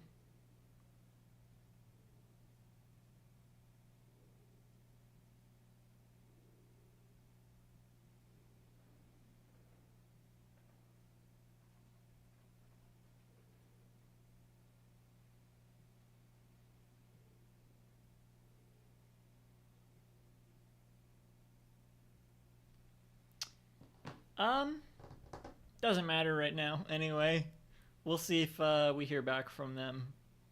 I'm not really sure what to search otherwise, or who else I could ask.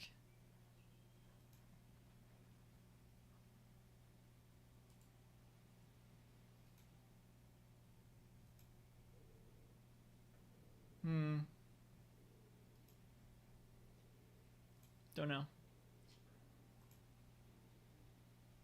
So we'll put a pin in that, but for now we know. In fact, I'll write it down.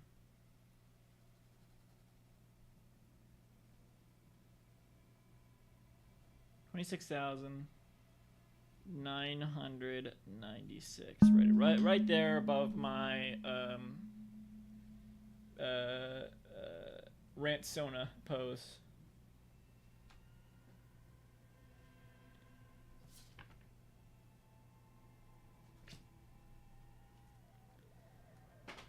A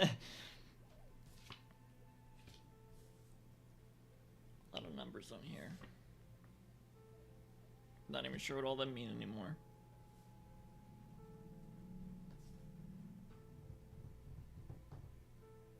$26,996.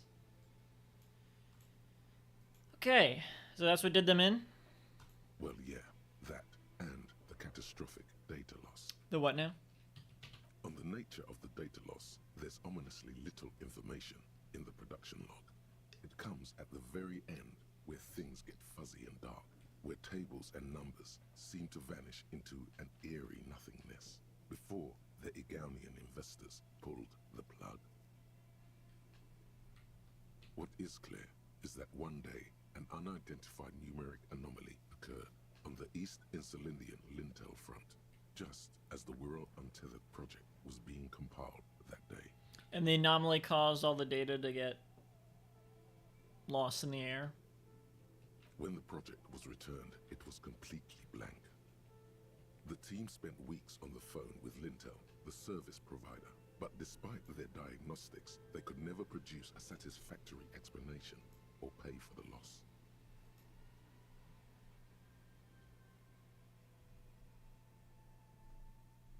What? They lost the whole game and wouldn't even pay for it?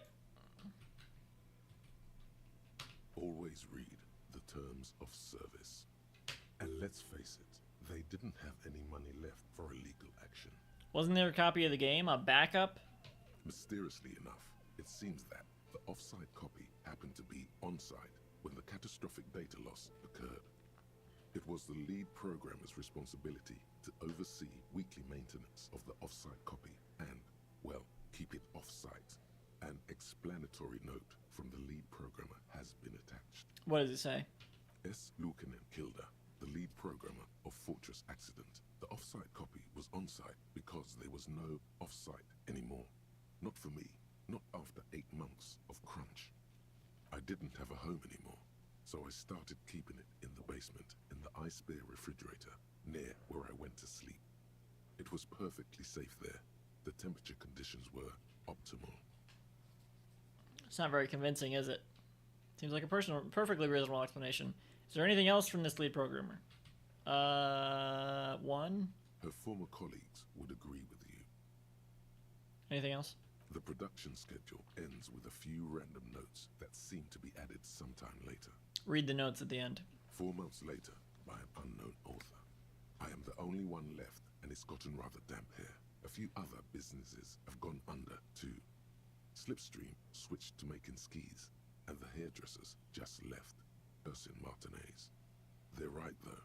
Something's seriously wrong with this place. Martinez. All of it. Still haven't got an answer from Linton about what happened.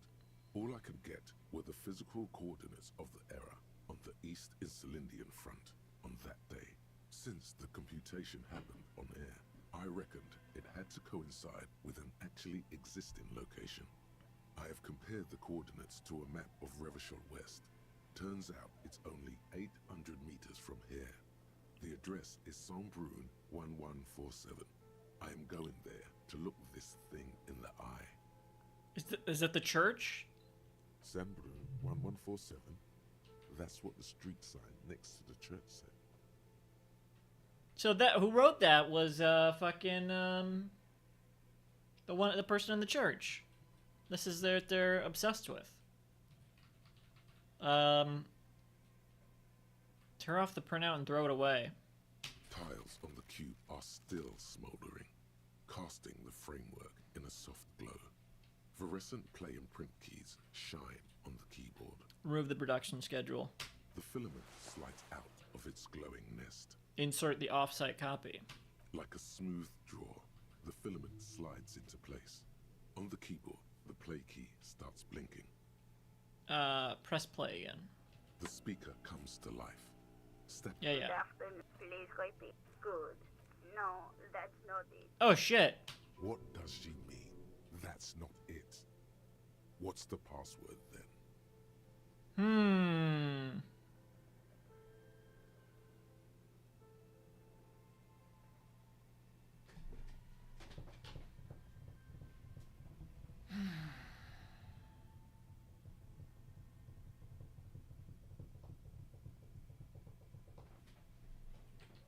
No. Still no. I am contractually obliged to protect the privacy of the filament holder for stress accident without filing a work. I'm afraid we are not doing that. Now, can you please received? Don't worry. Passwords have a way of turning up sooner or later. That was true for the other one. I can do. Thank you. Tiles on the cube are still. The filament slides out of its glowing nest.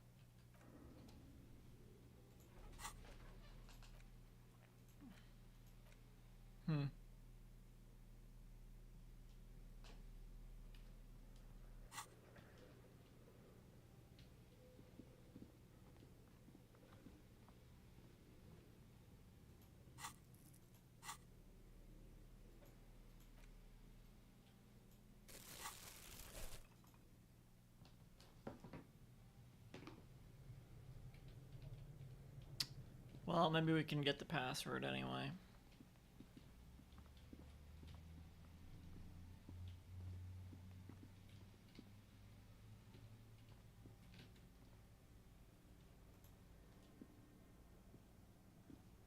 Probably nothing else to look at here, but just in case. A few bricks have fallen up.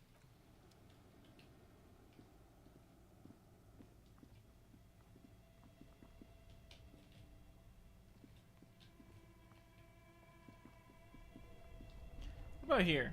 I don't feel like we did anything here.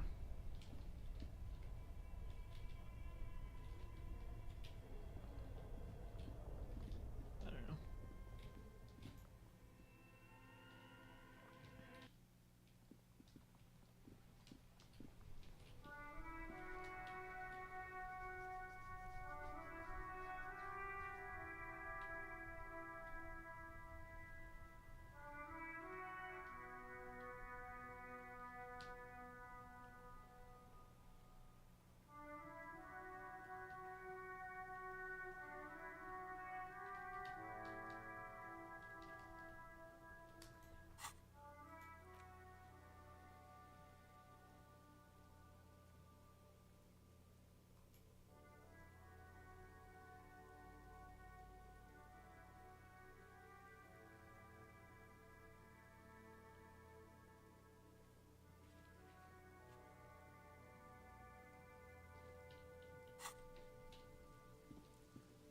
Let's look at that other wall.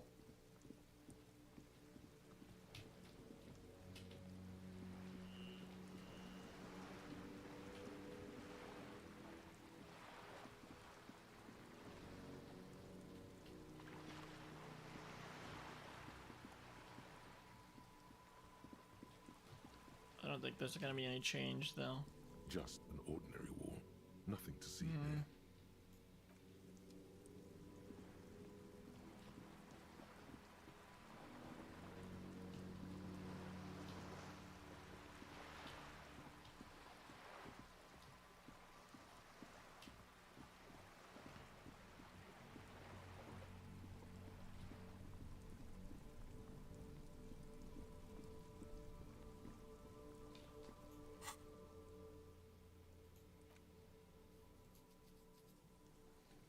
I don't want to give them the offsite copy just yet, but let's see if we can figure out the password.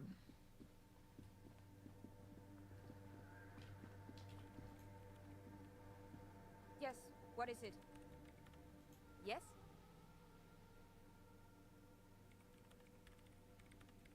Is this the filament you're looking for? No, that's the production schedule you stole and accessed without authorization. I don't need it. She's tapping the table in a badly concealed impatience. In his defense, it was simply lying in the desk drawer of an abandoned cubicle. Okay, but still.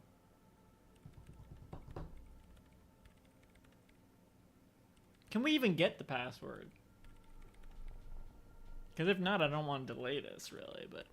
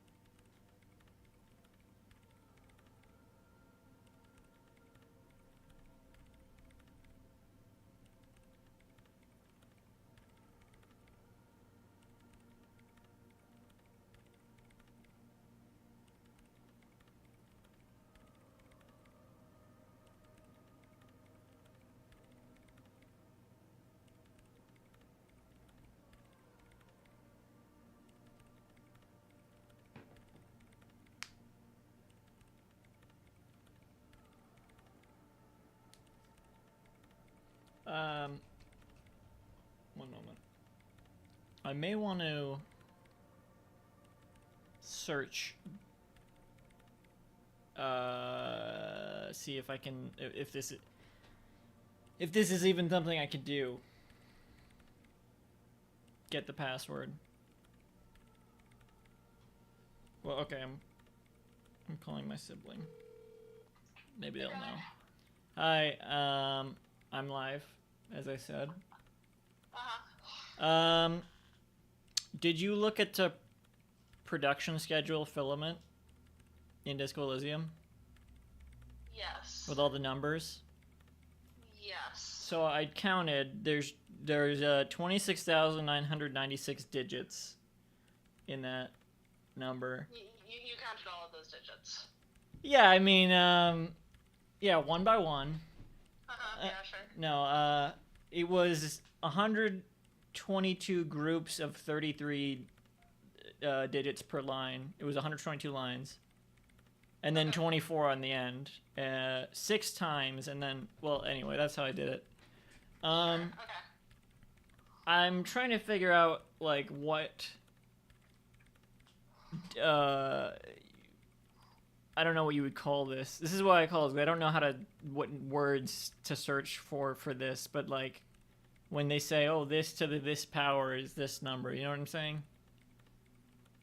Exponent. Exponent, like is a million and a billion and trillion, are those exponents?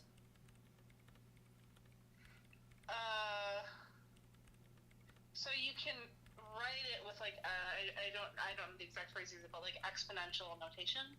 So if you would do, for example, 10 with like okay, you know what the exponent looks like, right? When you have like a little 2 that's like up to the top and right. Yeah. Okay. So 10 with a little 3 to the top and right, so we call that 10 to the third power. And Googleplex is like Google to the Google power. I don't remember what that is, but probably. So that's the highest one. 3, then that's 10 to the third power, which is the same as 10 times 10 times 10, which is 1,000.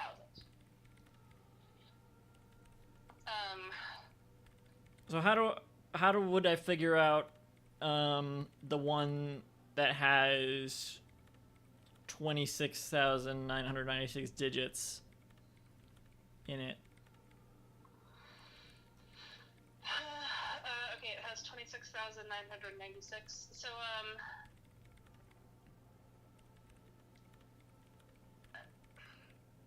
it's like the number of digits something is long minus 1 is what you should put in like as the exponent. So like yeah, because like each digit, you can think of it like it represents, because we use like base 10 notation, and then every digit represents like times by 10, right? Like when you roll over to 10, then that's 1 times 10, and then when you get 1 extra digit at 100, then that's 10 times 10, and then when you get 1 extra at 1,000. Yeah, so every time you get an extra digit, that's kind of the same as like multiplied by 10. Sure. So like I am probably kind of explaining this wrong too, but it would be something like so okay, like when you're at how many to thousands of digits is it at? 26,000 digits, or 26,000, and then 996 digits. So it could be something like 10 to the 26,995, roughly. That would be the power, 26,995? I think so, yes. So 10 to the 26,995th power? Well, so okay, what was the first number? Like the first digit, what was it? I want to say 3 or 2?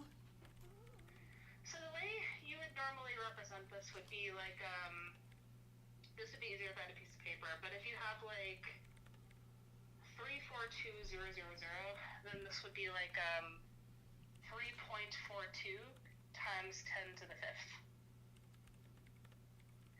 Because, so okay, write this on a piece of paper. So if you have 342000, then that is 6 digits long. So then you have, it's basically the same as 3 times 10 to the 5th, and then you add 0.42. So I know this isn't like making a lot of sense. It would make more sense if I had a piece of paper. But basically, yes, that the number of digits minus 1 is what should be in your exponent.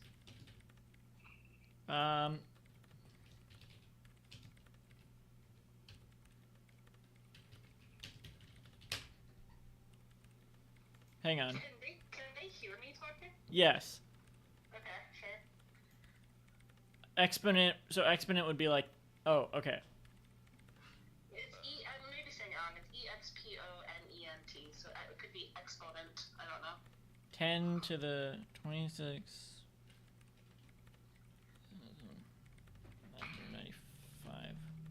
995. Oh my god, the number's too large to calculate. Yeah, I mean... Wait, yeah, so does that mean there's not a word for it then?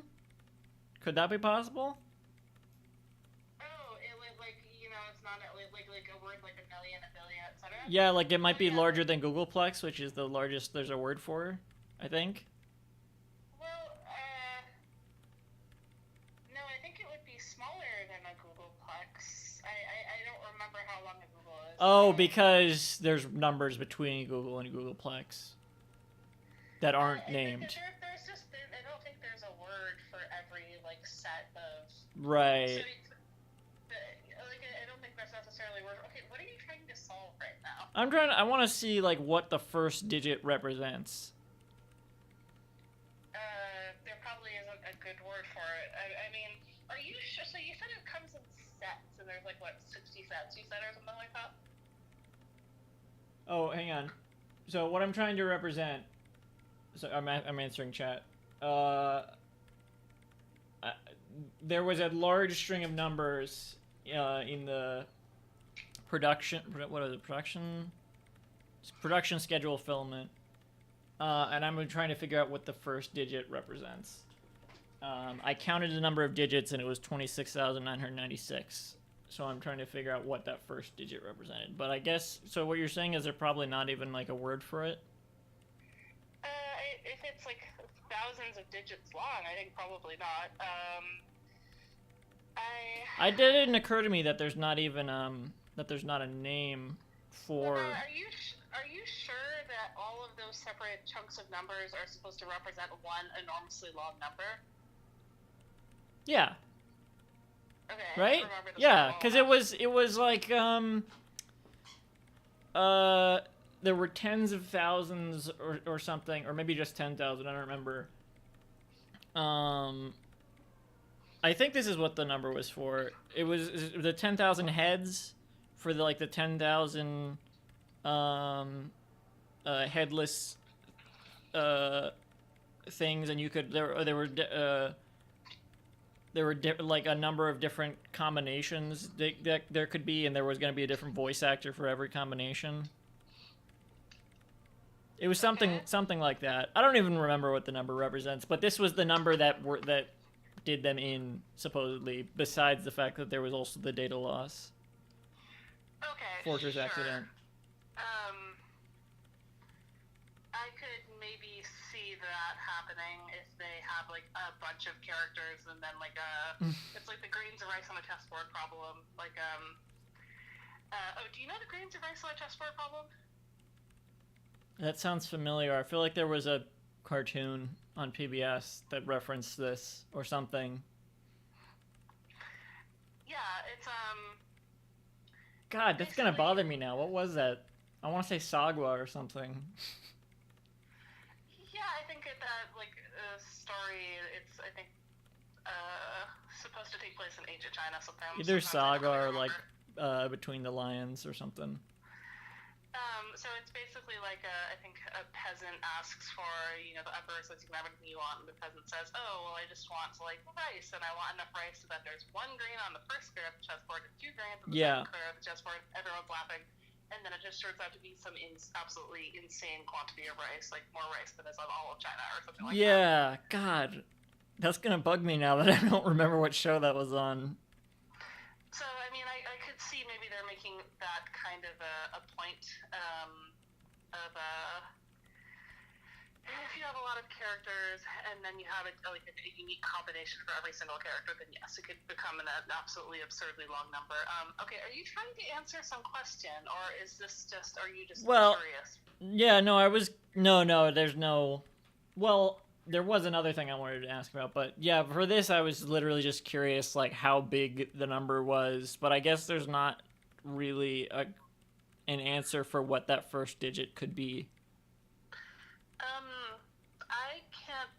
I can't say for sure. Maybe someone somewhere has... I found a power of 10 calculator, and if it is indeed 26,996 to the power of 10, which sounds right. Or 26,995 to the power of 10. 10 to the power of that number, yes. Right, yeah, I said it in reverse, but yeah. Well, and it would also be times whatever the first digit was. So the first digit was just 3. We would Oh, write, like, 3 no. times 10 to the... How does it... I'm not sure how that works, because it didn't ask for that. It just says 10x equals a, is what it said. Yeah, I mean, but, like... And I gave them the x, which is the exponent. It would be, depending on the precision, like 3 point something something times 10 to the something. Yeah. What was your other question? Is it possible to find the password for the other filament? The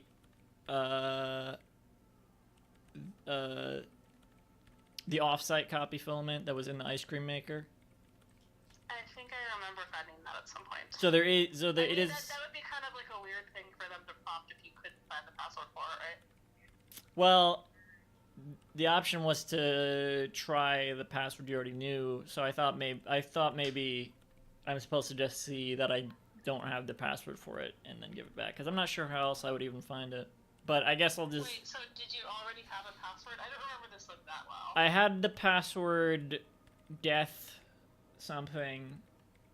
I don't remember exactly what it was, but and that worked for the production schedule filament and the filament that was in the church already. That was the password I got from the person in the rafters. Did you try that one for the other one? I think Yeah. you can probably try passwords as often as you want. I tried that for the offsite copy and it didn't work. So that has a different password.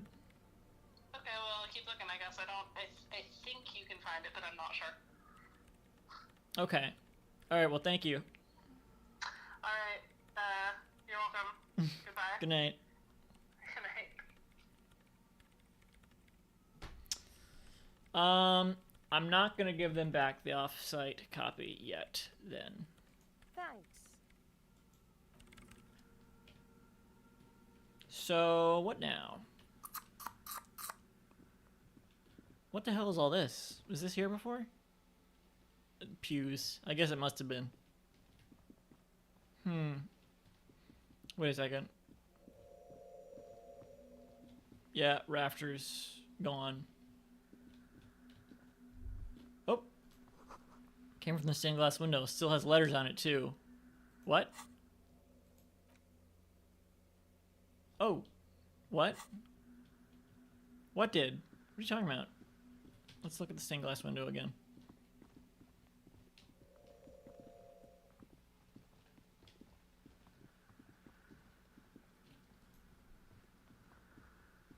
The mother of humanism stands above you, a precious and complex wax painting on a single pane of glass. Yeah. Reconstruct the cracked glass. Of her body. A jigsaw of broken shards falls into place in front of you.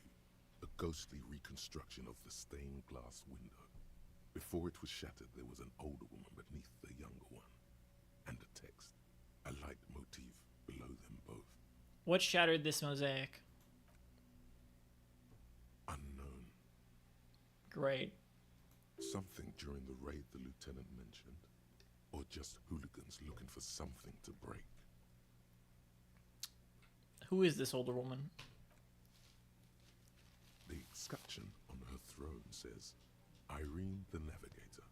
She is depicted as an older woman wearing thick-rimmed eyeglasses, holding a golden rights apfel in one hand and a scepter in the other. This is the queen her innocence day advised. Above, she herself is whole. Small figures of wise men, common men, worshippers walk up the stairs to stand at her feet. Secret servicemen, 30 years, stand in a row guarding her. It must have taken years to produce this work in all its dizzying detail. The motto? What does it say? I don't know. What's the motto with you? Below both women, in luminous black letters, Après la vie, mort. Après la mort, la vie de nouveau. Oh, is that Latin? And then, along the left side, Après le monde, la gré. Après le gré. Le monde. Oh shit! Lieutenant, this used to say afterlife, death, after... Life again. After the world, the pale. After the pale, the world again. That's gotta be another password, right? Because the first one was afterlife, death, so maybe the next password is after death, life again. This exaltation is common in Dolorian sacralism. In the early years, it was even incorporated as the RCM slogan. That's lucky. No more, however. Why? It was deemed subservient to use a strongly moral intern-related motto. We already suspected of bootlicking. The sentence was also seen as too feminine. It was a macho thing. How? What the fuck? How's that feminine? What is the RCM motto now? Justice, union, prudence, and force. Prudence. Cool. Not very feminine. I like the other one better. I like this. Puts the fear of God back in... I'm not reading that. And definitely not saying it.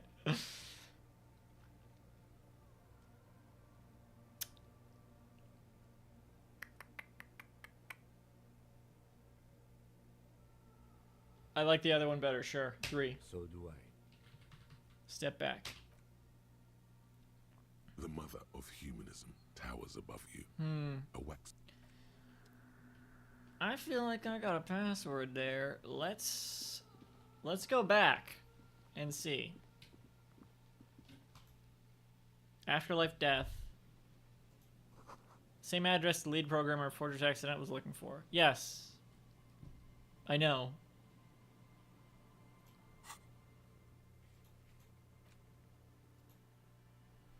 That's really lucky that I just happened to...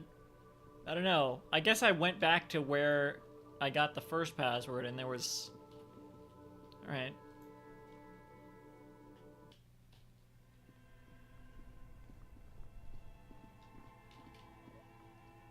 I mean, it feels like I should have it now, right? Because it's the second part of the slogan. That the first part of the slogan was the first password. That feels like it should be it.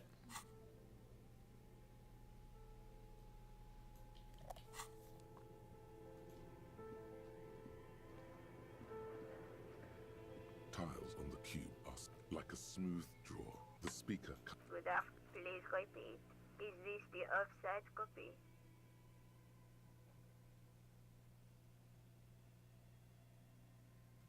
Good. Please repeat the password.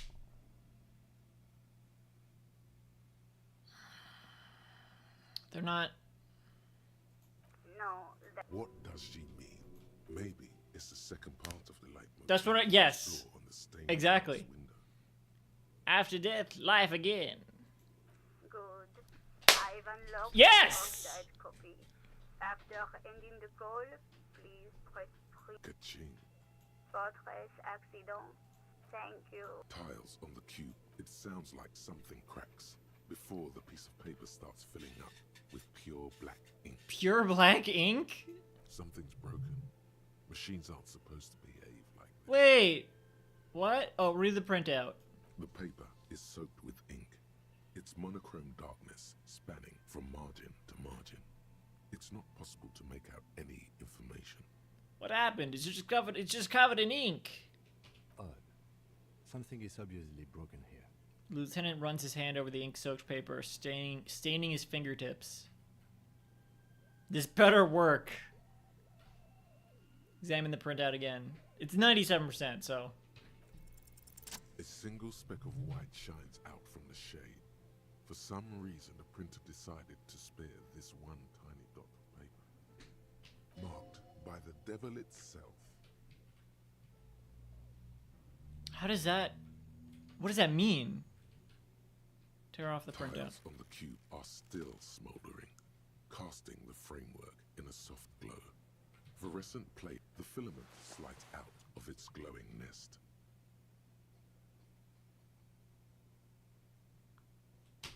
What does this tell me? Well, more information anyway, I don't know.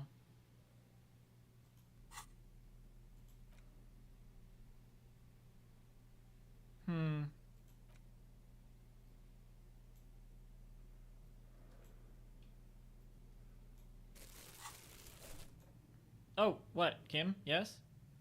Yes? Why was... You had something to say, didn't you?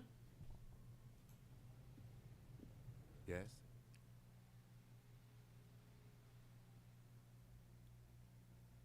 Hmm.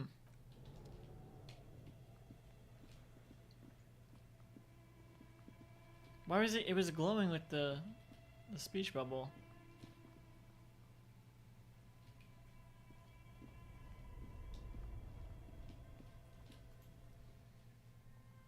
All right. I mean, I think that's everything we can get from that. So I guess we can give it back now.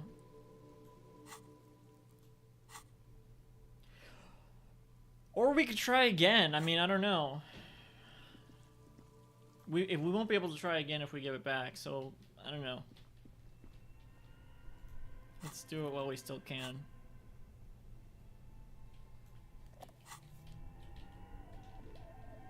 I'm gonna use the restroom first, but let me just go back to the computer.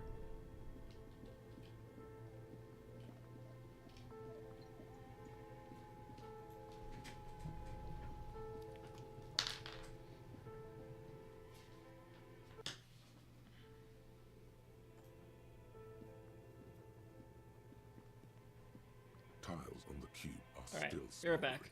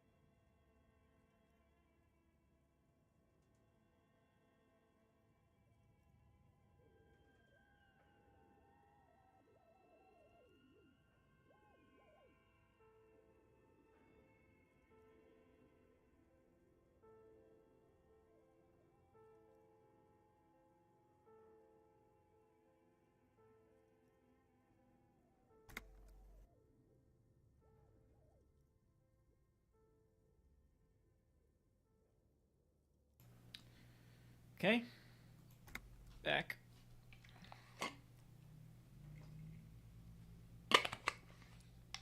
Should have refilled my water. Like a smooth draw, the filament slides into place. Nothing happens. The speaker. Good after. Please repeat. Is good.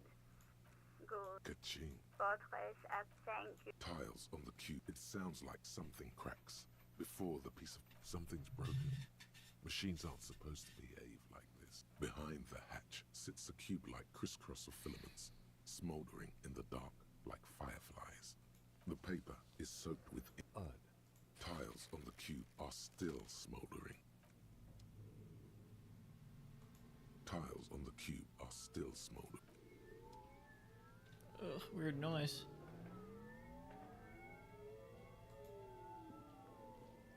This old fucking diagram, the whole thing resembles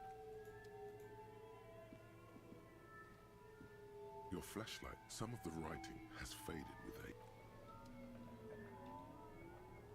I don't think we're gonna find anything else here. Tiles on the cube are still. The filament slides out of its glowing nest.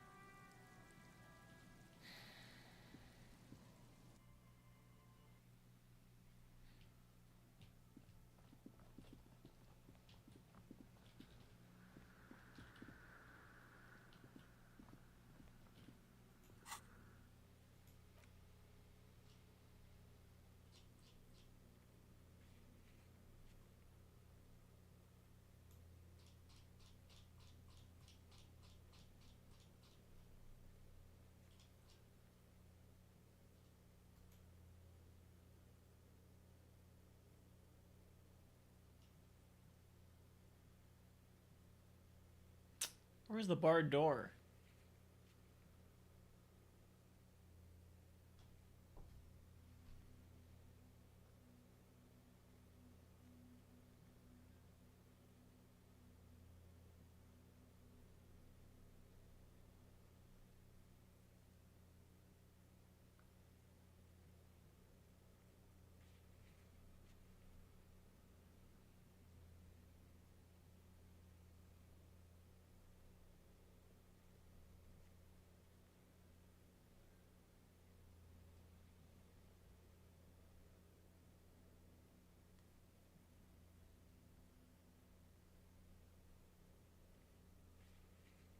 Trying to look up where the barred door was. I don't think I can find it.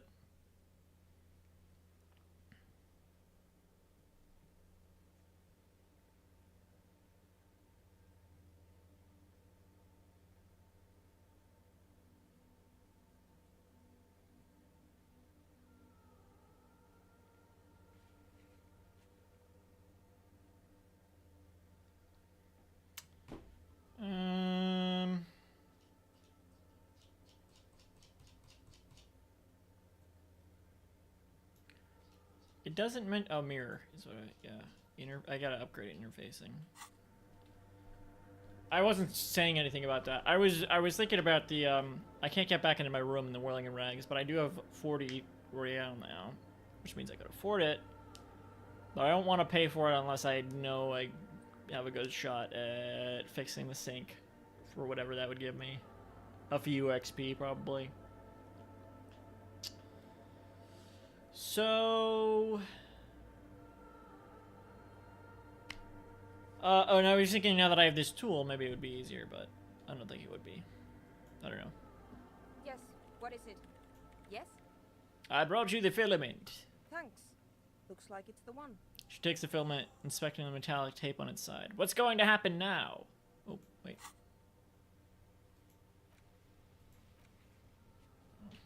Okay. Now I'm going to print it out to see what's left of it. She's already inserted the filament into the radio computer's core, ready to close the door. Don't waste your time printing it out. There's nothing but a speck of white and a sea of ink. It's broken.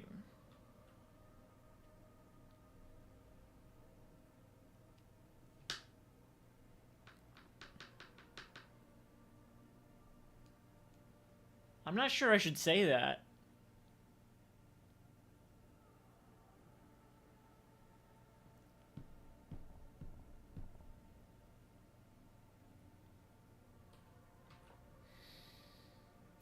This is tricky because I don't feel like I should say that, but I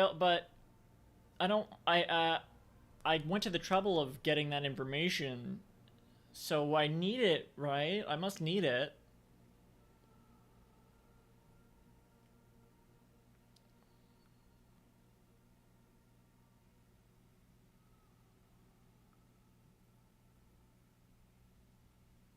What are you even hoping to find? I have a theory. Lintel was able to divine the location of the anomaly from this broken copy. I want to repeat their calculation, only this time with better equipment. She says as the filament clicks into place. Watch. What an intricate display of failure. She says and presses print on the machine's keyboard. The paper starts filling out with ink, soaking it in a gleaming blackness. Not a single line of data stands out.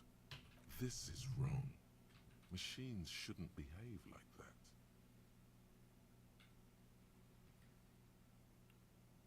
Now what? Something very wrong with the filament memory. Please just stop. Stop playing with this thing. Interfacing said this is wrong, so I'll just say something's very wrong. Even though I think play it cool, I don't know, 2. Sorna doesn't reply. Her hands running over the printout. She's looking for something. For her morning star. Eyes scouring the millimeters. Why did I bother? Here, I found it. She suddenly says, rising her ink-stained fingertip. Where? It's that white dot in the same place I saw it before when I printed it out. Yeah, I don't... That sounds like something I shouldn't say.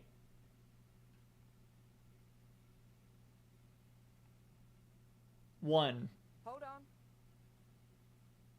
She's behind the keyboard now, typing in some numbers that only she understands. The terminal beeps and the light inside starts pulsing like a glowing heart. Can I do anything? I'm still not sure it's a good idea, tinkering with the unknown.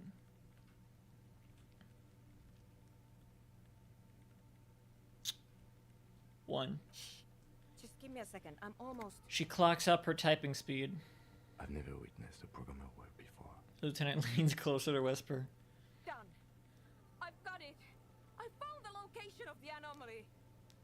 Suna jumps up from the keyboard like a spring. There's joy in her voice as she bumps her fist into air. You did it? You found the coordinates? Oh my god, congratulations! So, where is it? Where's your 2mm hole in the world? 1. I found the coordinates. She lets out a celebratory laugh. Isn't it here? She's beaming. You can feel it in your heart. Great job. 2. There. In the swallow. She points at the other end of the church where a group of water bowls forms a ritualistic arch. It's the fucking Col de Madagua! Think you can help me again? She tilts her head, eyes sparkling. Sure. Do I have a choice? I need you to go move those water bowls for me. I need to double check my calculations. You like moving things around. Moving things around is calming. Just walk over to the circle and follow my instructions. Move the third bowl 2 centimeters to the left, and the fourth bowl 5 centimeters to the right. This should do the trick. Sure, no problem. Thanks. She smiles.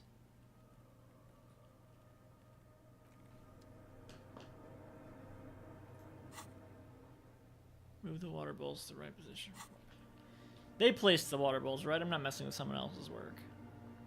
Because I assumed it was the cryptozoologists. This is the Col de Madagua, right? Like, that's the... The black is the silence, and the 1 dot is the... Silent again. As if someone turned off the entire world outside those walls. Water inside the bowls stands still.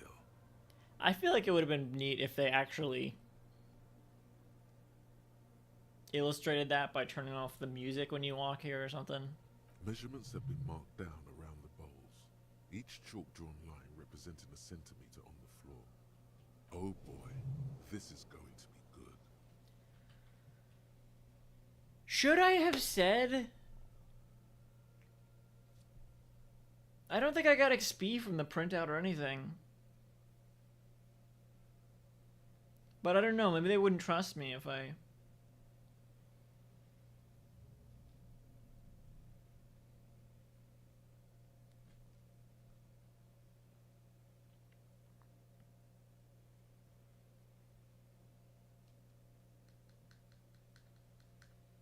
When did it last save? I'm very curious about this.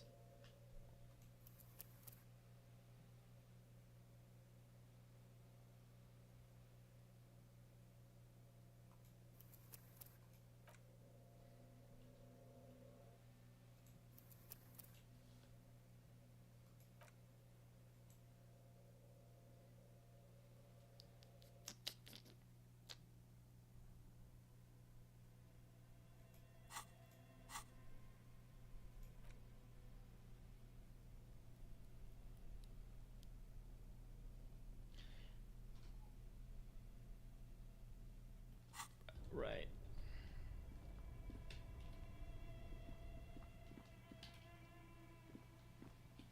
All right. Bear with me. Because of the fridge. Not even, that's not why I said it, but...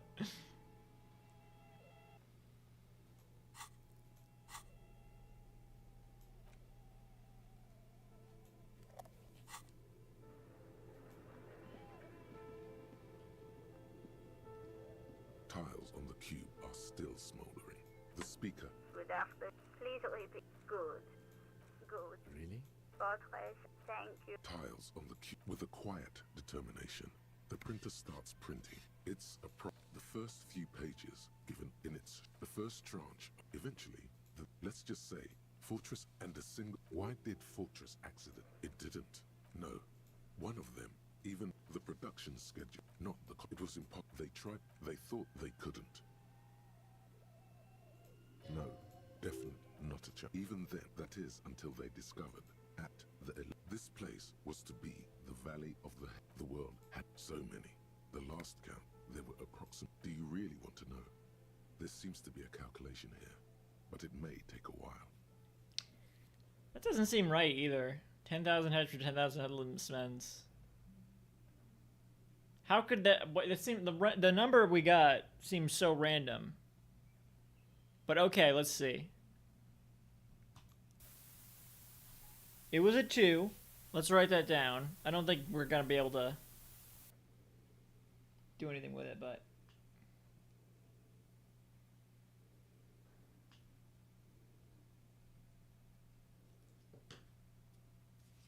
the first digit was a 2.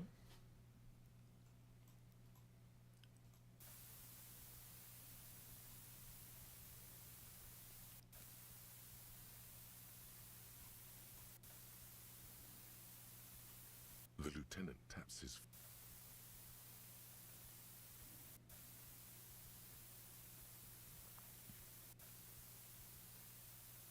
What if you broke the radio computer? What if it's never going to? And that's it. Jesus. Well, yeah, that and the catastrophic data loss. On the nature of the data loss, what is clear is that one day an unidentified numeric anomaly occurred. When the team spent weeks on the phone with Lintel, the service provider. Identified but numeric despite anomaly. their diagnostics, they could never produce a satisfactory always. And let's face it, mysteriously enough, it seems that the offsite copy happened to be on-site when the catastrophic data loss. It was the I didn't have a home. The production schedule ends with 4 months later by an unknown. Still haven't. I have compared Sambru 1147. Tiles on the cube are stills. The filament slides out like a smooth drawer. The filament slides into place on the keyboard. Fuck! I forgot to get the blinking password.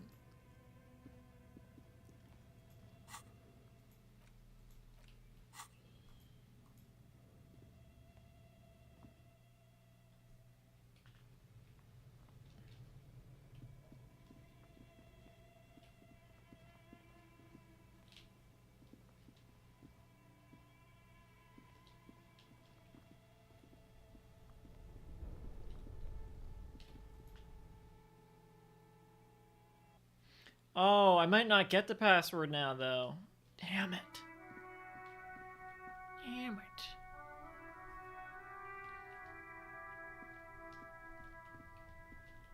I'll have to. There were 2 checks that I think I might have fucked up. Well, I saved on the other, so whatever.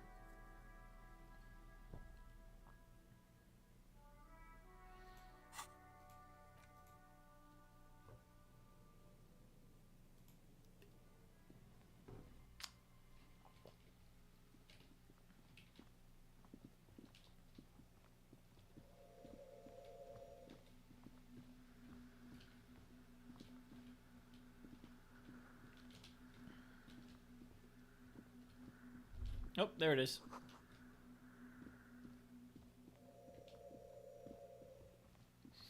That's like a specific noise. That's not a silence.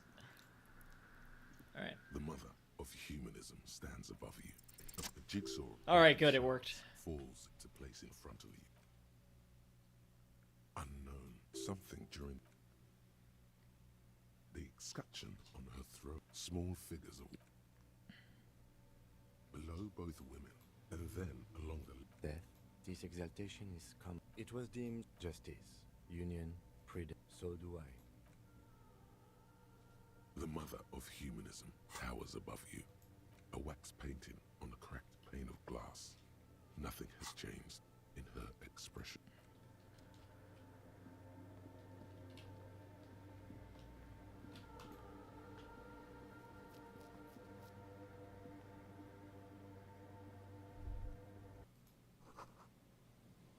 Jesus. What is with the black? What the fuck?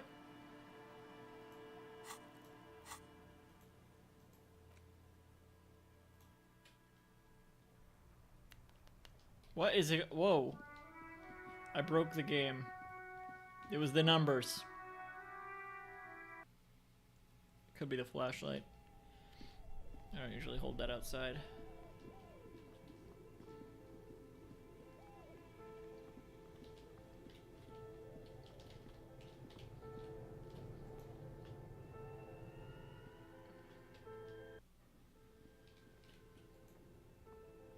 Tiles on the cube are still smoldering. The speaker. Good afternoon. Please repeat. Good. No. What does she? Maybe it's the same. Good. Ka-ching. Fortress. Thank you. Tiles on the cube are still. It sounds like something cracks. Something's broken. The paper is soaked Right. with ink. It's monochromatic. A single speck of white. God, I would have been shines so out from the pissed if that didn't work. For some reason, marked by the devil itself. Odd. Something is obviously broken here. Tiles on the cube are still. All right. Nope. Nope, nope, nope, nope, nope. Yes? Nope, nothing.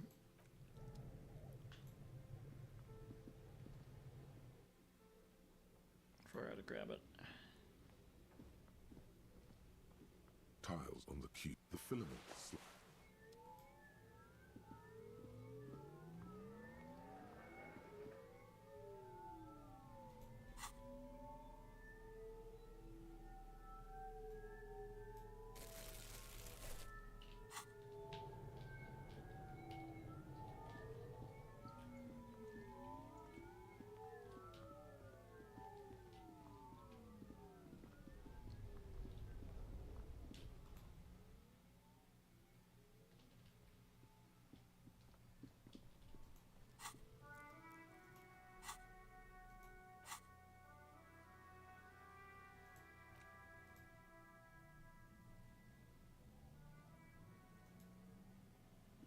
No, this, it's still broken. I don't know what's going on.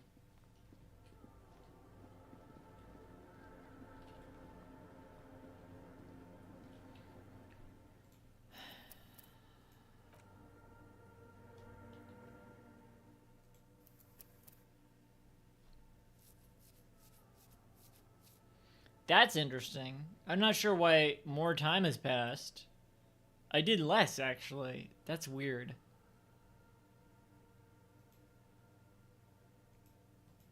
That's weird. Why has more time passed? Yes, what is it? Yes? No. In his defense. Okay, but thanks. Looks like it. Now I'm going to print it out to see what's left. Alright, don't waste your time printing it out. There's nothing but a speck of white and a sea of ink. It's broken. A speck of white? She sounds That's exactly what I'm hoping to find. She sounds excited as the filament clicks into place. What do you mean? Lintel was able to divine the location of the anomaly from this broken copy. I want to repeat their calculation, only this time with better equipment. Watch. What an intricate The paper. It's. This is wrong. Machines shouldn't behave like that. Sauna. Here. I found it. It's that white dot. It's the same place I saw it before when I printed it out. Hold on. That doesn't... nothing is different? Why did I even bother?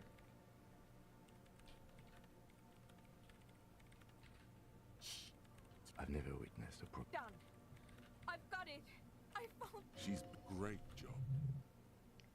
There. Think you can help me again? I need... You like... Just walk over. Thanks. Alright, so the main difference is that more time has passed somehow. Somehow it's 1311 instead of...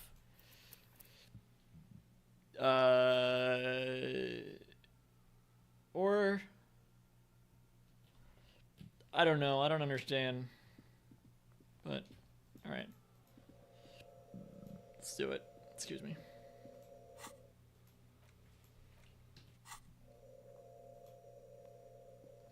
It's awfully... Measurements that... Oh boy.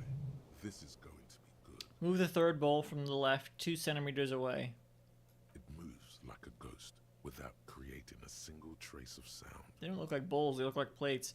Move the fourth bowl from the left 5 centimeters to the right.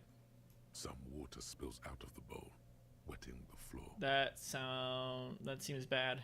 The lead programmer sends you an encouraging thumbs up from across the hall.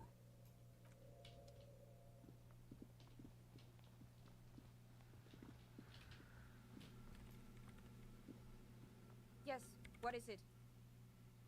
I did what you asked. Why are you just snapping at me? I moved the water bowls to the right position, just like you asked. What's next? Great. Everything should be aligned now. She stops, biting into her chapped lip. Oh, I do that all the time. Miss Know-It-All is hesitating. What's wrong? Yeah, nothing. Now the only thing left to do is to unmute the headphones. She snaps out of the lull. Oh! If we got the location right, we should then be able to hear whatever sound this anomaly makes. Wait, why did you have your headphones on mute in the first place? Honestly, I'm a little scared.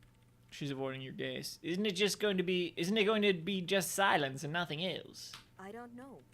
That's what I'm scared of. I don't know. She stares at the heart of her computer.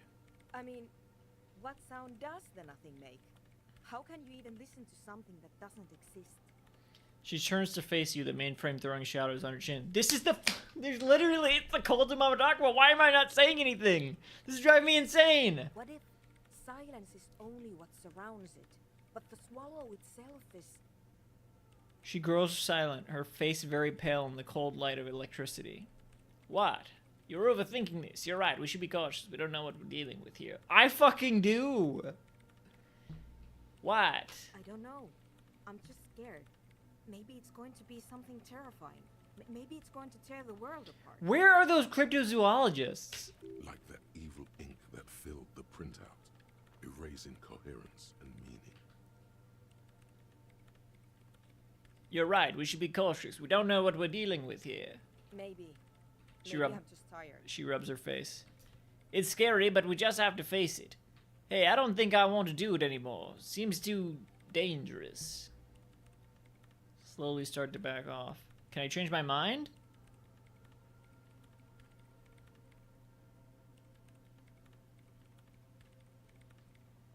Two. No, we have to do it. She breathes in determined and puts on her oversized headphones, ready to press unmute on the keyboard. The lieutenant takes a step back. And then, nothing. Nothing happens as Sona Lokanen-Kilda presses unmute on her keyboard. The coast, yes. But silence.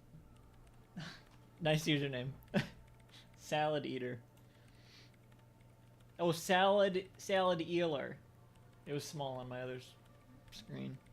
I thought it was salad eater. Nothing but silence. You can hear some small animal cross the floor in the chancel. It's that quiet in the sanctuary. I wish they would stop typing. It kind of takes me out of it. Say nothing. I hear nothing, so I'll say nothing. She doesn't talk. Her eyes closed and brows knitted together in a state of deep focus. One hand cupping the headphone. Well? Damn it. She lets out a loud sigh before tearing off her headphones. She's still avoiding your gaze. Come on, did you hear anything? Well, at least the world seems to be still all right. Look around. One. No, of course not. She says. Nothing happened. Let's move on. Clearly disappointed.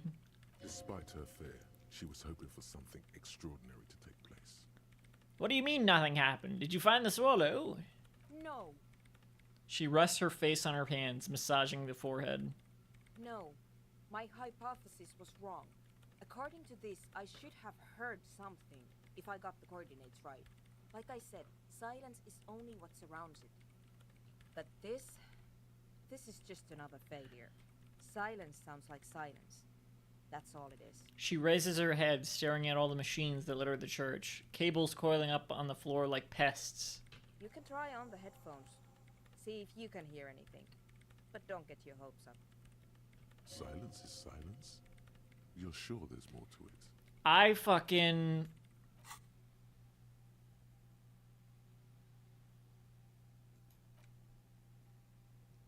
I have +3 perception, golden ear. I fucking... I should be able to hear the Col de Mount Aqua. So if I listen, that's what it is. There's no way it's not what it is. This can't be it. You should have a listen. That's what it is. Helping Egghead with his jam helped. That's interesting.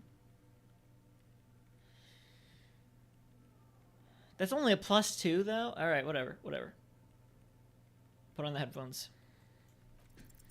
Everything disappears. You are draped in silence like a drowning man staring into his puny little headspace. And then the pressure changes. What does it mean? It feels like flying on an aerostatic, or when your ears pop, or like a subtle difference in the atmosphere, a weather change hanging in the air. What if the sound you're looking for is too low for you to hear it? Suna, take off the headphones. What if we just need a better sound system? A better sound system?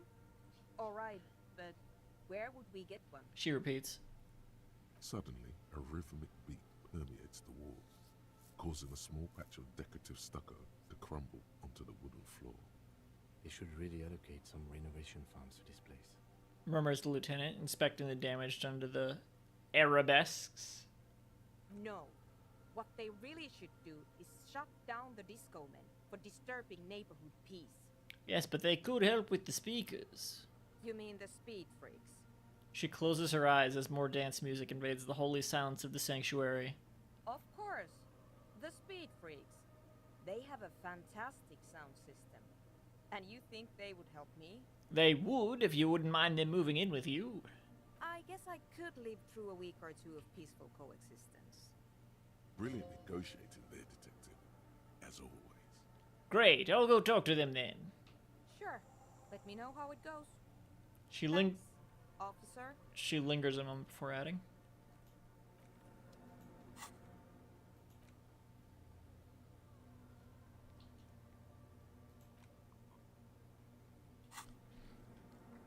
Where are the fucking cryptozoologists, though? That's...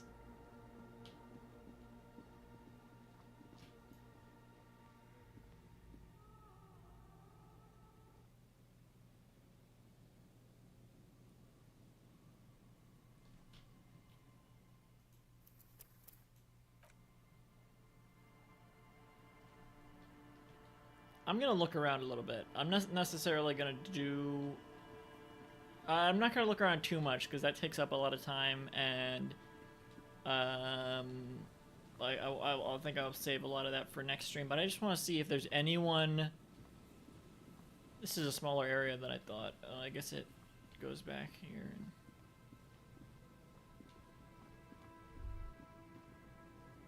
I'm just glimpsing for now. I want to. Oh, is that a dead body? A man lies. Oh my fucking god!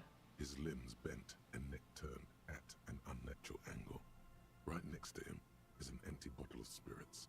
In his cramped hand, a chewing gum wrapper.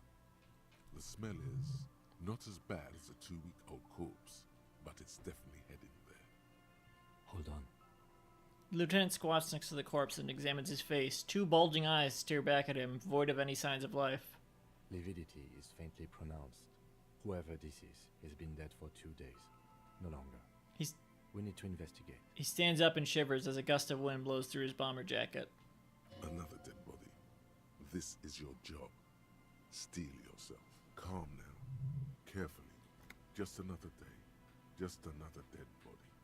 Study the man's clothes. He's wearing mud-caked boots, beige trousers, and an old brown leather jacket with a bright blue lining.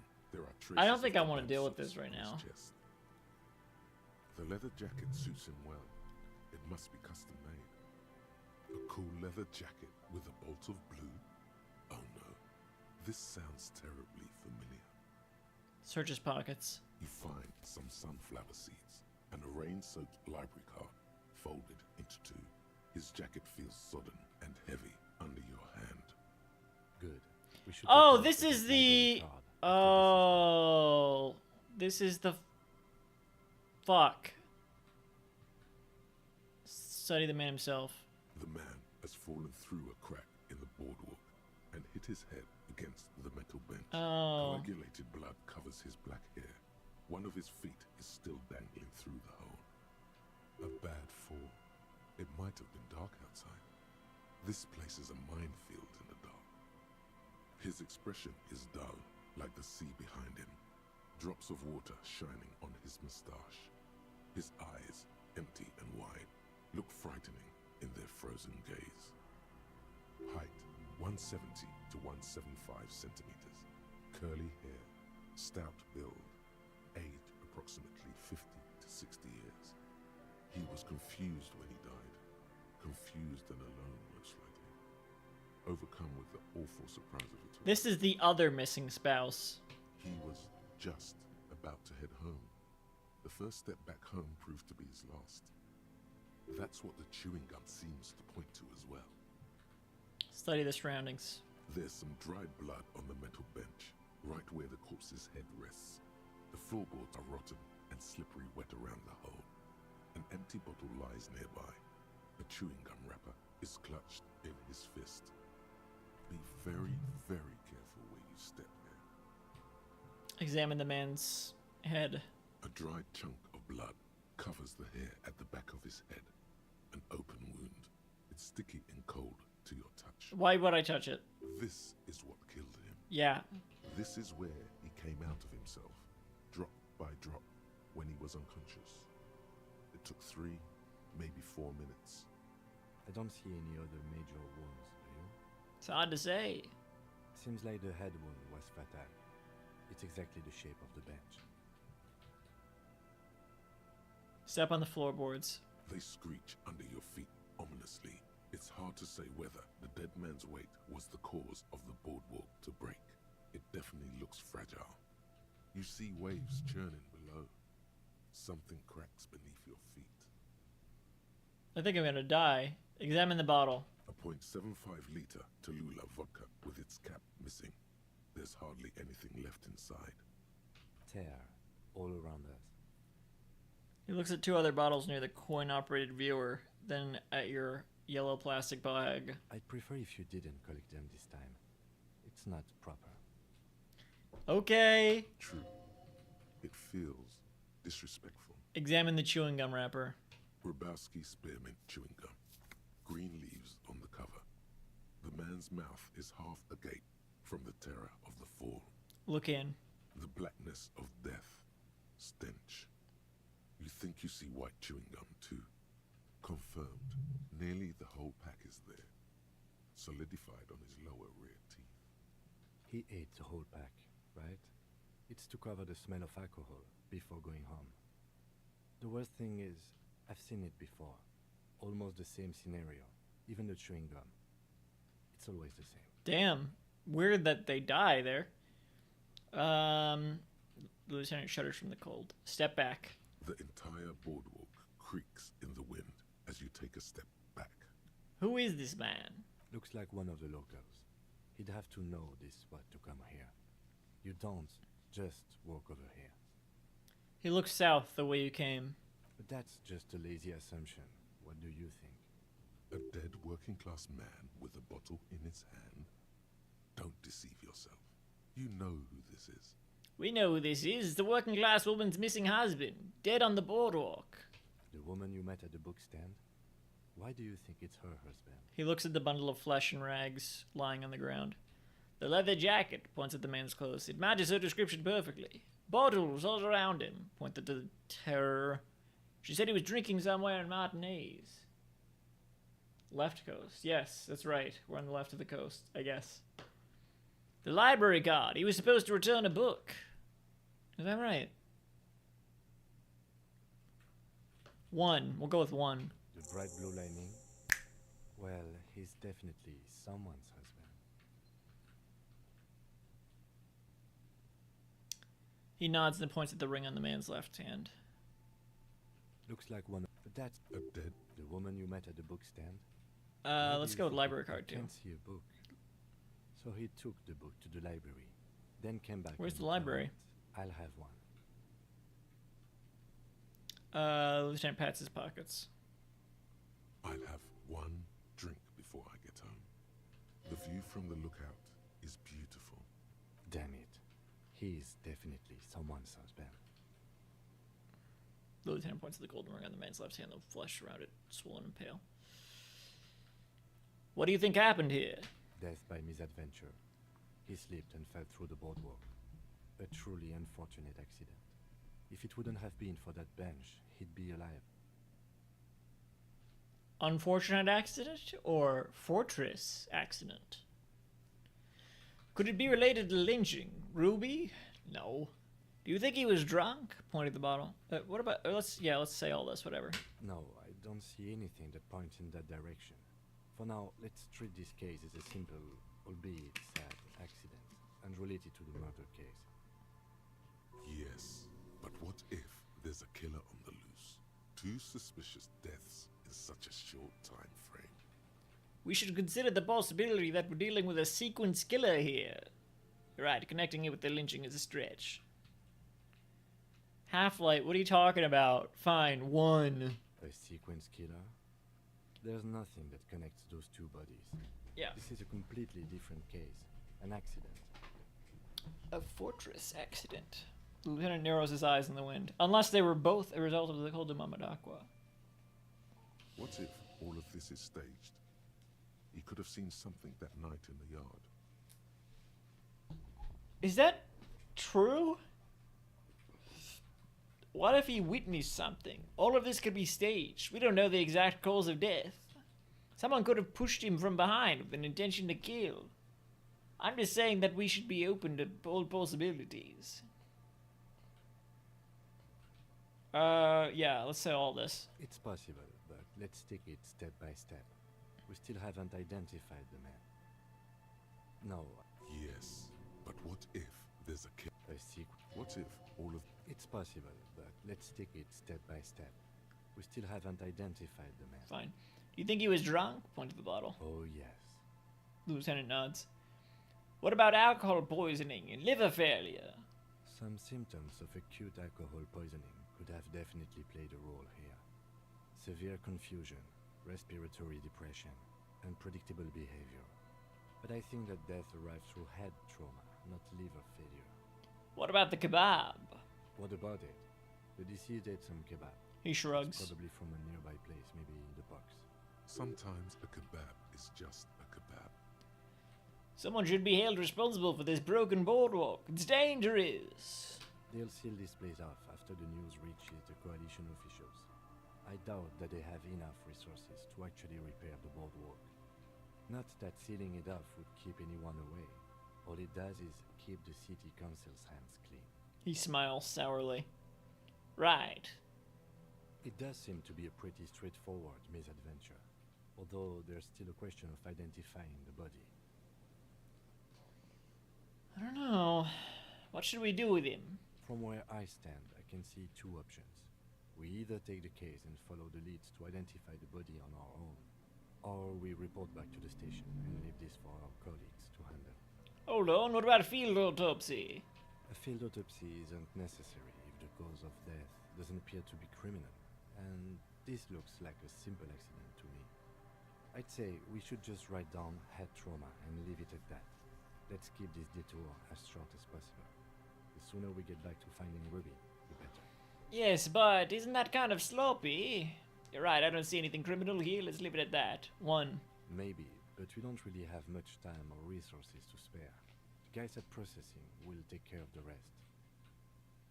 We found him. We should finish this. Take the case. Let's leave this case for the station. I don't want to spend time on it. Don't take the case.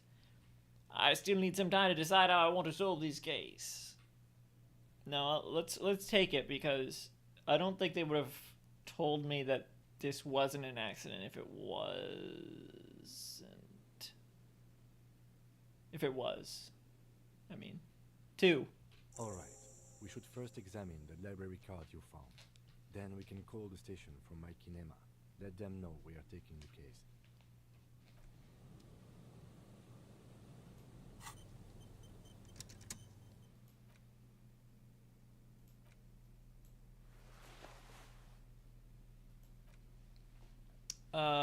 A folded library card. A library card found from a pocket of the dead man on the Martinez boardwalk.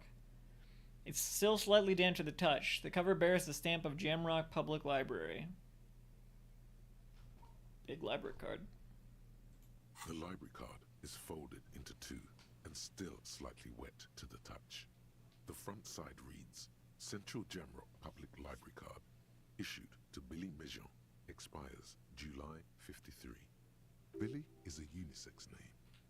Could be the deceased, or his family member. Look inside. Whoever owns this card is an avid reader. You find a list of books written in blue pencil. Radio thriller. Stand a little less between me and the sun. The last one in the list is The Glinton Curve by M. Theobald. A library stamp indicates that the book has been returned. Most of these titles seem to be in the sci-fi genre. Some thrillers too. Look at the backside. If lost, please return the card to the library. Dial 00502552211 or visit us at Moreau Street, 78, Jamrock. Business hours 900 to 1800. We're not gonna get into Jamrock. Good. We should give them a call from my kinema. See if we can learn anything about Billy Mejean. He takes a note. Good idea. There was plenty of information here to go by. Put it away.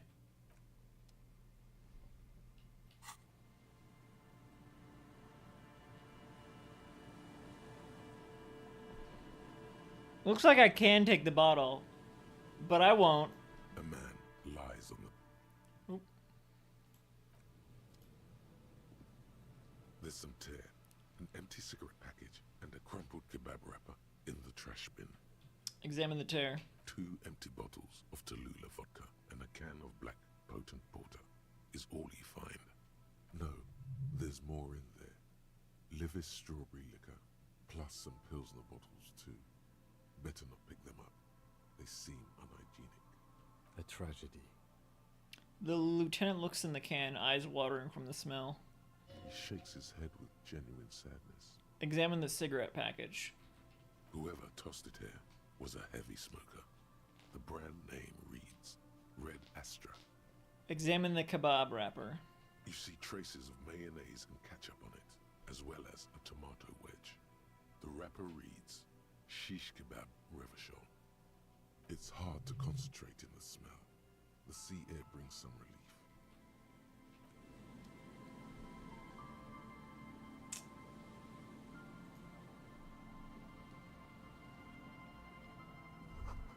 Coin-operated viewer has been out of order for years. Stop messing with the coin viewer and hold on to something. The wind is so strong.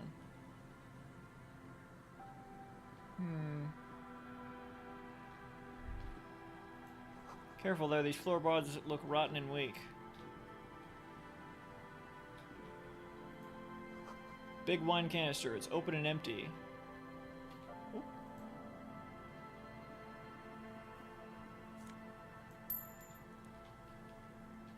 Alright, I said I didn't have time to look at all this stuff, and yet here I am looking at all this stuff. Oh. Moonshine probably smells like tasty fermentation.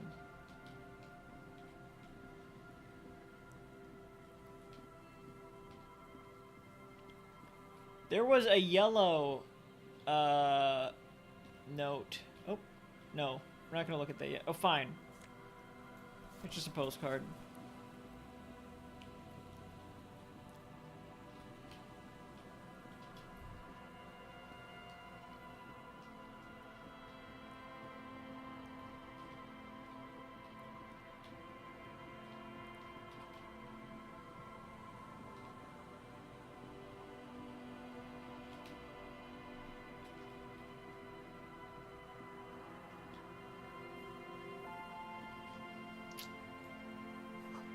A makeshift roof. Vagrants have tried to make the boardwalk habitable.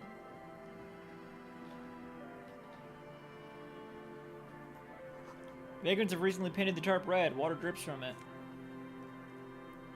Megabino's prescription lenses.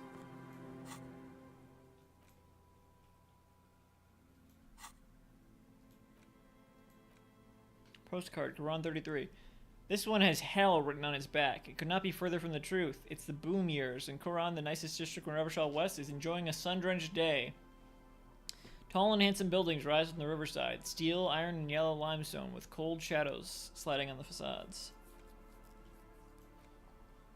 Think of your prescription lenses. Whose idiotic idea were square and beige plastic frames anyway? Beige is a color that does not look good on anyone, not to mention that seeing the world through these exceedingly thick lenses feels almost nauseating. Let's try them out.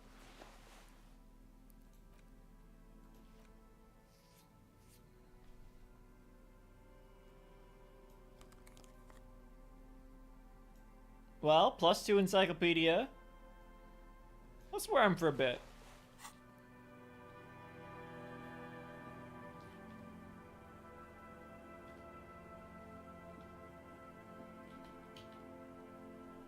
No? Can't go that way? There's nothing there anyway.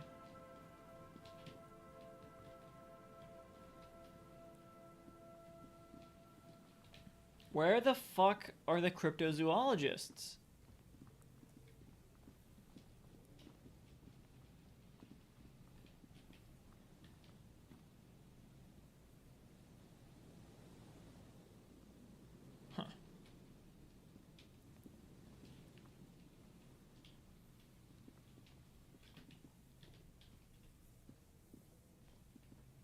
Was there something else here?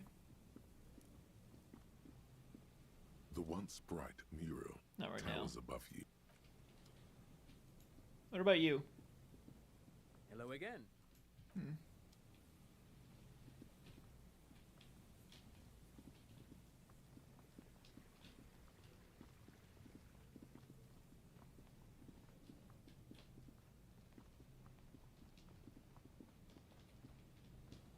This has got these have got to be the cryptozoologists.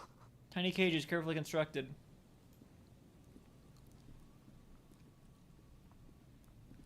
Here we go. Nice and easy. No way out, little guys. Not out of this jam. There's a cylinder on the ground in which the man is arranging some netting.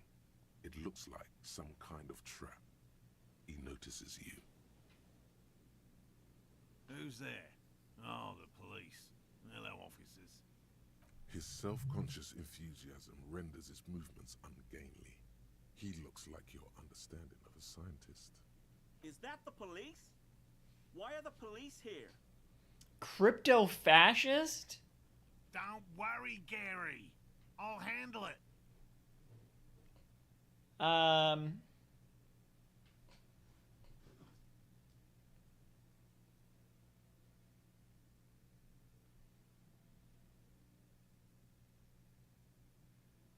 Paul Hogan could play this, whatever. You must be Morel, the cryptozoologist. To what do I owe the pleasure? Lena sent me. She's been really worried about you and is waiting for you to get back. Man to man, you shouldn't leave your woman unattended in a cafeteria surrounded by communists. 1. Of course. Thank you for passing along the message. That damn water lock is broken, and we can't go all the way around the 881.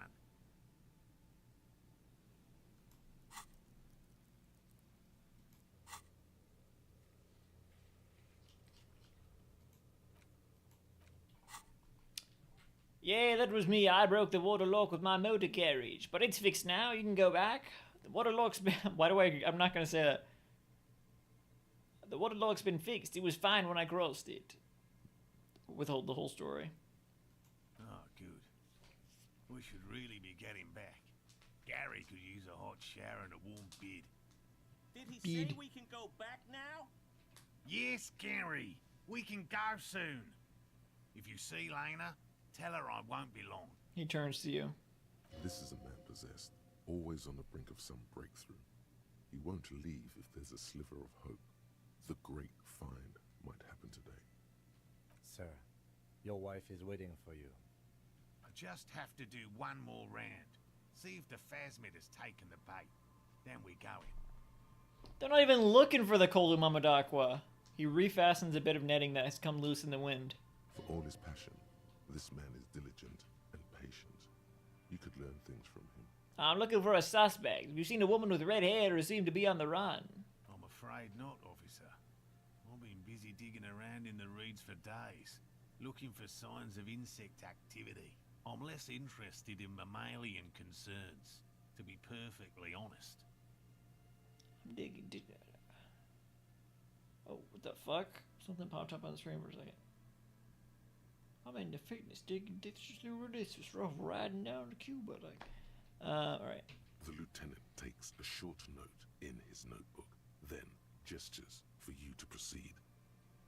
Tell me about this phasmid you're looking for.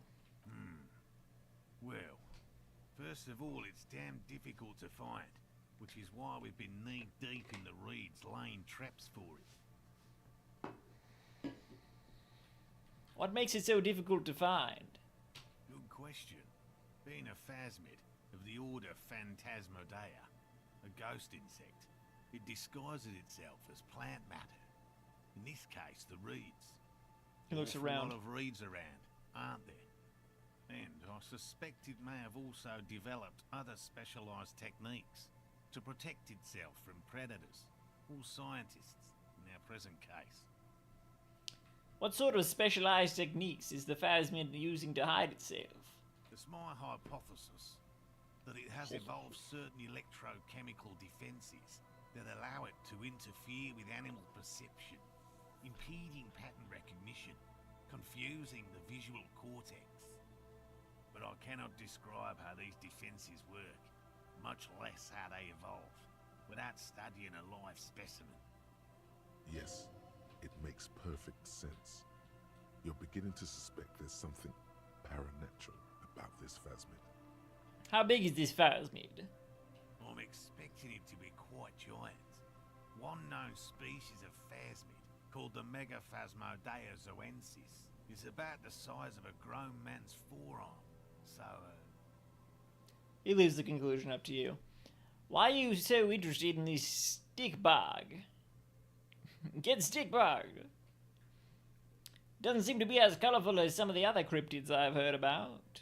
typical rookie assumption. Insects are much more sophisticated creatures than those unversed in zoology give them credit for. He flashes you a sideways smile. Even simply catching a glimpse of the Insulindian phasmid would be the apex of of any cryptozoologist's career.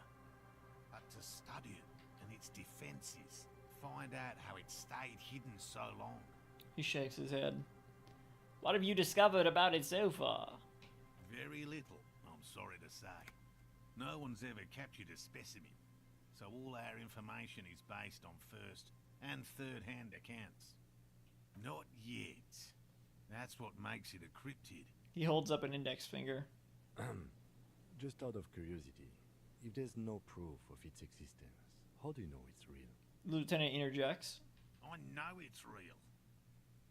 The cryptozoologist says, brusquely enough that even he seems taken aback by it.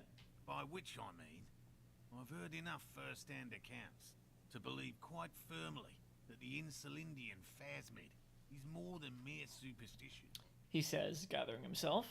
What would it be like to grasp and hold onto something you think is next to you, or just behind you, like a trace of vapor you exhaled one spring morning as a child? This is what he's searching for. A spectre. Lena said that there's been a sighting of it here in Martinez. Yes, the most recent sighting was by a couple of teenagers along the coast here. That's what brought us to Martinez specifically. I should ask them about that. It's the first credible sighting in several decades. Admittedly, it's an unusual location for this species, but with all the sewage runoff upstream, it probably doesn't matter much anymore. Could be how we get in there. Say worse. Maybe the Insulindian phasmid has died out. I have to resist the thought. He shakes Such his... an extraordinary creature is doubtlessly highly resilient. After all, it's generally thought to be capable of parthenogenesis. Parthenogenesis? He shakes his head vigorously. He means asexual reproduction. The females of the species don't need to mate to produce viable eggs. This makes it easier for a species with a small population to survive. That's pretty clever. Females reproducing without males? A travesty, a crime against passion and common sense. This arouses no sexual feelings in me. 3. And it shouldn't. Nature does not concern herself with ethical propositions. As a scientist, my interest is strictly dispassionate. There's nothing dispassionate about the way he talks about the insect. Tell me more about these traps. Well, they may not look impressive, but Lena designed them quite cleverly, so I'm sure they'll do the trick.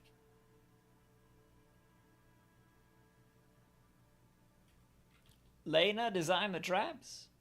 Yes. He says with some pride. How do the traps work? Simple. Attracted by the locusts, the phasmid crawls down the funnel and, having eaten its fill, can get back out.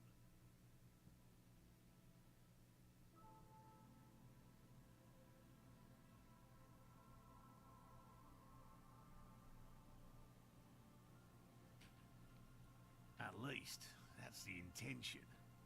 The net isn't a perfect solution, but we didn't want to use anything that might damage the specimen's delicate exoskeleton. How do the traps work? Simple. Attracted by the locusts, the phasmid crawls down the funnel and, having eaten its fill, can get back out. At least, that's the intention.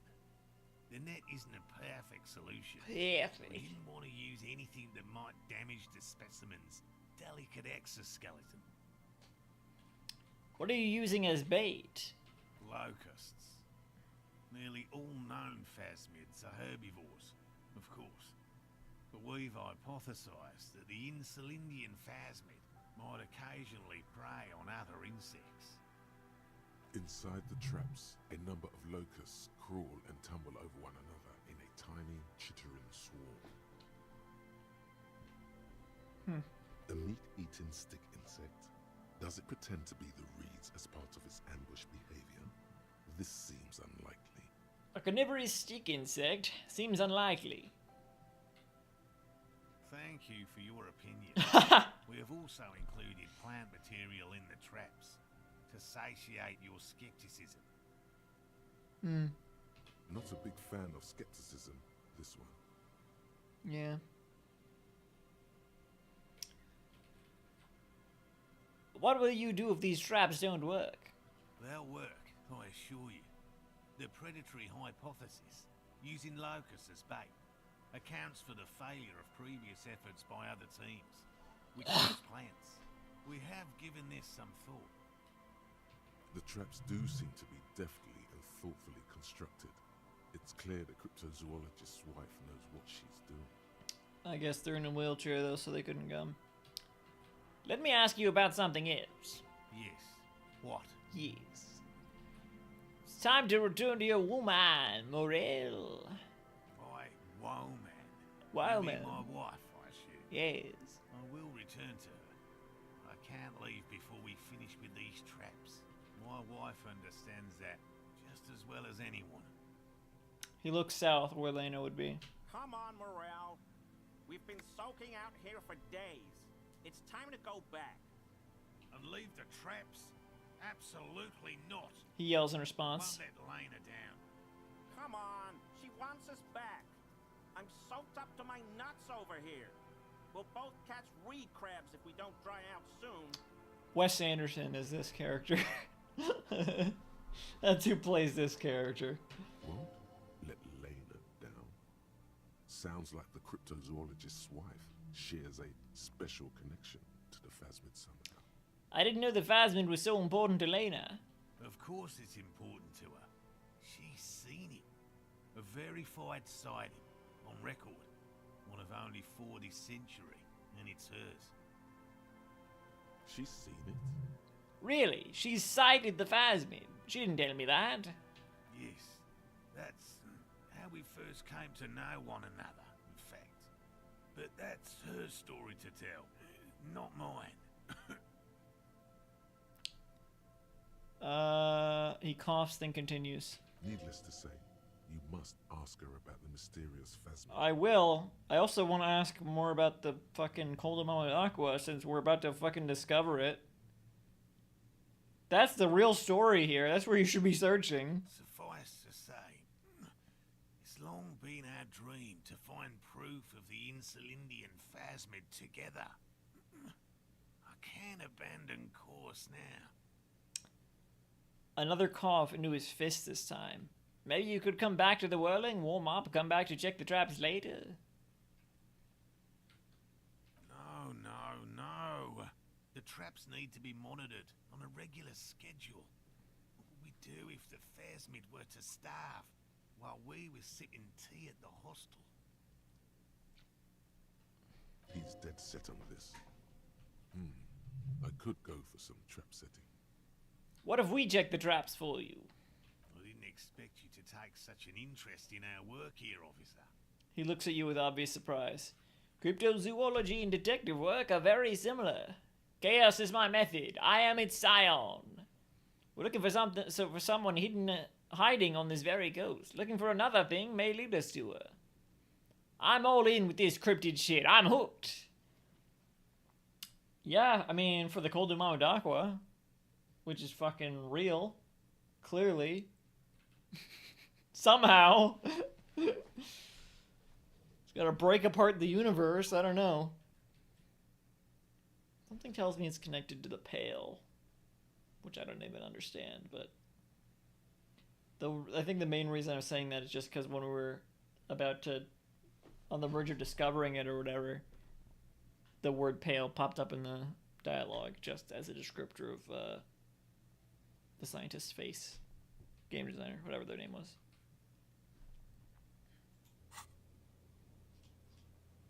Suna. Let's say 3.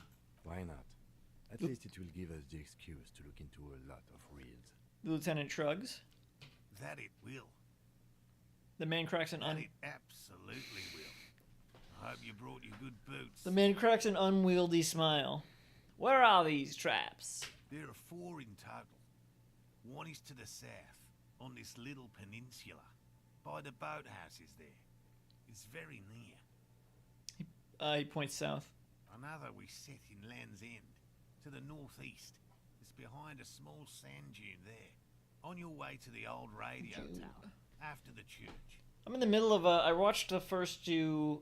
I've said before how this game is gives me some Dune vibes, as well as, you know, Liberty's Kids CD-ROM and obviously Deponia. I rewatched the first. I finished reading Dune. In this order. I rewatched the first Dune Part 1, as they renamed it, which I refuse to call it. It's just Dune. Dune's first movie. Finished reading Dune, listening to the audiobook, really. Watched Dune Part 2, and now I'm in the middle of watching the David Lynch Dune, which is the first David Lynch movie I've ever seen. Pretty dull. I respect the majesty and presentation of it all, but pretty dull. I fell asleep last night watching it, but that's just because it was so late.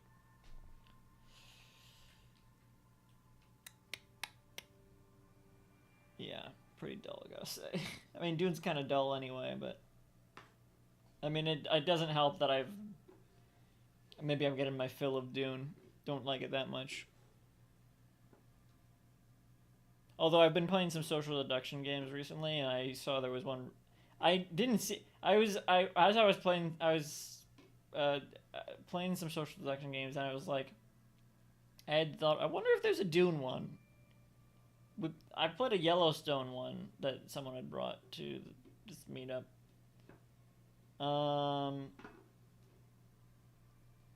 And I had the thought, I bet there's a Dune one. I feel like that's an intersection that would exist. Looked it up. There is a recent one themed after the movies. I'd be interested in playing that. That might be on Tabletop Simulator. I don't know. That is for next Sunday, hopefully, if that's when we do it. That is sort of what I wanted to check out. Not the Dune one, probably. because I haven't played it before, but social deduction games that I've been playing recently is probably what we'll be checking out next Sunday. The third is set near the canal, where you crossed, by a concrete slab. A big thicket of reeds going up the slope, and among them... Among Us. That's if you don't know, that's what social deduction games are like. Among Us. Werewolf. Mafia, you know. He gestures to the trap in front of him. You should check at least one of those before returning to this one, since I just said it. This one's more of a technicality, but still, better safe and stupid than sorry. Stupid. What do I do if there's a phasmid in one of the traps? Bring it to me at once. Just make sure the trap is closed tight. Are we seriously gonna find a cryptid? Cryptid. We're gonna catch an NFT. He's not comfortable with the possibility that you'll claim the find, but he's lying about this even to himself. What if I encounter the phasmid in the wild? That's highly unlikely, officer. But in the event you do, I'll spray you with a pheromone mixture I developed. He takes out a small white spray can. It's made of musk and research chemicals. The pheromone should attract the insect to you, or at least prevent it from bolting at the sight of you. It's quite potent. Will last you about a week. Lay it on me. Lay it on me thick. I don't want this, thank you very much.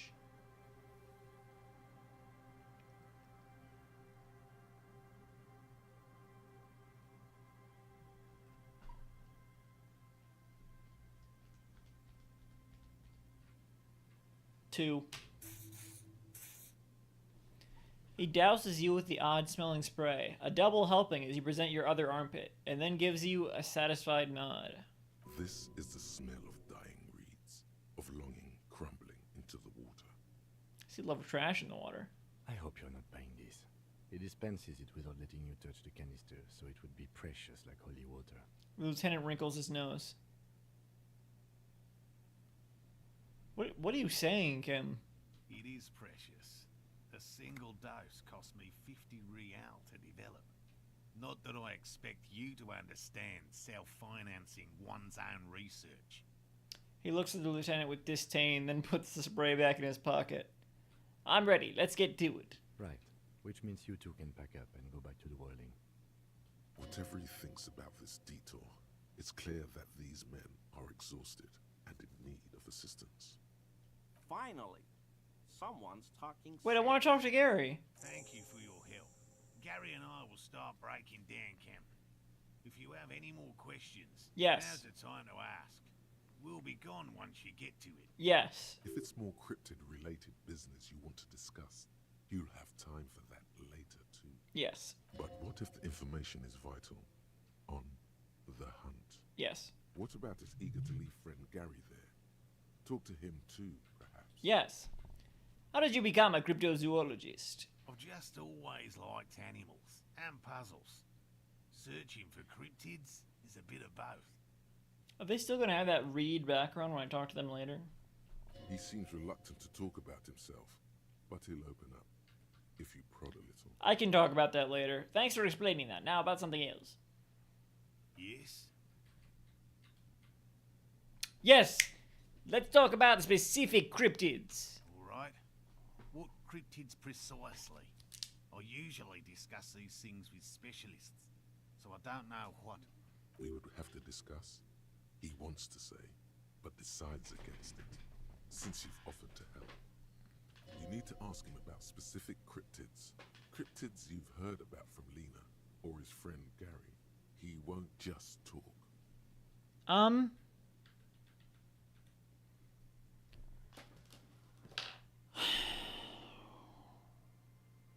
Nothing about the Coldu Mama Dakwa. Damn it. Okay. I'll be right back.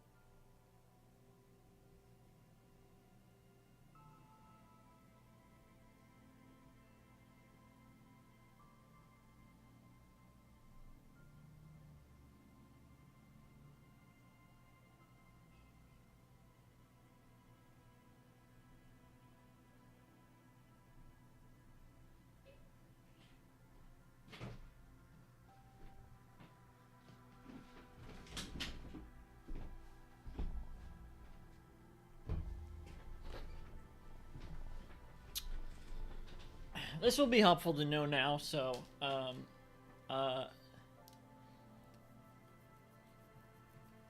I want to hear about a new one. Just tell me about a cool cryptid. Any cryptid. No offense, officer, but I'm not much of a pedagogue. I don't know what I would have done if Lena hadn't persuaded me to go back to field research. You should ask her if you want interesting stories. Well. Me? I'm not a people person, unless you haven't noticed. Yeah. And I don't make a good lecturer. My strength lies in field work and persistence. He brushes an errant strand of hair from his eye. Enough tales, then. Let's change the subject. Wait, this wasn't an option. I don't know. This one. I know about Cryobacter catlensis. Oh, everyone knows about that one. Thanks to Professor Mijanu being the talk of the town for a time. He coughs in his fist. Although, probably because her life ended as a result of her work in Gutler, no one remembers her contributions to the search for the Nong-Ok. The Nong-Ok? Well, it's not hunting, it's what? playing this manner. Yup. Whoa. I didn't skip that. God damn it. I gotta read this whole thing. A flightless cursor owl found in the Seminine Isles. Its long legs permit the Nong-Ok to run faster than any other avian, perhaps any other animal. Who knows? When it's not hunting its prey in this manner, the oak hangs from tree branches like a bat, waiting to dive on hapless prey below on the jungle floor. Mijanu liked extreme animals, you see. One of the few figures of the academic establishment I respect. Really a shame she disappeared. When did she disappear? Oh, decades ago. In the 30s. I didn't know her personally, of course. The chasm of academic pretension still stood before us, even though she had unusual courage for someone from the other side. That could be a story. Enough tales then. Let's change the subject. By all means. I'll get he coughs and wipes his mouth. Don't die. I'll get going.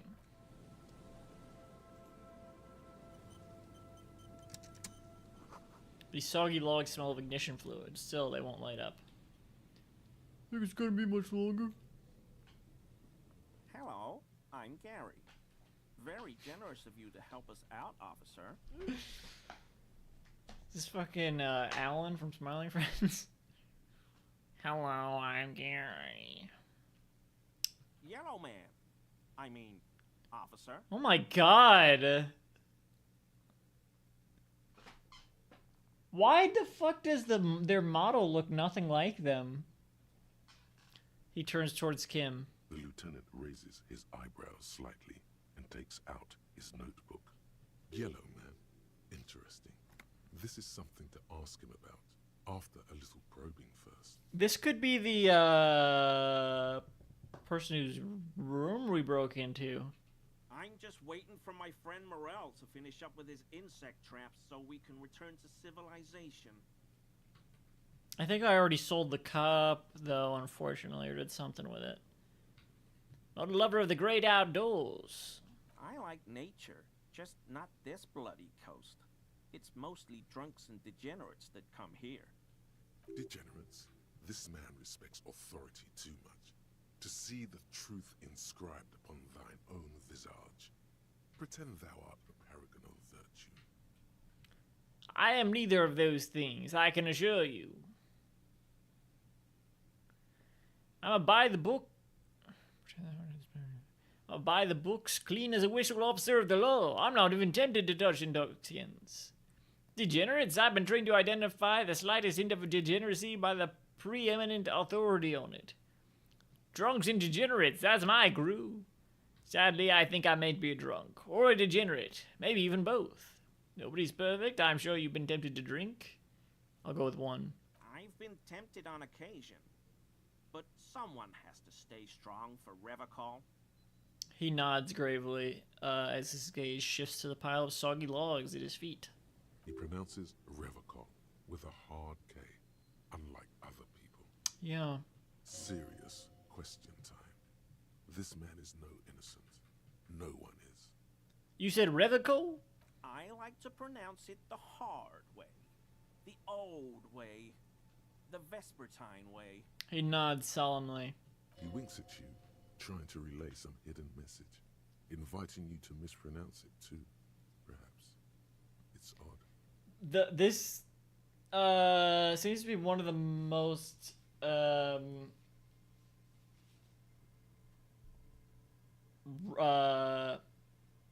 racist or fascist, whatever, characters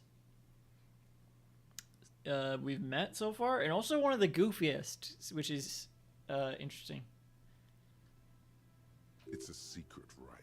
A very fringe nationalist handshake, probably. Garbage. You're a true patriot, and you know how it's said. The Saran way. The fine way. With an elegant Reversal. You know anything about the man hanged behind the whirling in rags? Do I still have the mug? Oh, so that's what the RCM in Martinez is about. Great. Great to hear someone's finally taking care of that. He nods in sincere approval. So you do know something about it? No. Nothing. He was some kind of mercenary. But everyone here knows that. I'm just glad to hear you're looking into it. That's all. He shakes his head emphatically. He's not feeling very comfy in his clothes, is he? Strange. He didn't kill him or anything, but there's something going on here. There is. Thank you for your cooperation. I want to make sure I have the cup. I do. Okay. Interesting.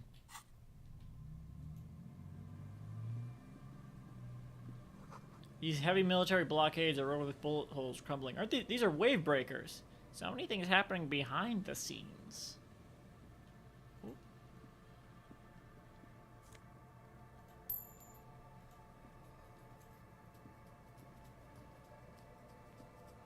Always a pleasure to see an officer of the law. I mean, officers. Is this your mug? My mug?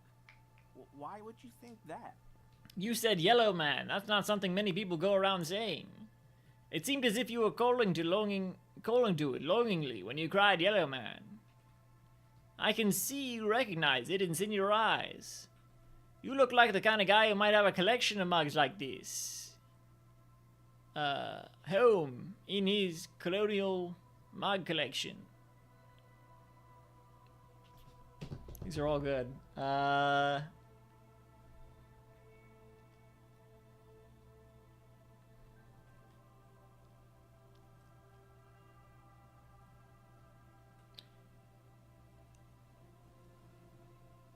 Let's play our hand. 4. How do you mean?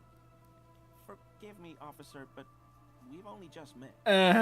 He's trying to avoid lying to you outright, in case you really have been to his apartment.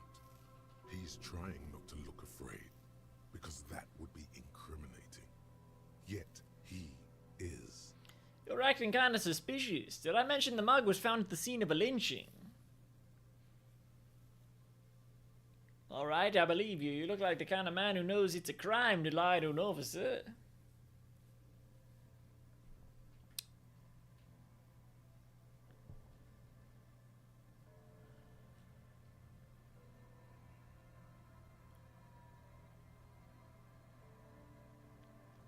I'll say 1. Okay, I admit it. I threw the mug away in the trash container behind the hostel. I know I shouldn't have, and I am very sorry, officer. He pauses. You're not going to find me, are you?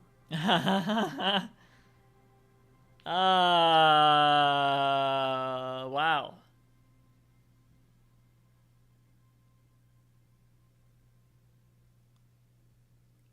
I think I could get away with 100, but not 250.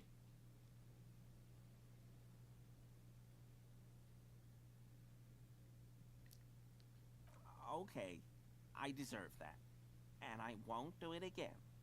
You have my word. He accepts the sip of copy paper with a bow. I don't know what got into me. Fuck. Stuffing my garbage in another man's property. It's... I've been having trouble at work lately. The Koikos are price dumping us out of competition. What did you do, Gary? Nothing. Nothing. Just answering some questions. Helping out the law. So I'm not gonna get that 100 real, am I? How did you get into this trash? How did you get into the trash container? I know a guy who works with the trash collection services, CS Municipal. He gave me a master key for the trash containers of Martinez. Why would you need to get into everyone's trash? So I can use the Whirling's trash compactor to store my own stuff. Garbage disposal is expensive as hell. The damn Chimeans run it like a mob. God. He says, bowing shamefully like a fallen knight. I'm sorry, okay? I thought I could cut costs. I shouldn't have. I shouldn't have disgraced myself. Disgraced? No need for the histrionic, sir. It was, after all, just a trash container. The lieutenant raises his eyebrow and looks up. He studies his reaction. Gary doesn't answer. Gary, did you put the clothes of a murder victim, the man who was hanged behind the wedding rags, into that trash container? Officer, please. Let me explain. It's not like that. Party. Do. I was only cleaning up. I live right across the yard from where he was hanged, and I saw him stripped naked. All the clothes lying around in the yard, smelling. People are animals, you know? Yes. What happened? Then I came out to clean up the rags, because no one else would. I put them into the Whirling's trash, along with a broken mug, admittedly. He changes his mind mid-sentence. What do you mean what do you mean by that? Change your mind. Okay. I was coming to throw the mug away, and, well, I threw the mug there and the clothes too. Right. It was just civic duty. The lieutenant remarks drolly. Exactly. That's exactly what it was. Civic duty. Doesn't add up. As he shifts uncomfortably, a series of clicks, like the clinking of glass beads against one another as they roll across a hardwood floor. You've heard this sound before, but where? What's that strange sound? What sound? That clinking I just heard when you moved. Oh, don't mess with me. I think you know what I'm talking about. I haven't the slightest. There's lots of weird stuff out here in the reeds, though. Insects, trash. Could be the wind shifting some garbage nearby.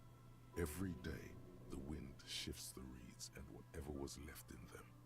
Tambourines and condom wrappers, plastic and glass bottles. The smell of decay. What's going on here? The sound you heard was not the sound of something easily abandoned. What sound? The clinking I just heard when you moved. Really? He fans his arms out slowly, and this time his motions are soundless. There's lots of weird stuff out here in the... Every day, the sound... What the fuck was that sound? Something easily abandoned.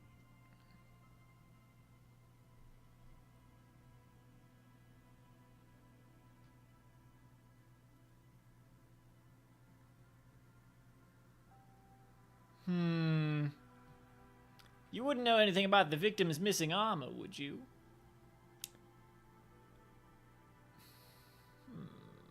Armor? No. I mean, yes. Of course. I know he was wearing armor, but could that be anything about it? The noise was? He changes his mind. An infant could see he's not telling the truth, but he's too scared to admit more wrongdoing. There's something going on here. You should observe him more closely after this topic is concluded. Let's move on. For now.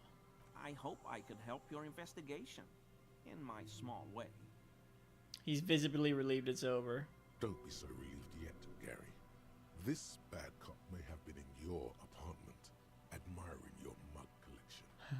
Perhaps a little intimidation?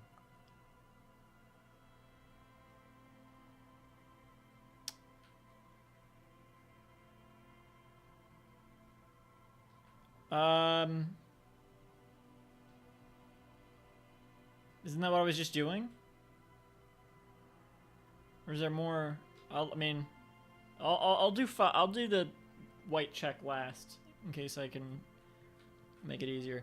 Are you a cryptozoologist too? No, no. I help Morel with research sometimes, and I've learned some things along the way. But I don't usually go in for picnics like this on my own. What does he do then? This feels like a good opportunity to dominate him. What do you do then, if not cryptozoology? Oh, this and that. Sounds intriguing. Sounds shady. As long as you're making ends meet and advancing your career objectives. 2. Officer, I would never. I just didn't want to bore you with unnecessary detail. I work as a special courier. You know, urgent deliveries, overnight deliveries, deliveries to out-of-the-way locations. So you deliver things. What kind of things? Oh, I don't know the contents, officer. Part of my job is discretion. He's trying too hard to seem untroubled by your question. The rigidity in his posture gives him away. Do you deliver drugs? Do you deliver guns? Do you deliver letters to the secret mistresses of corporate and government officials? Oh, I guess that's okay then. He smiles broadly. No, it's not. Oh, this and that. Officer, I work as a special courier. Oh. He's trying too hard to drugs? No, no. That's far too dangerous. Besides, dealing drugs isn't for people like me and you, officer. Guns? No, nothing like that. Ow! I leave that to companies with hundreds of years of tradition in arms manufacturing. No need for an amateur like me cutting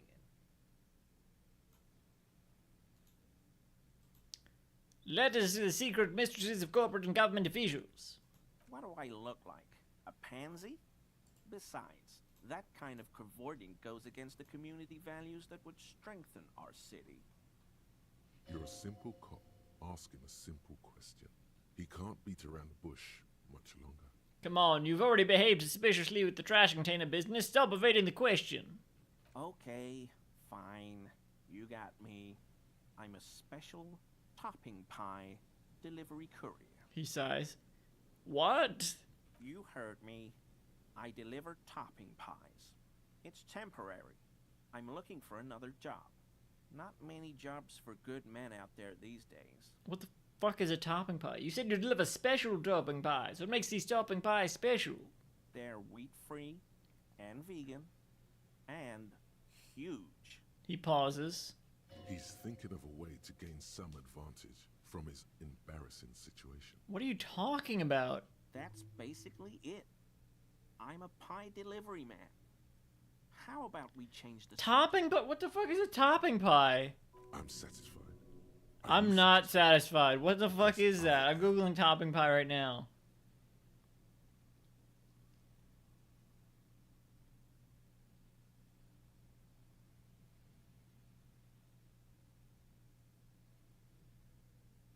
Nothing.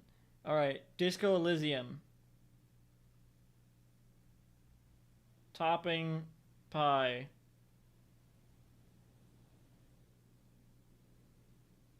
It's just a pie. I don't know. That's weird. We do have the we will have the opportunity to see one, I guess, but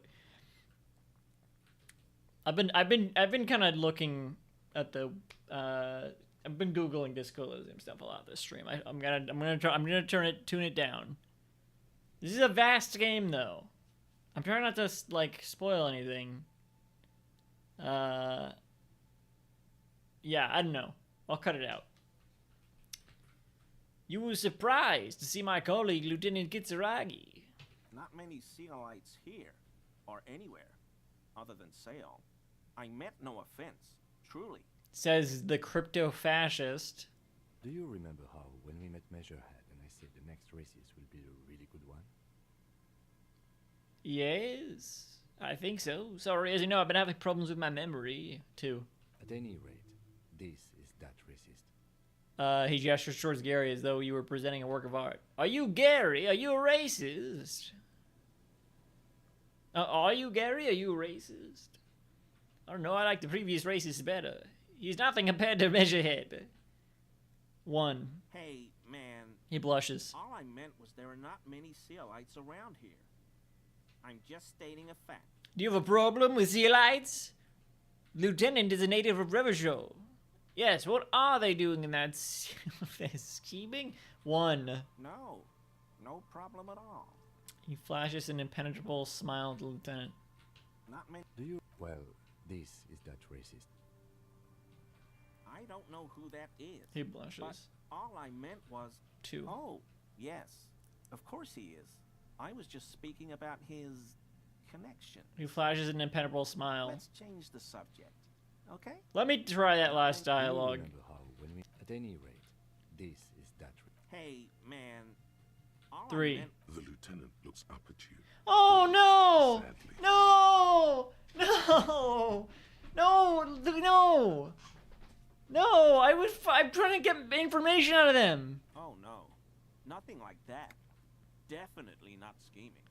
Fucking God. Alright, no, let's When I said the next racist will be... At any rate, this is that racist. Hey, man. Oh, that. yes. Sorry, Of course he Kim. is. I was just speaking about Grill them his about topping pie. connections. So, Gary, you live Let's change nearby? the subject.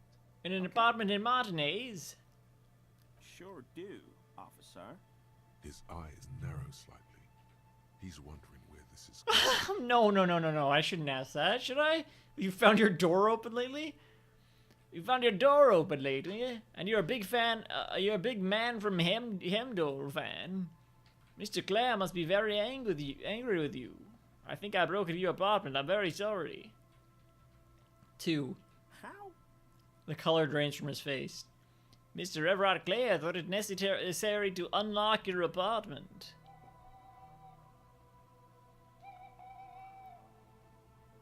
That's my alarm telling me to wind down for the evening, which I've been trying to do on this stream for I think a past hour. Anyway, these are long conversations. I think we are winding down though.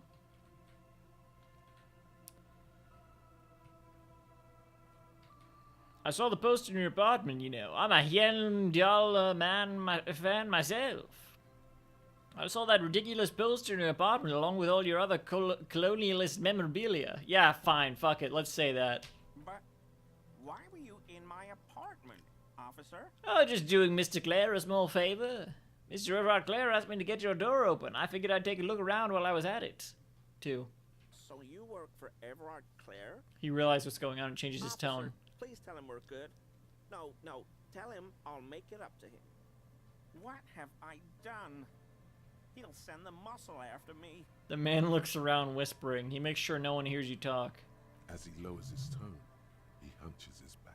Relax. Everard doesn't like the article you want to write. Don't write it and it will be fine. Honestly, I feel bad about it. The article you wanted to write? Don't let this dissuade you from writing it. I don't know what it was, but he doesn't like you. Try not to shit yourself, Gary. It's just an open door. Nod grimly. Our discussion on this topic is over, Gary. 4. What could it be about? I probably talked too loud. In the whirling. About some theories I had. Whatever it is, I'm done with it. He frets to himself, not taking your advice. I won't do it again. If there's anything I can do to assist you, or the Union, just ask, okay? I'll try to help if I can. He looks around nervously. This scared him proper. He's positively melting from fear. Has to prop himself up with a lot of anger to keep it together. Anger? The weather vane has turned. He cannot be unturned. The lieutenant remarks with a smirk. He clearly liked his squirming. He may even have changed his mind about the whole door opening operation. I mean, I think they did that when they saw the fascist stuff in the apartment. Alright. Why is he shifting around like that? Analyze Gary's composure. I think they're wearing... very uncomfortable on him. Look at the buttons, barely keeping that thing together, as if something is ready to rip out from underneath. Yeah, I think they're wearing the armor. I think they're wearing parts of the armor. His massive musculature? Something worn underneath it? Let's say both. No, he's scrawny. Try again. Something worn underneath it. Yes, like a piece of ceramic armor, for example. One that makes a clicking sound when the plates meet each other, resembling pearls or marbles, stolen from the corpse in the yard near where he lives. I see you're a connoisseur of high-quality combat gear. I knew you'd figure it out, officer. He sighs heavily. I'm sorry I didn't tell you at once. He unbuttons the shirt. I was ashamed of what I did. And I didn't want you to know. You see gleaming white ceramic shine underneath it. A thin layer of interlocking plates cover his gaunt torso. Why wear that around? We're not detecting falsehood, sire. He's gearing up to admit the truth. Of course. This shame is surprisingly sincere. Gary, what's going on? Later, Morale. I've got apologizing to do. No, you've got explaining to do. Yeah, the lieutenant's tone is icy. Give me that armor, now! Why did you really put those clothes in the trash? Why did you lie to me, Gary? Do you know who killed the hanged man? Answer me! 3. Because I was weak. He says. I should have told you the moment I saw you. But... Staring at nothing in particular. The hell, Gary? You in trouble? I'll explain later. He doesn't muster up the strength to yell. Why did you really put those clothes in the trash?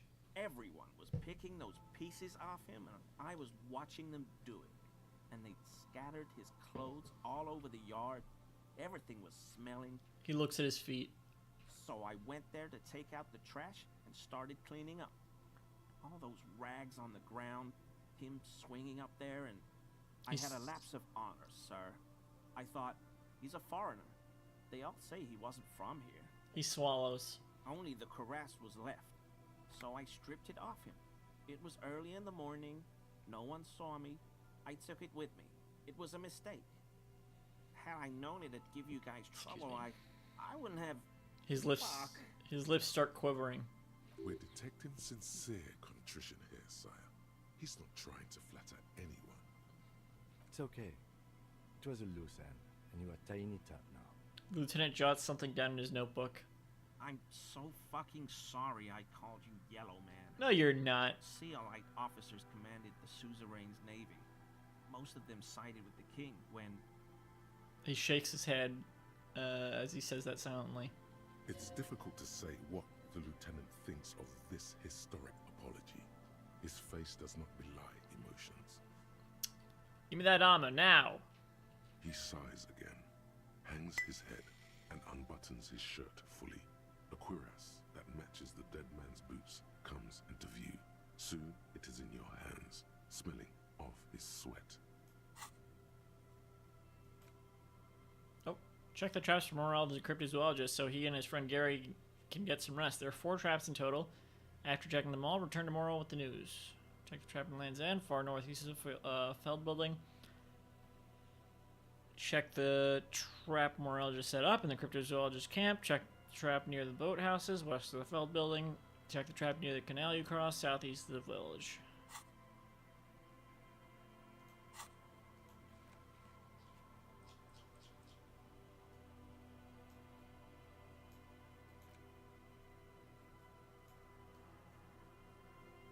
Where's the armor one? No. Oh, whatever. But so light to hold, like a bag of cotton. Do you know who killed the hanged man? I always thought it was the Union, but I sure as hell won't go around saying that anymore. You have my word. I don't know, and I won't be running my mouth on this subject anymore. This is all he knows. Are we done here, Gary? Yes, absolutely. I will never do anything like this again. I won't mess with Mr. Clare either. You have my word. Thank you for your cooperation. Alright. Let's look at this. Whatever this is. This be the buoy class told you about. Oh shit. metal and plastic contraption bobs up and down amidst the trembling reeds. At first, it just looks like trash, but if you look closer... That over there must be the boy Glacia told us about. The one she hid her passport in. We should take a look. He points to the strange-looking object. Ooh, hidden things, secrets, lies. Pick up the buoy. You lift the boy out of the water without much effort. It's not tied to anything.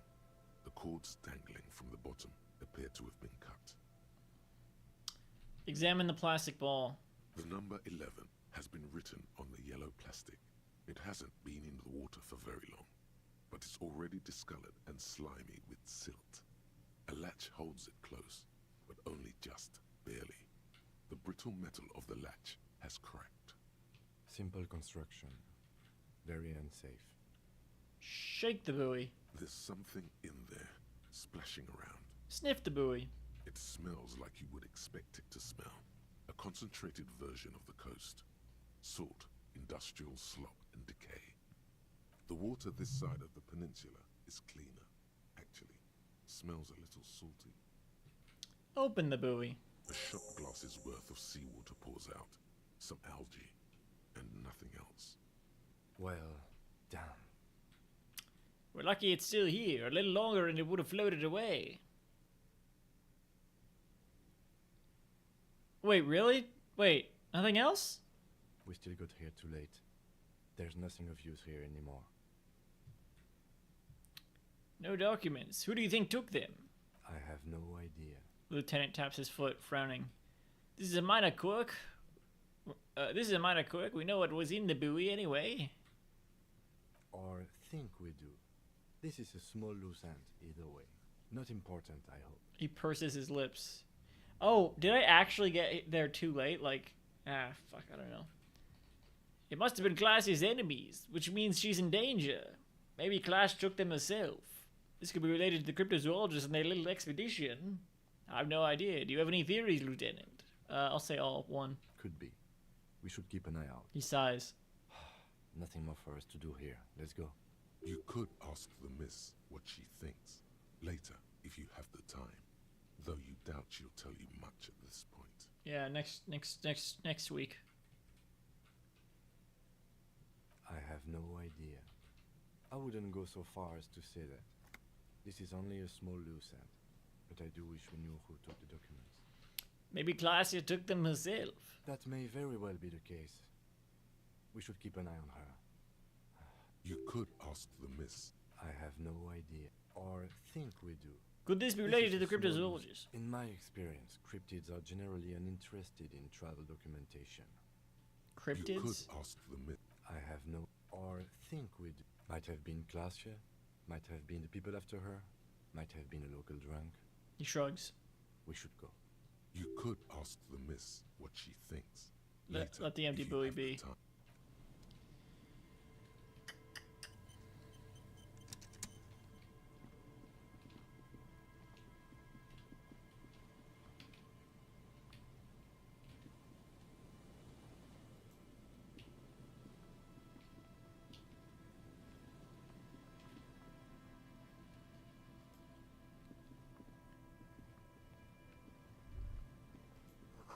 It's almost possible to get a fire going this near the ocean. We'll be on our way soon.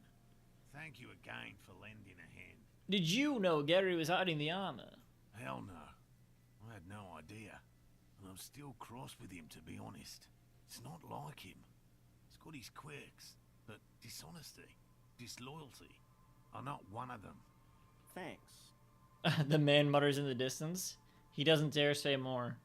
He's still glad his friend stood up for him.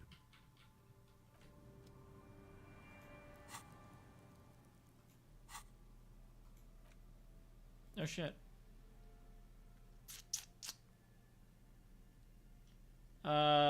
Fairweather T5000 Kuris. +1 pain threshold, thicker skin, +1 volition, broad confidence, -1 empathy, many of invulnerability. This vitreous enamel Cuirass finds snugly Cuirass fits snugly and redistributes kinetic energy across its countless white plates. Amazingly, it fits underneath your coat. Under your coat. And it also makes pretty porcelain sounds when shaken. Well, fuck it.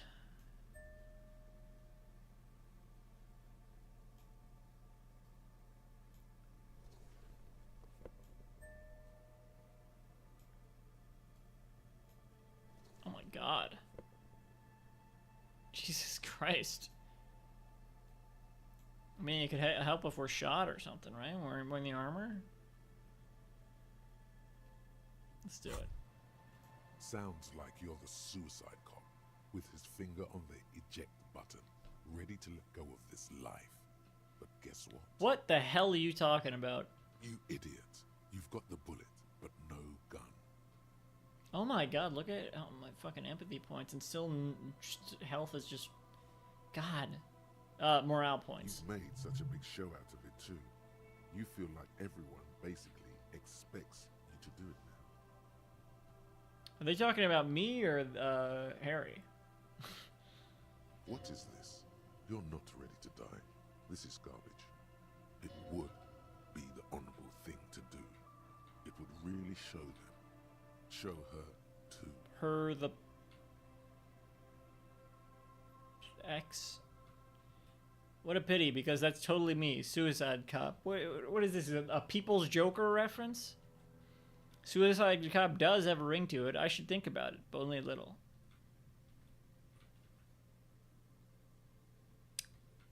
No, it's a sign that I want to live. Refuse. 2. Oh yes.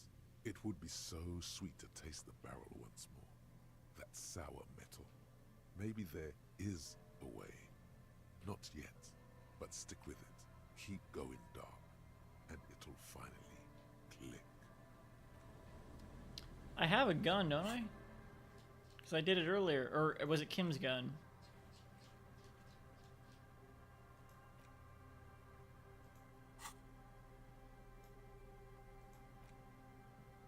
Must have been Kim's gun.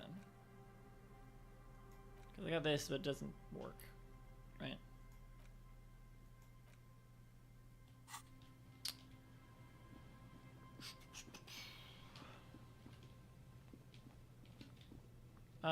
Don't I check? I guess I'll check it when they leave.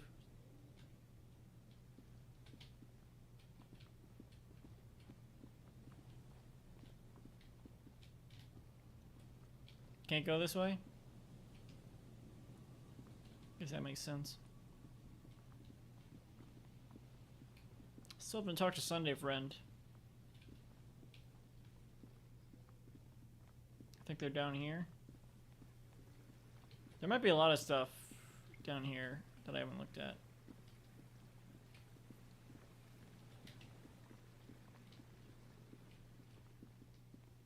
Where am I?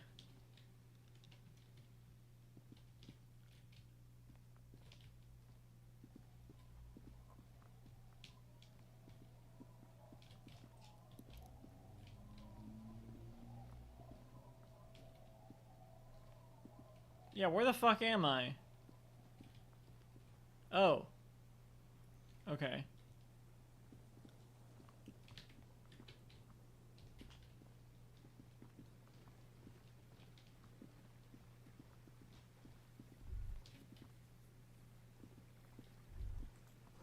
It's a Noland Vint Sink, an ancestral model. It's like ancestral model.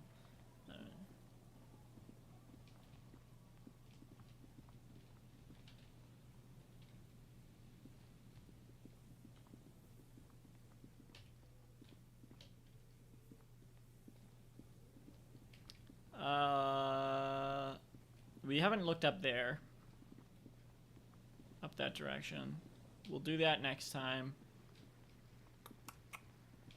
Wrapping things up. Gotta talk to the kids here again. Hi again. So, how are things going? He looks excited. The tips of his hair are sharp and white. The bleach has consumed almost all the toothbrush on the mirror in front of him. Oh. They bleached it with a toothbrush. Yes? What's the deal? Good news! I managed to convince Suna. She's okay with you guys moving in, but on one condition. She needs your speakers for a project. We are grateful, Copman. You're an augury of a new era of Nordic dance music. The Speed Freak smiles, happier than he's ever been before. You're going to have to share space for a couple of weeks until she gets her research finished. That's fine. We can manage. He grins, excited. And you're still sure about keeping our little side business, right? Oh, you mean the illegal drug lab? There will be no shady shenanigans in the church. Only live and Nordic dance music. 2. Yeah. Fine. We can make do. It's going to take us a bit to move our stuff inside. A couple of hours, maybe. Come check back later. Let's get moving. He seems disappointed. Andre, where's the other Speed Freaks?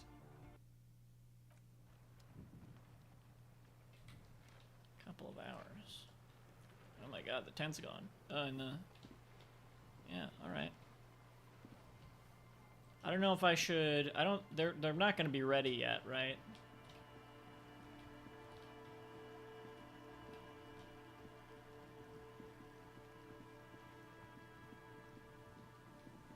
Couple of hours, they said. That could give me time to check in with the cryptozoologists.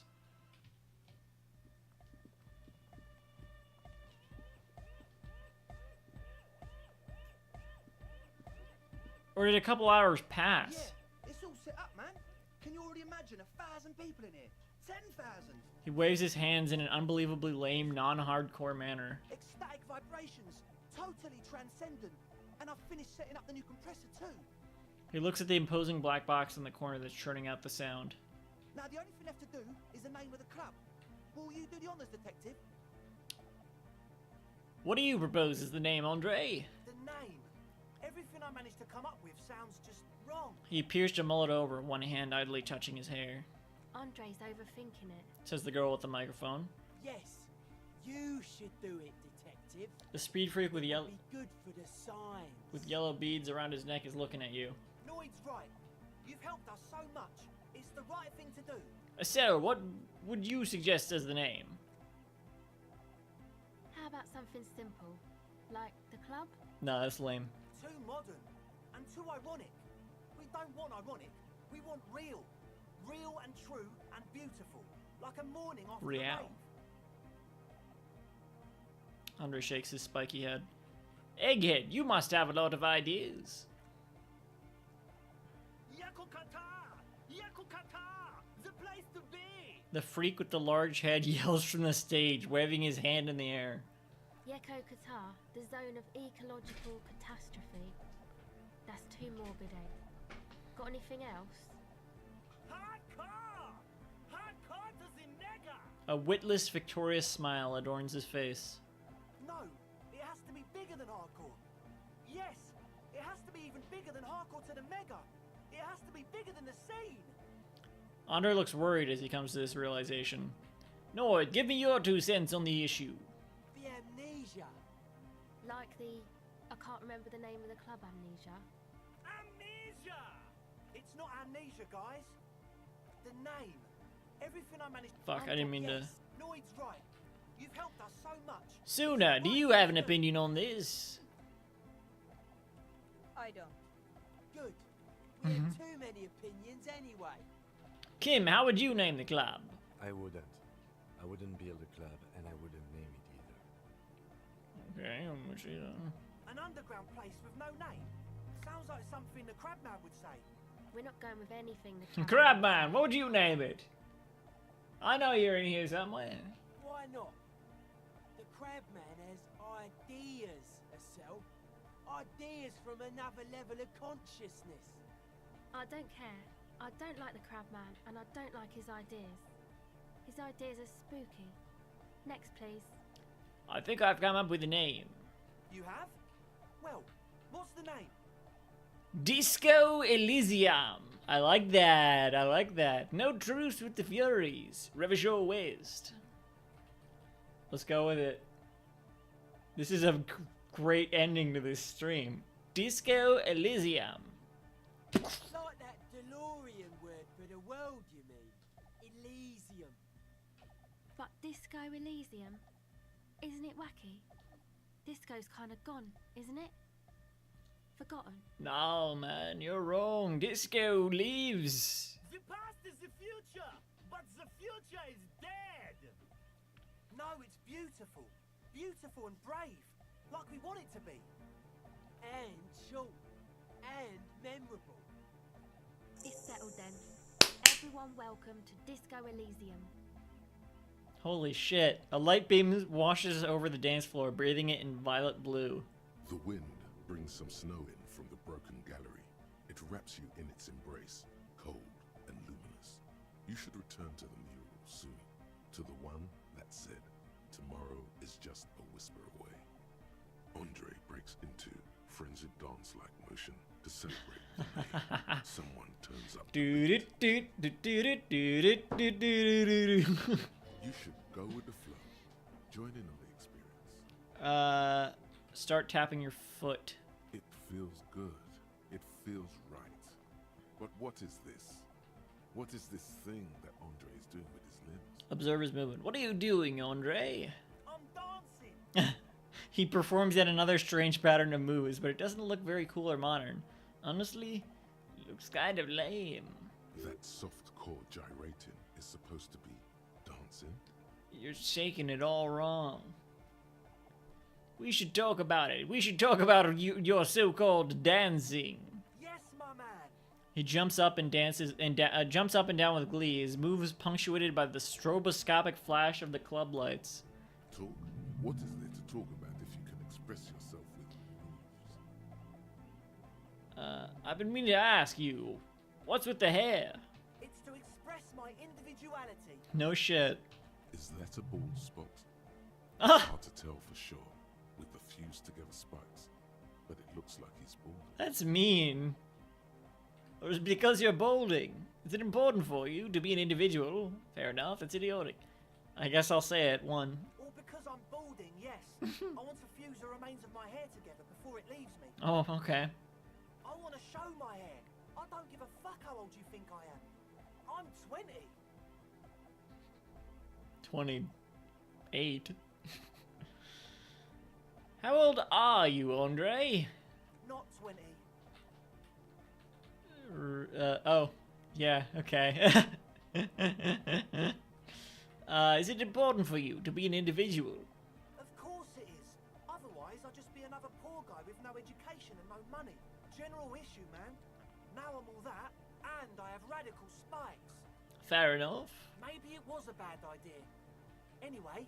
He looks at the molten toothbrush. You still carry that around? I guess I'll try the dance, but it's I got low chance to dance. Low chance dance. You close your eyes and dream of the shapes your body should form to bring this strange music into life. For now, such ferocity of emotion is beyond you. But just imagine the moves you could pull to this futuristic beat. Puts a grin on your face just to think about it. Even a failed attempt gets the juices flowing and repairs some of the damage done by battles lost. If you up the dose and truly dance, who knows what will happen? Up the dose. Salvation. Okay, Inland Empire. That's it for now. Goodbye, officer.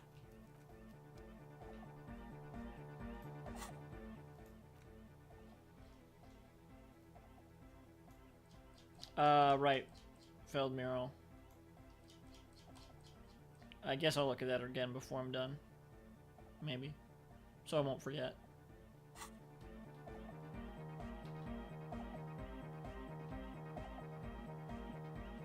Stratosphere Cannoneer music. Severe, you did what?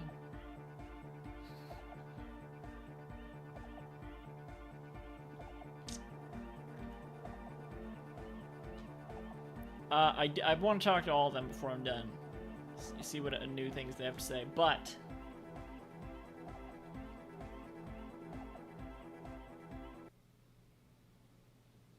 Let's I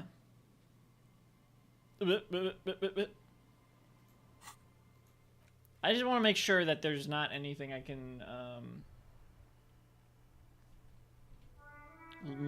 anything more I can learn about the cult of Mamadakwa.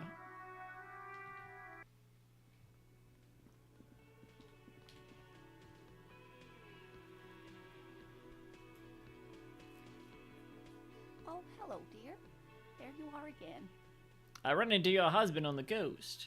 Goodness, how is he? Did he say why he hasn't returned yet? The old woman clasps her hands together over the blanket. He's fine, man.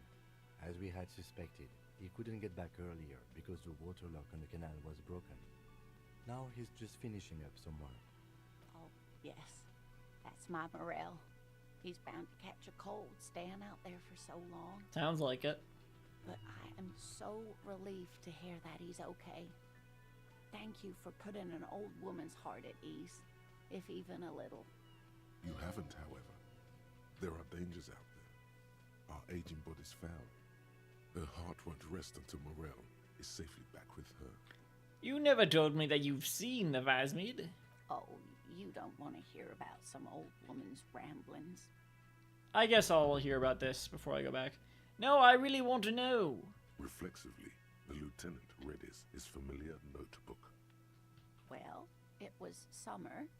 She I was starts. building a racing track out of sand on the beach near a tall stand of reeds. Quite a tall one. Many times my height, I remember. When, all of a sudden... Wait, where was this and how old were you? Ah, I'm getting ahead of myself. I was 5 and a half in Betancourt in the suburbs. My grandmother had a summer home there. She'd just started forming memories. Real memories. Not the billowy haze of infanthood. Betancourt. I can't tell the longer than difference. the war. It used to be quite near, circa 20 kilometers from here. What happened? The strangest moment of my life. I looked up and one of the reeds moved. Not like a plant, but like a living thing. It stood up and looked at me. Its body unfolded like some antique toy. I've never seen anything like it. No wonder they're so interested in cryptozoology. She had no fear, just surprise.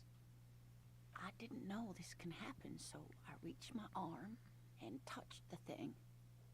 It felt just like a stalk of reed, but it moved, swaying, towering above me. She looks After at you. a while, 20 seconds, a minute maybe, it left, went into the reeds. Did you follow it? I tried, but I was only a child. There was mud and high water. I couldn't see it anymore. I was just standing there knee-deep in mud, looking around me. Where did you go? Don't go. Then what? I ran back home to my grandmother and asked her if reeds could walk, and told her they were looking at me. She chuckles. Of course, she just laughed at me, but I knew what I'd seen. For years, it was a story I told at parties when I wanted to impress boys. That sort of thing. Of course, most people just took it as a strange, amusing anecdote. So did I, honestly. But then I met Morel. She brushes her hair back.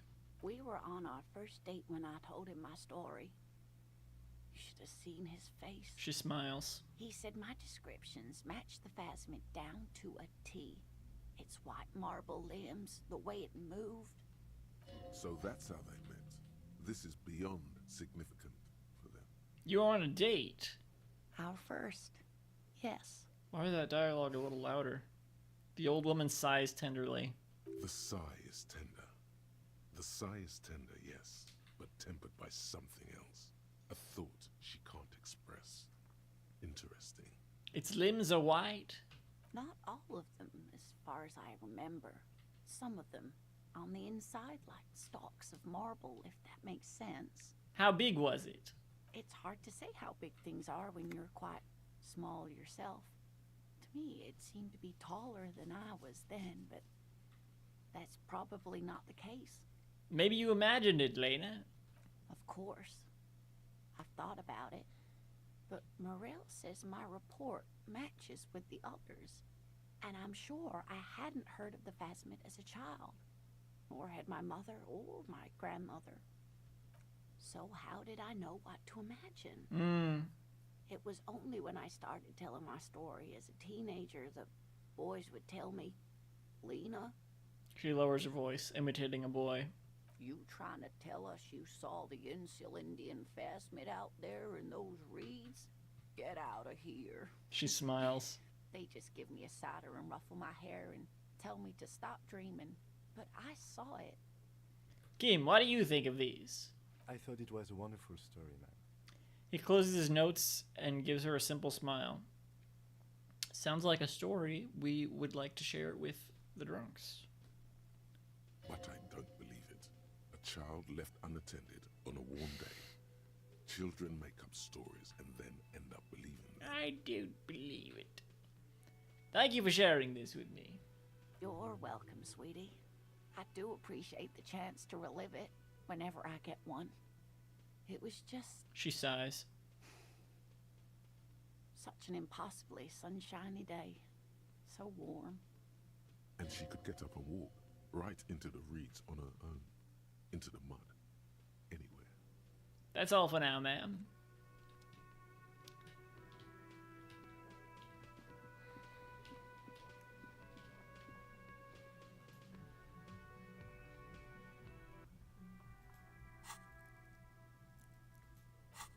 Got 3 skill points, racking them up.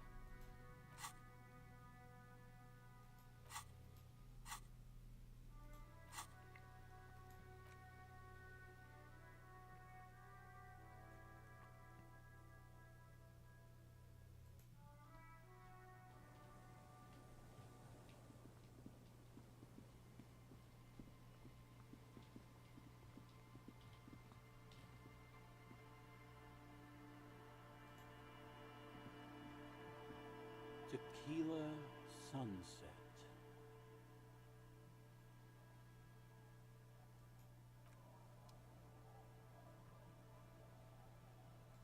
Tequila.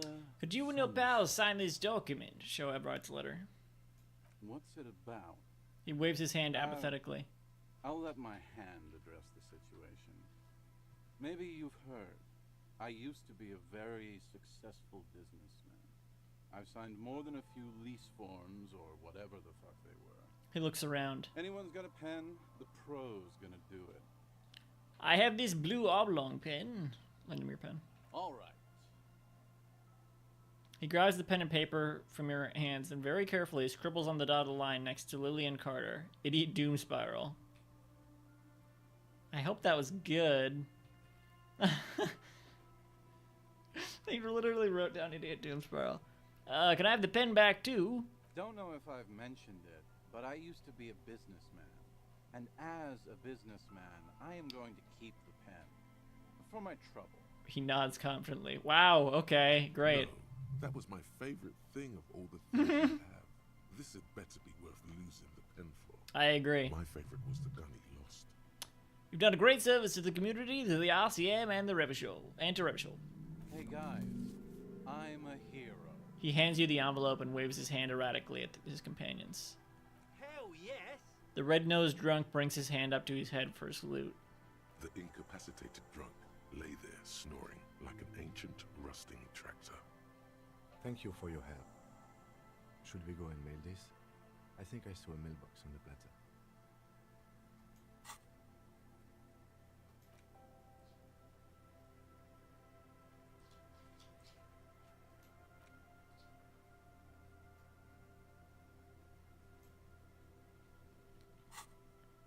I want to ask these guys a couple of things first. Okay, what's on your mind?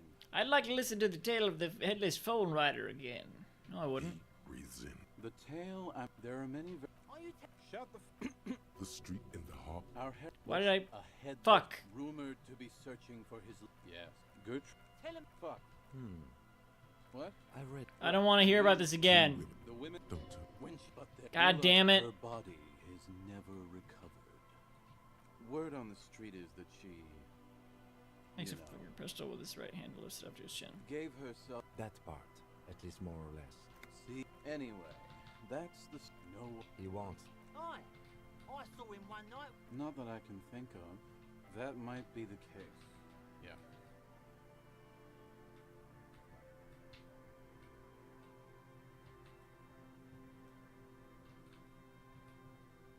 Don't I have a story? Where was the...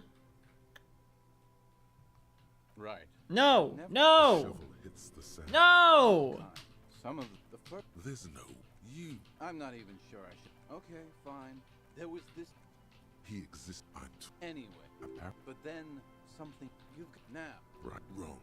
All. Hey. God damn it. Idea, but this. That wrong. That's there. Are The cocaine skull. the no here. That's or No, This is Now, my only question is, where does good what? for one and it's. Ah! It would look extremely. Wait.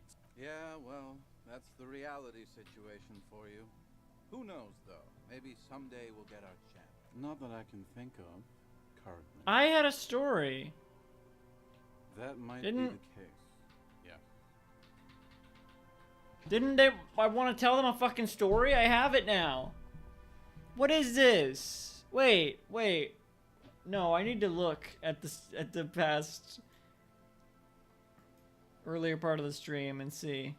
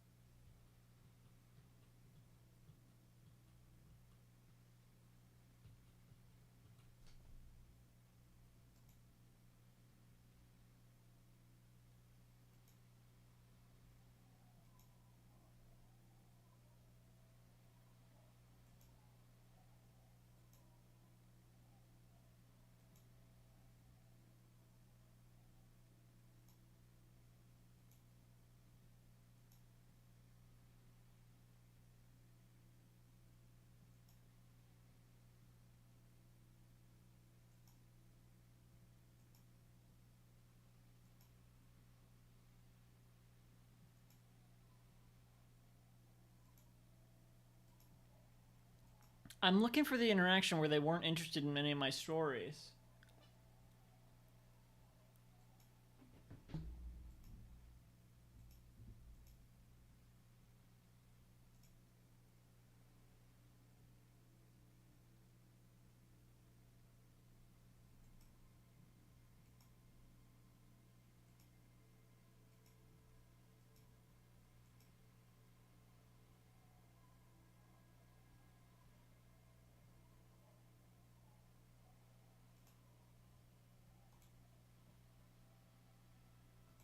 We are. Okay, so now it's a pirate's life for me. What the fuck? What?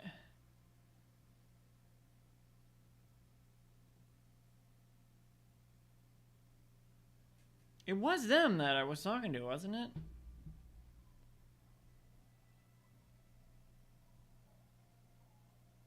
Not that I can think. That might be the case. Yes. Good fuck. I used. Now the only. I'm all ears, Tequila.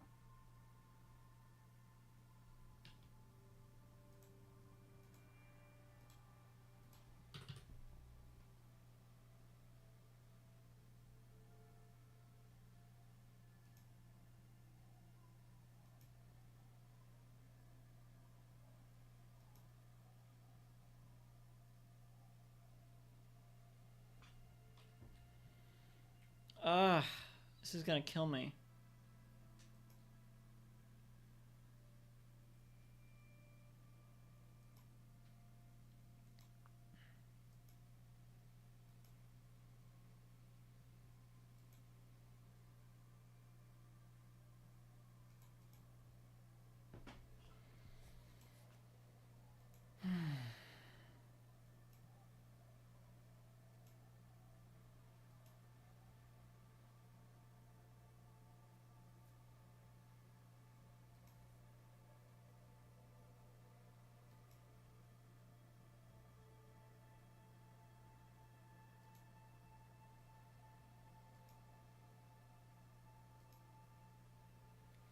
I was definitely telling them about this.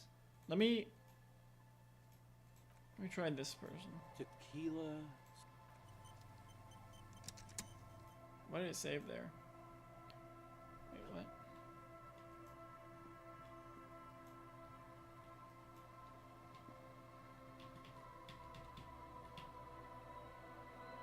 What happened?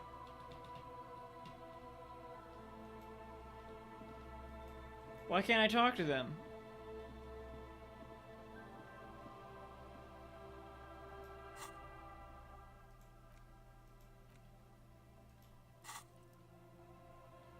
Oh, I can't. Glitch. I don't know. The legend! He's back. And first. Tequila sunset.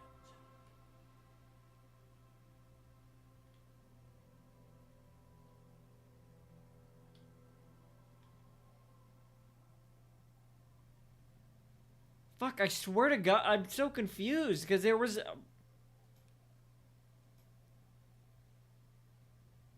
I don't see that interaction anywhere in this in the.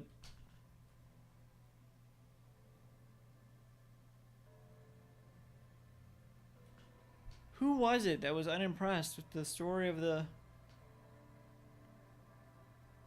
It was them. It was.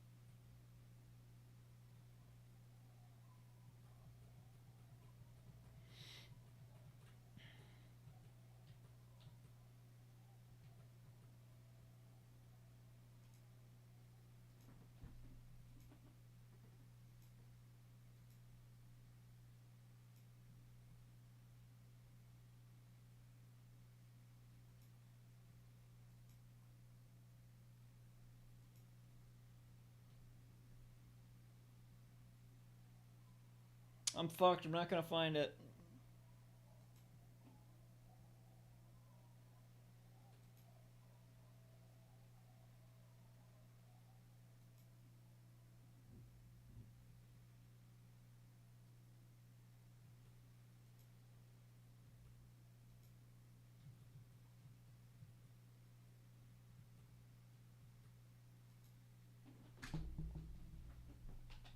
I'm so confused. Where did I hear that? Where did I see this interaction? I don't fucking see it anywhere. I thought it was one of the last things I talked to them about.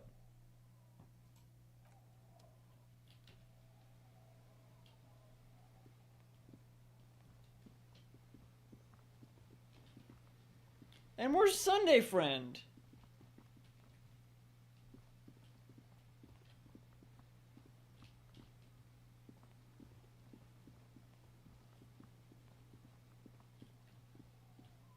Over here, over there. Oh, there they are. How do I get over there?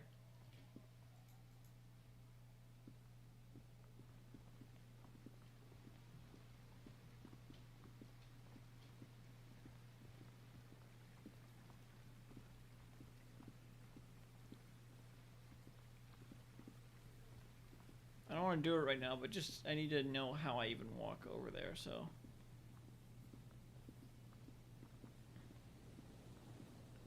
I have to go in somewhere?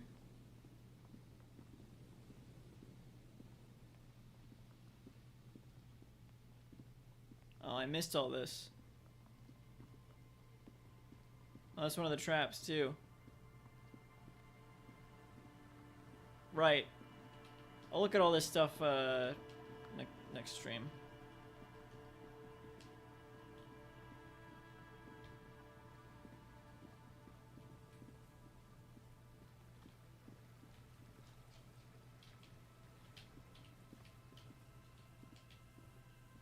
Was it them? It wasn't them, was it? Hello again. No. The once bright mural towers above you, saying, Feld Electrical, R&D. Still hard, Tomorrow but is just a whisper, a breeze, like a quiet sigh oh well. moves over you. The cool air breaks across your body. It brings the salt of the sea into your lungs. Go to the children of the big sea. The hell is that? The wind rushes away, leaving you where you were, on the rotting boards of the Feld building. Officer, are you okay? It looked like we lost you for a second. The lieutenant watches you attentively. Did I have a seizure, Kim? Doesn't look like it to me. Probably not, anyway. He pauses to study you for a moment. I think I need to talk to some kids in the village. When you're ready.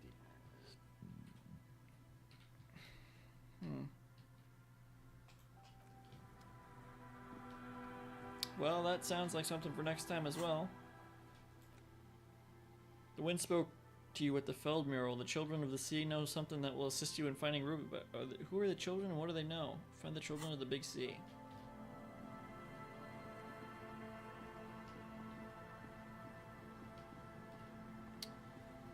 Okay. All that's left to do. Wait, where's the mailbox? There's two things left to do.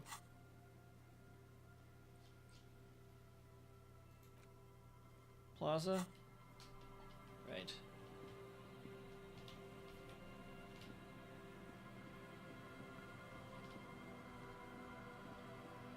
I'll do that after the church.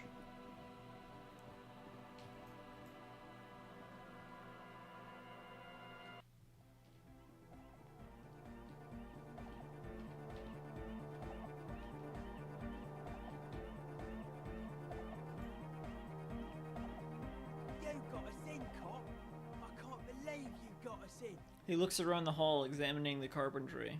With wonder in his sharp eyes. Between you and me, I don't know if you've noticed this about me. I'm a little suspicious of authority. But you really came through for the hardcore underground. Yes, you really came through for the hardcore underground. How come? He spreads his arms, looking around at the speed freak setting up shop. Andre is busy cutting some slightly less lame, but still quite ungainly shapes on the church floor, sweating profusely. It does seem pretty off task, I have to admit. A cell using her contact mic to listen to a tree underwater. The one with the large head is blasting the dance track on repeat, while the stained glass window behind him is rattling from the bass. Sire, the tent. 'Twas a security risk, and in here, sanctuary. 'Twas only noble of you. These kids got spunk, I admire that. But I hear that in the tent, It wasn't safe. It wasn't safe. I'm genuinely into the hardcore lifestyle. You wouldn't understand. I'm a corrupt cop, Kim. This is a corrupt scheme. I did it for mankind. For all of mankind. 2. Okay. The lieutenant keeps it laconic. What he means is, you're right, actually. The tent was a safety hazard, and this place was deserted anyway. Noid, what do you think about the church? It's a miracle of carpentry. Dead bodies carved into total shapes. Now it can be something more. He rubs his hands together. How old do you think this church is? Over 300 years? That's right. The first settlers built it, plus 6 more like it. On the coast here was one of the first things they did. Must have been really scared of something, but I understand. Alone on an uninhabited archipelago, forced to face themselves and nature. Pre-industrial quantities of solitude. You see, perhaps something more fundamental. He means something paranatural. He must... It is. I would want to build a safe place for myself and my own as well. His voice echoes in the wooden cavern of the church. What style is this church built in? A cop who's into building critique. Okay then, this is folk DeLoreanism, lawmonger. It's a subset of early DeLorean architecture. He taps a floorboard. Why'd you call me that?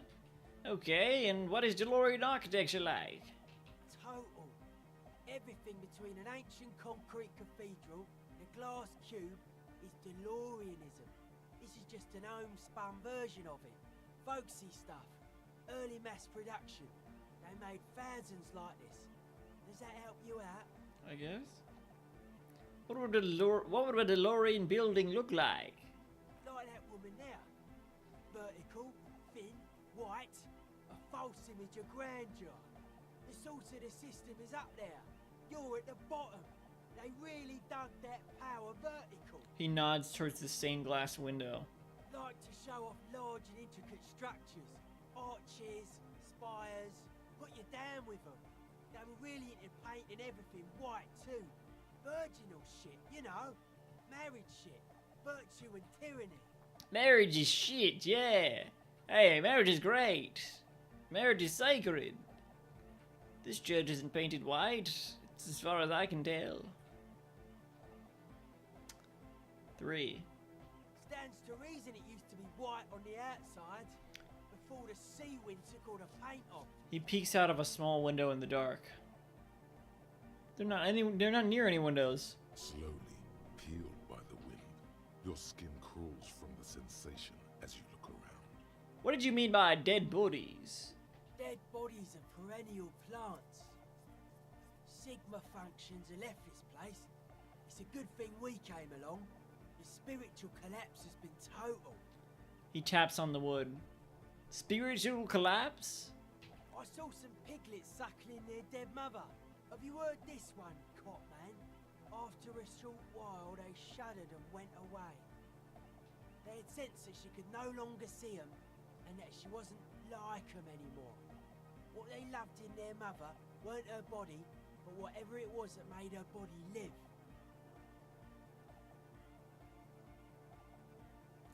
What the fuck are you talking about? End of quote.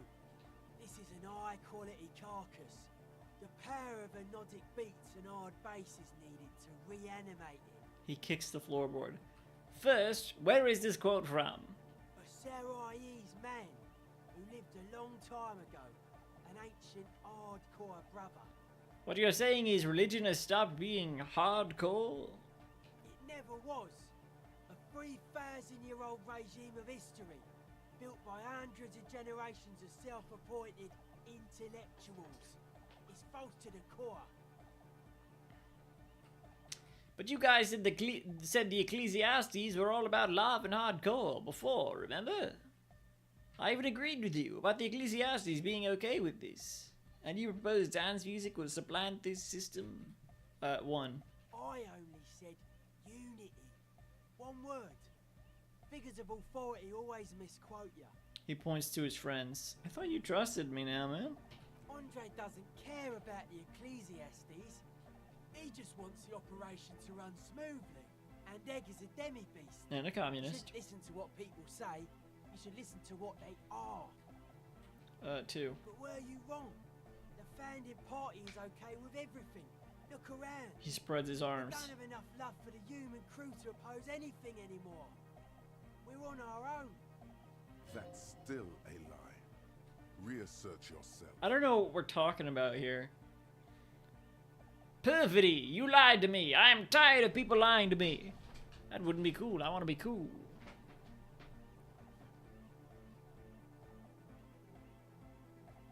One. Well.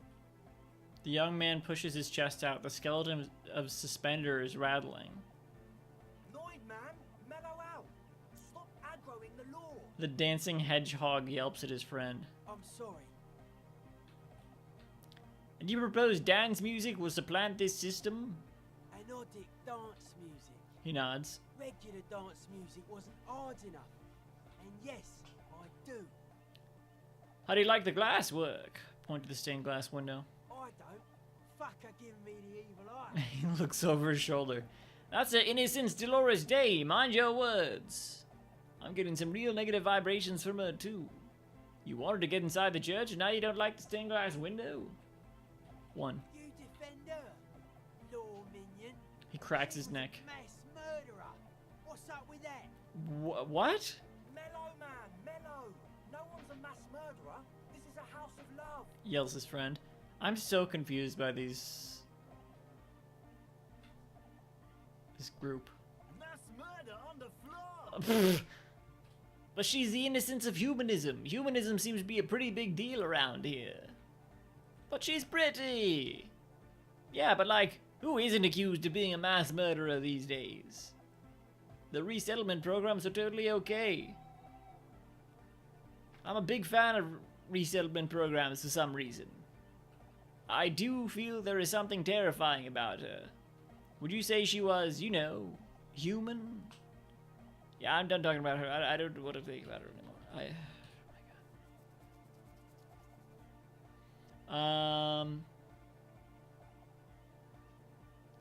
One. Humanism leads to eating sugar and pigs. Humanism was invented to mass produce billions of humans. Billions of humans can mass produce hundreds of billions of pigs. And many, many more tons of sugar. She liked games. Her legacy, the thing we live in, isn't real life. It's a strategy for some kind of victory against a long dead opponent. But, yo, I'm only annoyed. What do I know? I should avoid you. In fact, I will. I'll talk about this later. What a strange choice of words. Caustic. Overflowing with negativity. That can't be healthy. What the fuck are you What's talking about? happening here? Why do you keep coming back to this window? I don't know. Well, you shouldn't. You shouldn't come back to this anymore. Stop talking about it. I think I will.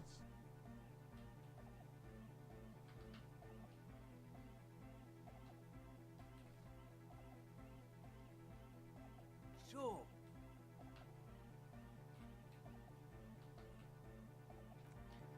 I don't think I have time to talk to all these people right now. We need to get this over with. Yes, what is it? How's the project going? I see that your neighbors have moved in, but all I hear is anodic dance music. What? What did you say? She leans closer, eyes knitted together in a puzzled expression. You can barely hear her over the thumping bass of anodic dance music. I said, how's the project going?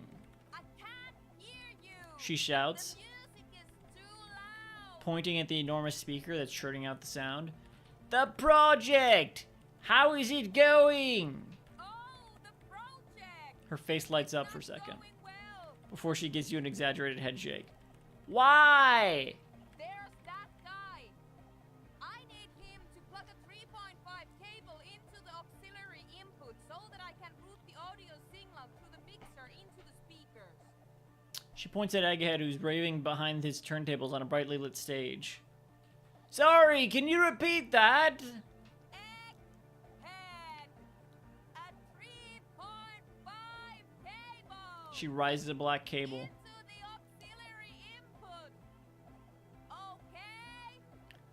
Why don't you just ask him? He doesn't listen to me. He only ever seems to care about hardcore and Yekukata. A place to be, apparently. I'll speak to him, see what I can do. Thanks.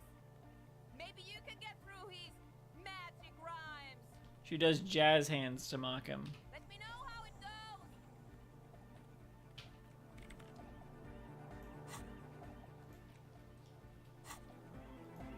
Okay, fine.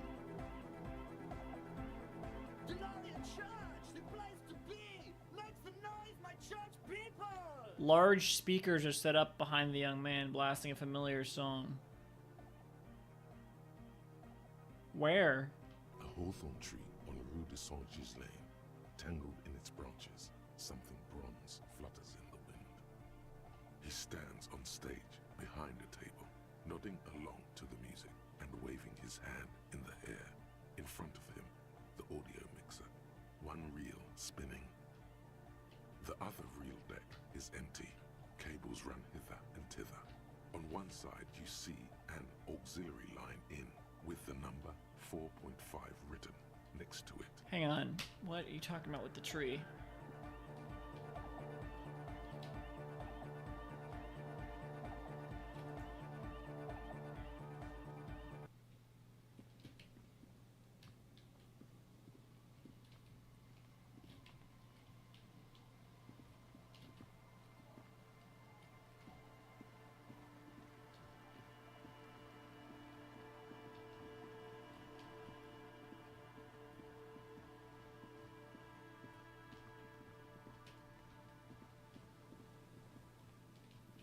Come on, can't we go both ways? Can we go behind the church this way? No? What tree are they talking about?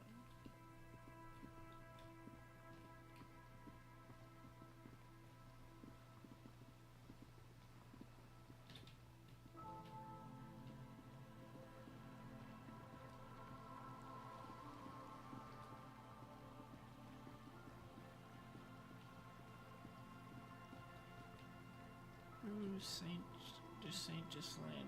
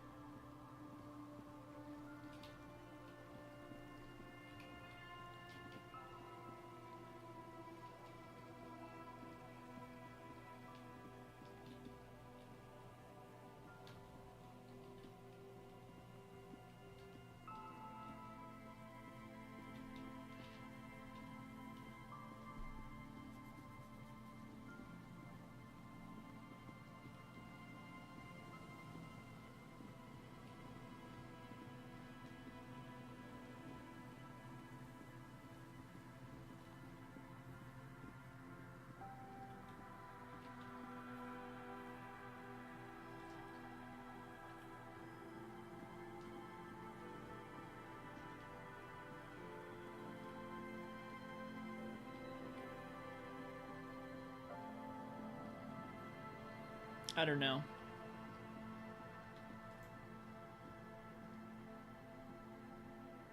Got distracted.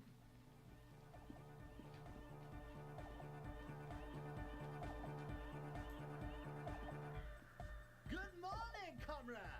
Yeah. Harder, car. The words echo magnificently through the nave, and he waves his hand in the air. Hey, can you please route Suna's signal through your speakers? To the mega. Yeah. He gets serious. Routed through auxiliary. What kind of a cable does she use? 3.5 or 4.5? It's 3.5, no doubt about it. It's on the ground. Didn't she say 4.5? Oh, she uses 3.5. An uncomfortable pause follows. The auxiliary lining is 4.5 millimeter. These two don't mix. Oh no. Lieutenant closes his eyes. In this church forever. Don't worry, I have an adapter for it right here. He searches for the cable on the ground and picks it up, looking at the jack. Hang on, this is a 4.5. We're all good, people. With a grin, he sticks the plug into the auxiliary line. You can hear a satisfying click. Whoa, thank God. Adapters noticeably degrade the sound quality. Great! Someone got through to him. we turn the music off, please? Egg, the music? Everybody! Everybody! Don't panic! I'm going to turn off the Arno for just a sec. For a special scheduled event. Look at the two, The Arno will be back, but we're doing something else for one moment. Alright, go tell her that Egghead is ready to rave to her tune. He turns to you. And then I'll turn off the music. Alright, goodbye. I think we just about got it. Yes, what is it? Alright, I talked to Egghead, he plugged in the cable. You can now unmute your speakers. Okay, but think you can ask him to turn the volume down a bit? Just in case. She seems hesitant, her eyes still fixed on Egghead. Shouts Egghead, a great smile still adorning his face, larger than a red dwarf star. Maximum is the only way! I know it is, but could you please turn it down just this instance? Just this one time? Maximum is not the only way, okay? Pump it to the brick! Pump it to the hard master! There's no other way! Glue style! Glue style? Okay, there literally is no other way. The mixing desk is glued to maximum. See? He pumps it to the hard master. It's hopeless. She turns to face you. Why do you want to turn down the volume? I think what Egghead is trying to say here is that the volume button is stuck on maximum. Let's say both. Because I'm afraid that something might happen. It's an unknown phenomenon. She turns to Egghead. You can always turn it back up if there's a need. Can't turn down the hardcore! Yeah, it's glued. Of course it is. She shrugs, consigned to her fate. Yeah! Permanent enlightenment! Ray of sound! Never mind then. Let's get on with our project. I'm going to unmute the speakers on a count of 5.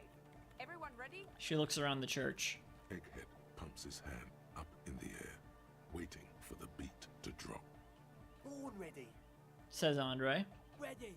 Yells Noid. I'm ready if you two are detectives. The lieutenant nods stoically. Not so stoically. His hand moves to the gun holster. What the fuck? Suddenly, your palms are sweaty. Mine are too. The church seems cold and large. Somehow. There's tightness in your chest. Anxiety. Hold on for a moment. What?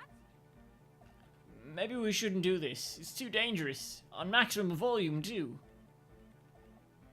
No, we should definitely do this. I am going to do this. Ready? She pauses, looking around the church. Everyone stares at her hand on the keyboard. Never mind, let's do this. I'm ready. 5, 4, 3, 2, 1. Mute disengaged. She lifts her head from the keyboard. Complete silence fills the room. No wind outside. No waves. No floorboards creaking. Total, continuous silence. This is unnatural. The woman looks around. In the silence, you see dust move on the floorboards. The driver of the speaker vibrates in the air and then stops. Plasterwork begins to crumble down the walls.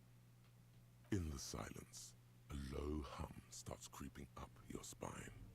It's a song inside you, not in the speakers, not in the room. A great bass sigh in the basement of your mind. Slowly, it builds until the air around you starts to vibrate. It will devour everything. The floorboards, the glass, the streets and people. Nothing will remain. Guys, what's going on? There's alarm in the man's voice as he steps back to scan the surroundings. A slight rattle like crystal clattering in the cupboard fills the air, joining the chorus. It's getting louder, Says Noid, his eyes riveted on the strange circle of water basins. In the basins, the water looks like it's boiling. Hosiana! Mother of Mega! Not now, Egghead. You hear Egghead yell and something else, but his voice is growing faint. In his mind, a tidal wave approaching from afar. swallowing entire coastlines on its way. Salvation. Hey, what's that weird rattling sound?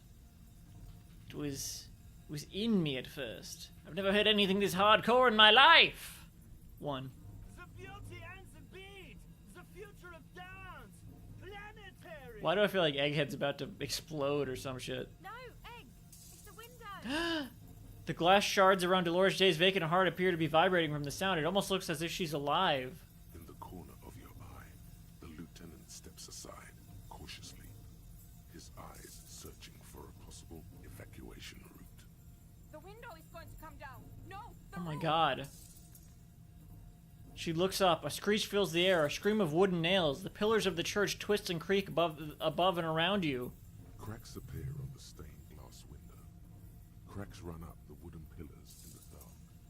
Come down to us! Egghead! Below it, all the base grows, like the jaws of a giant compressor. Turn it off! Metal and wood. It does not sound benevolent at all. A great pulse arises in your flesh. That's it. I'm muting it. Oh, I want to dance with somebody! Start tapping your foot. Yeah, I was just stupid. Soon I'm muted. Everybody don't pang. It's beautiful. 1. Oh, I want to feel the heat with somebody. Yeah! It doesn't stop. A seal? Have you? The woman is furiously pressing down on her keyboard, but the sound doesn't stop. Yes, I've turned it off. She yells, holding the contact mic in her hand. Oh my god, I thought a seal just got crushed. Andre, pull the compressor. The place is gonna come down. Fuck! I can't shut it up. The signal's passed. It's not in here. It's... Andre frantically smashes buttons. In the mixing desk now, building into a positive feedback loop. This is it.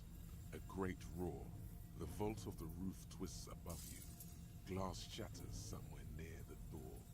It's coming down. Why would I not stop it? Egghead, it's in the desk! And then it stops. Totally and utterly. As if there never was a sound. Only your ears still ring from the shock. Everybody is staring at Egghead, holding a dangling cable in his hand. A black 3-pin connector. Egg. I pulled the plug. It was getting too hardcore. He says calmly. You did good, Egg. Most of the place seems to be intact. Fucking hell. Programmer lady, tell me you were recording that. Andre breathes a sigh of relief and inspects the window. 4 years. The woman whispers. 22 people. Millions of reals. All that time? This is what we were up against. Just erased it. Her lip trembles. Suliswolf isn't gonna believe this. Yeah, but did you record it though? It was dope. I think we can use it. Yes, Andre. She composes herself. I recorded it. Damn, I need to send some letters now. Wipes the dust off her sweater and rests her hands on the keyboard. Thank you all for doing this. Eggman, you too. And you, officer. She turns to you. I don't know what we've discovered, but I know what it sounds like now. That's the start. I know what we fucking discovered. Why am I... What the fuck? Kim, did you hear that? It was very hard not to. I think you're right. He turns to the woman. There is something going on here. And you need to be very careful. Kim, you know what this thing is too. You heard the fucking anecdote. Why are we playing dumb? I promise, officer. We will not play it again. What was that? I've never heard anything like that. Haven't you? It was mathematical information from the anomaly, presented as a waveform. That's what it was technically. Theoretically... She shakes her head. I have no idea. I've never even heard of anything like this. A voice seems muffled in the silent church. It's your ears adjusting after the exposure. You're going to write Suislov? Yes, our lead designer. And maybe some of the producers too. And some of the writers. If they're sober enough to open a transmission. They need to hear. That it wasn't her fault. Or theirs. They need to hear about this. Don't worry, I won't send the recording. Although I doubt they have the speakers to produce the frequency anyway. What happens now? Are you going to... Stay here. I'm going to stay here with these lunatics. Send letters, maybe meet Sulispov. Also devise further measurements. She cuts you off. Her deft finger's already on the keyboard. I want you to know that's totally chill with us. I don't care. She but blurts. Thank you anyway. And then reconsiders. That's the best she can manage for Andre. It's quite a lot in truth. For her, at least. I like this group. Now, I have a theory to come up with. Some kind of preliminary explanation to all this. Or the letter will sound like I've lost my mind. Her hands move on the keyboard. This is fucking killing me. We know what this is. Why, what the fuck? Yes, and we have to get back to stabilizing Martinez. He breathes out. Instead of demolishing it with loud bass noise of unknown origins. Trying to shake off tension. You have an explanation for all this. Somewhere deep in you know. The person you were knows. I do fucking know. Why would I not say? Dune commercial area. Motorway South, Cop of the Apocalypse. It's the fucking Golden Moment. What? Yes, I have an explanation. Here we go. You don't have to. You already have. A long time ago. Wait. How? These thoughts formed in you somewhere. In a long forgotten discussion. Behind a kitchen table. In the evening light. What? Drinking coffee and smoking. With a friend. Sooner. It is the origin point of the Pale. What? The swallow. It's how it starts. It's baby Pale. But Pale isn't here. We're thousands of kilometers from the edge. She looks up and there's fear in her eyes as she considers the possibility. I fucking called it earlier. I said it's Pale related, but I don't understand. Is it not the Col du Mama d'Aqua? Oh. The Col du Mama d'Aqua isn't real. It is just the Pale. Right? Is that it? That comforts her. No. Look up first. We are 20 meters from the very edge.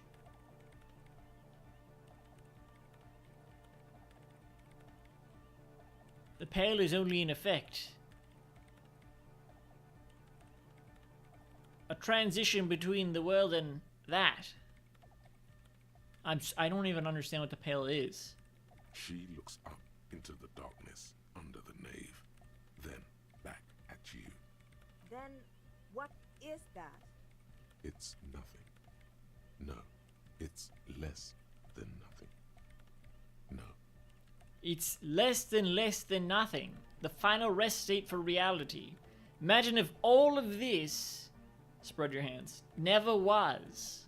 Then the Pale is... Simply a gradient. Simply curdling milk. What? One. But the gradient, it clearly hasn't started yet. We're here and the Pale is not. One day, when it's larger, it will be. I understand. She closes her eyes. Theory of the Pale where instead of an outer ocean, it metastasizes. Like a cancer or a mold. Erupting in points inside the world. This is one of those places. According to this, how long... She's silent for a second, then she opens her mouth. Until it starts swallowing? It's already started. Starting with sound. And information. She nods. Causing data losses in the East Insulindian front. Have you considered why it's born in a church? And also when or how it might start growing, or if it has other effects in addition to sound and data? An intellectual hunger fills her now, casting fear aside. I also have a question, since we are piling them on. How do you know this? I'm not doubting you. I'm simply curious as to how a detective of the RCM... He explains. Knows how to think this. Yeah, you said I fucking learned it behind a kitchen table or something? What are you talking about? It didn't form in a church. The church formed around it. Of course! A pine wood sarcophagus! Or a She... a container government facility of some kind, built by the first settlers. She looks for words. Yes, acting on an instinctual level, or religious practices we've forgotten.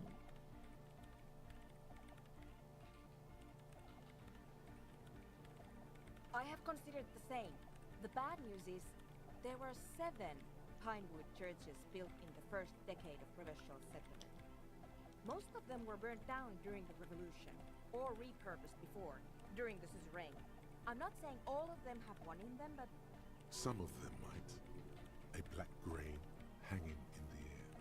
All the failed businesses in the doomed commercial area. All the failure in Martinez. You think the presence of that puncture has somehow influenced the outcome of events here? Even, say, software development? She already made up her mind when she heard it. Some kind of great and uncaring force had to play a part. It wasn't only them. Yes, even the revolution was defeated here. I mean, a kind of entrepreneuric history. All the failed businesses and ideologies. There's something wrong here. No, we're reaching. People fell on their own. I don't...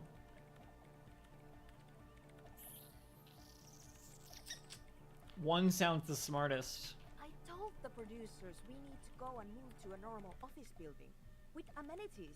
But no, the artists like the milieu, the writers like the history. I told them. She shakes her head. I should let people still working in there know about this. They might be affected. You mean Plaisance and the dice maker? There was almost no one left when we packed up. No, just the dice maker. I don't think Plaisance would survive the knowledge. No, just Plaisance. I don't think Niha is playing fair in this game. What?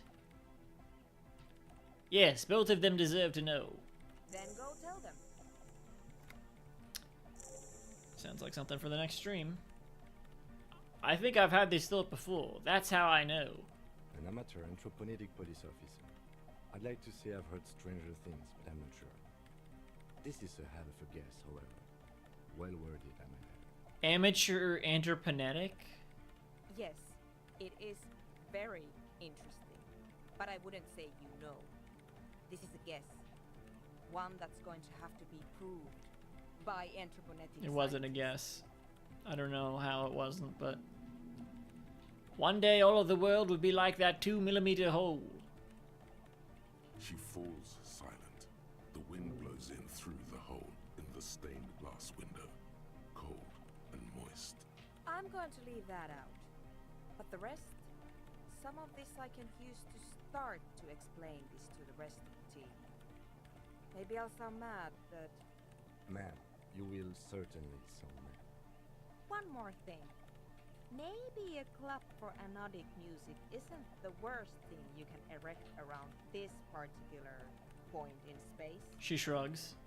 Perhaps not. Yeah, that's still insane, but then again, so am I. The club is the only thing keeping this place and the rest of reality together. Actually, now that I think of it, maybe it's dangerous? I don't know. One. Yeah! Once the light is on in the universe, it will never go out. If only that were true. Thank you, Eka. Let's leave it at that, shall we? We have an anthroponetic detection to perform in this district. Right. I do have one mystery that still needs solving. The radio ghost in the doomed commercial area's electronic doorbell. The creepy woman! She slaps her We were forehead. wondering about that when we worked there, but I had completely forgotten about it ever since. It must be anthroponetic crosstalk, the one you get in radios and long-distance calls. Now it makes sense, with the pay right on the doorstep. What the fuck is that? What are we talking about? Entrepreneuric crosstalk? What is any of this? Incredible. This would also explain why we get it on the police radio all the time. The lieutenant murmurs. Entrepreneuric crosstalk? It's quite common, actually. When the signal gets routed through Pale, all kinds of irregularities take place. You may hear snippets of someone else's conversation, or the voice of your former lover, or an echo of an event that took place 100 years ago. This is actually way...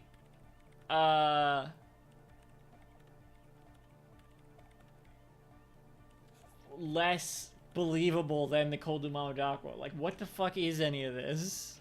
Pale is a shroud of memories, and it doesn't really distinguish to whom those memories belong to. You could hear anything. I can't make heads or tail of what the fuck the pail is.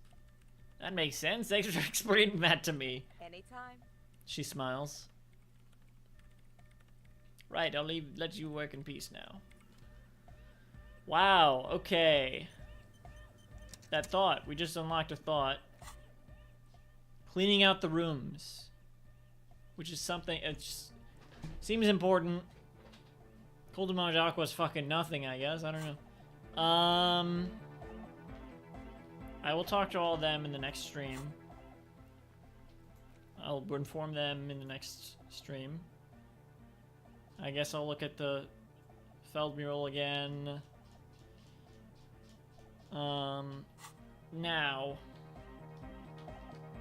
I'll look at the Feld mural, drop off the letter, and I guess that's it.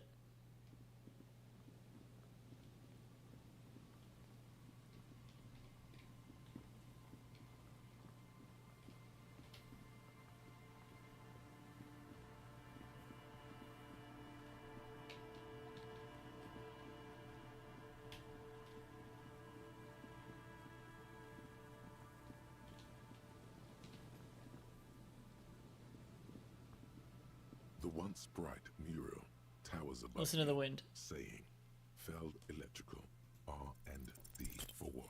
A song carried on the breeze, or children laughing far away.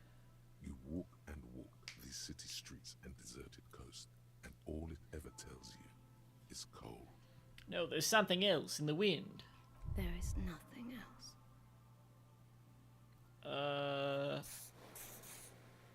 The thought makes your bones rattle like the skeleton of some deserted building ready to collapse. Who said that? What? I didn't say anything. What are we doing here? We keep returning and you act strange. He looks at you. I'm trying to ask the wind. I'm trying to ask Revachol. I am performing black magic. I'm just thinking. This is me thinking. Nothing strange here. 1. Ask the wind sounds like an expression for when you have no idea. We should continue our search. Perhaps even get a little desperate. He stops to consider your words. Sure, that's... Like, maybe we can get shovels and dig? Don't mind that. Bad attempt at humor. Quiver of a smile.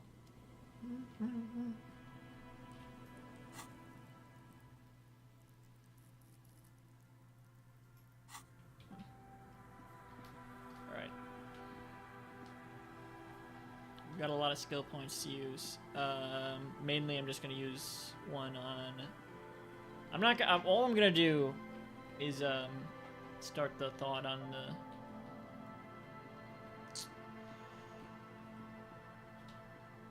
Where the fuck am I going? Oh, God.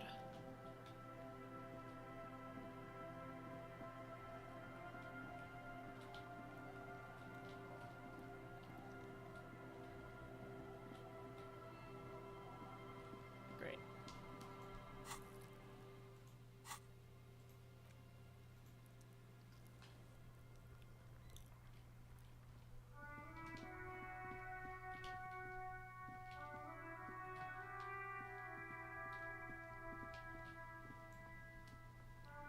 The dented yellow mailbox greets you with its graffito, bullet holes, and an RCM sticker.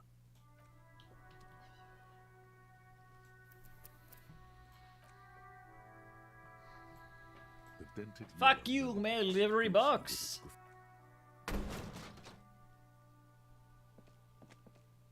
There is a hollow ring as you kick the box. Healed hell. It sounds like it's mostly empty. Your toe hurts now. Okay. Your toe has There. suffered damage. It hurts. Cool. You really showed that mail collection box. You think so? You think it was cool? Ow. I don't.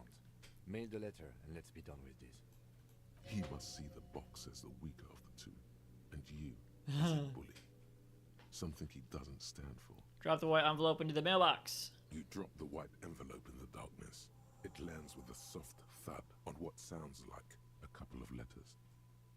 About a week's worth of mail as collected in there. They'll empty this very soon. Probably did the right thing. You can't trust that slug, Everard.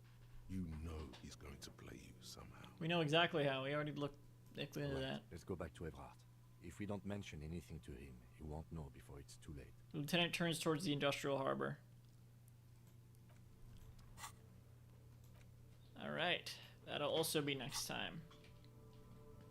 I gotta heal. I just kicked the mailbox for no reason.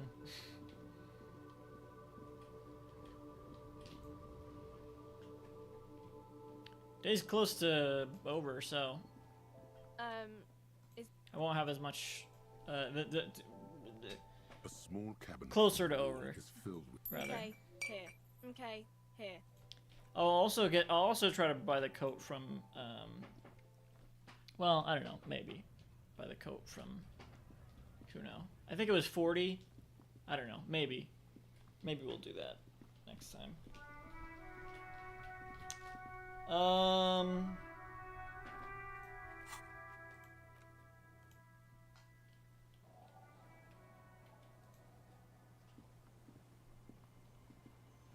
No reason to go inside, but just we'll just end it here.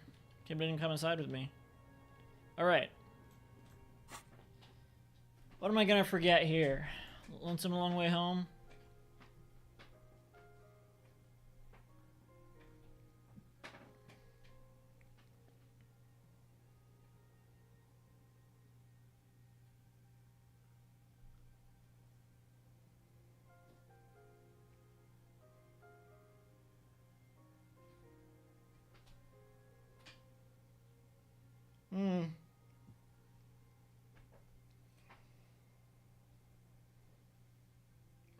I don't know, probably not that important.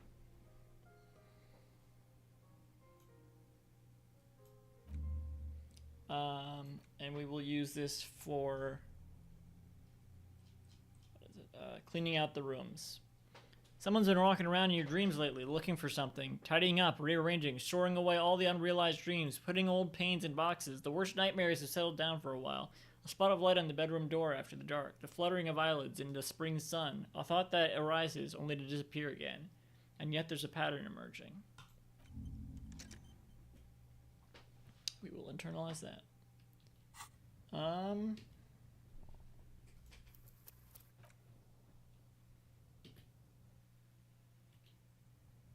Alright, that's it.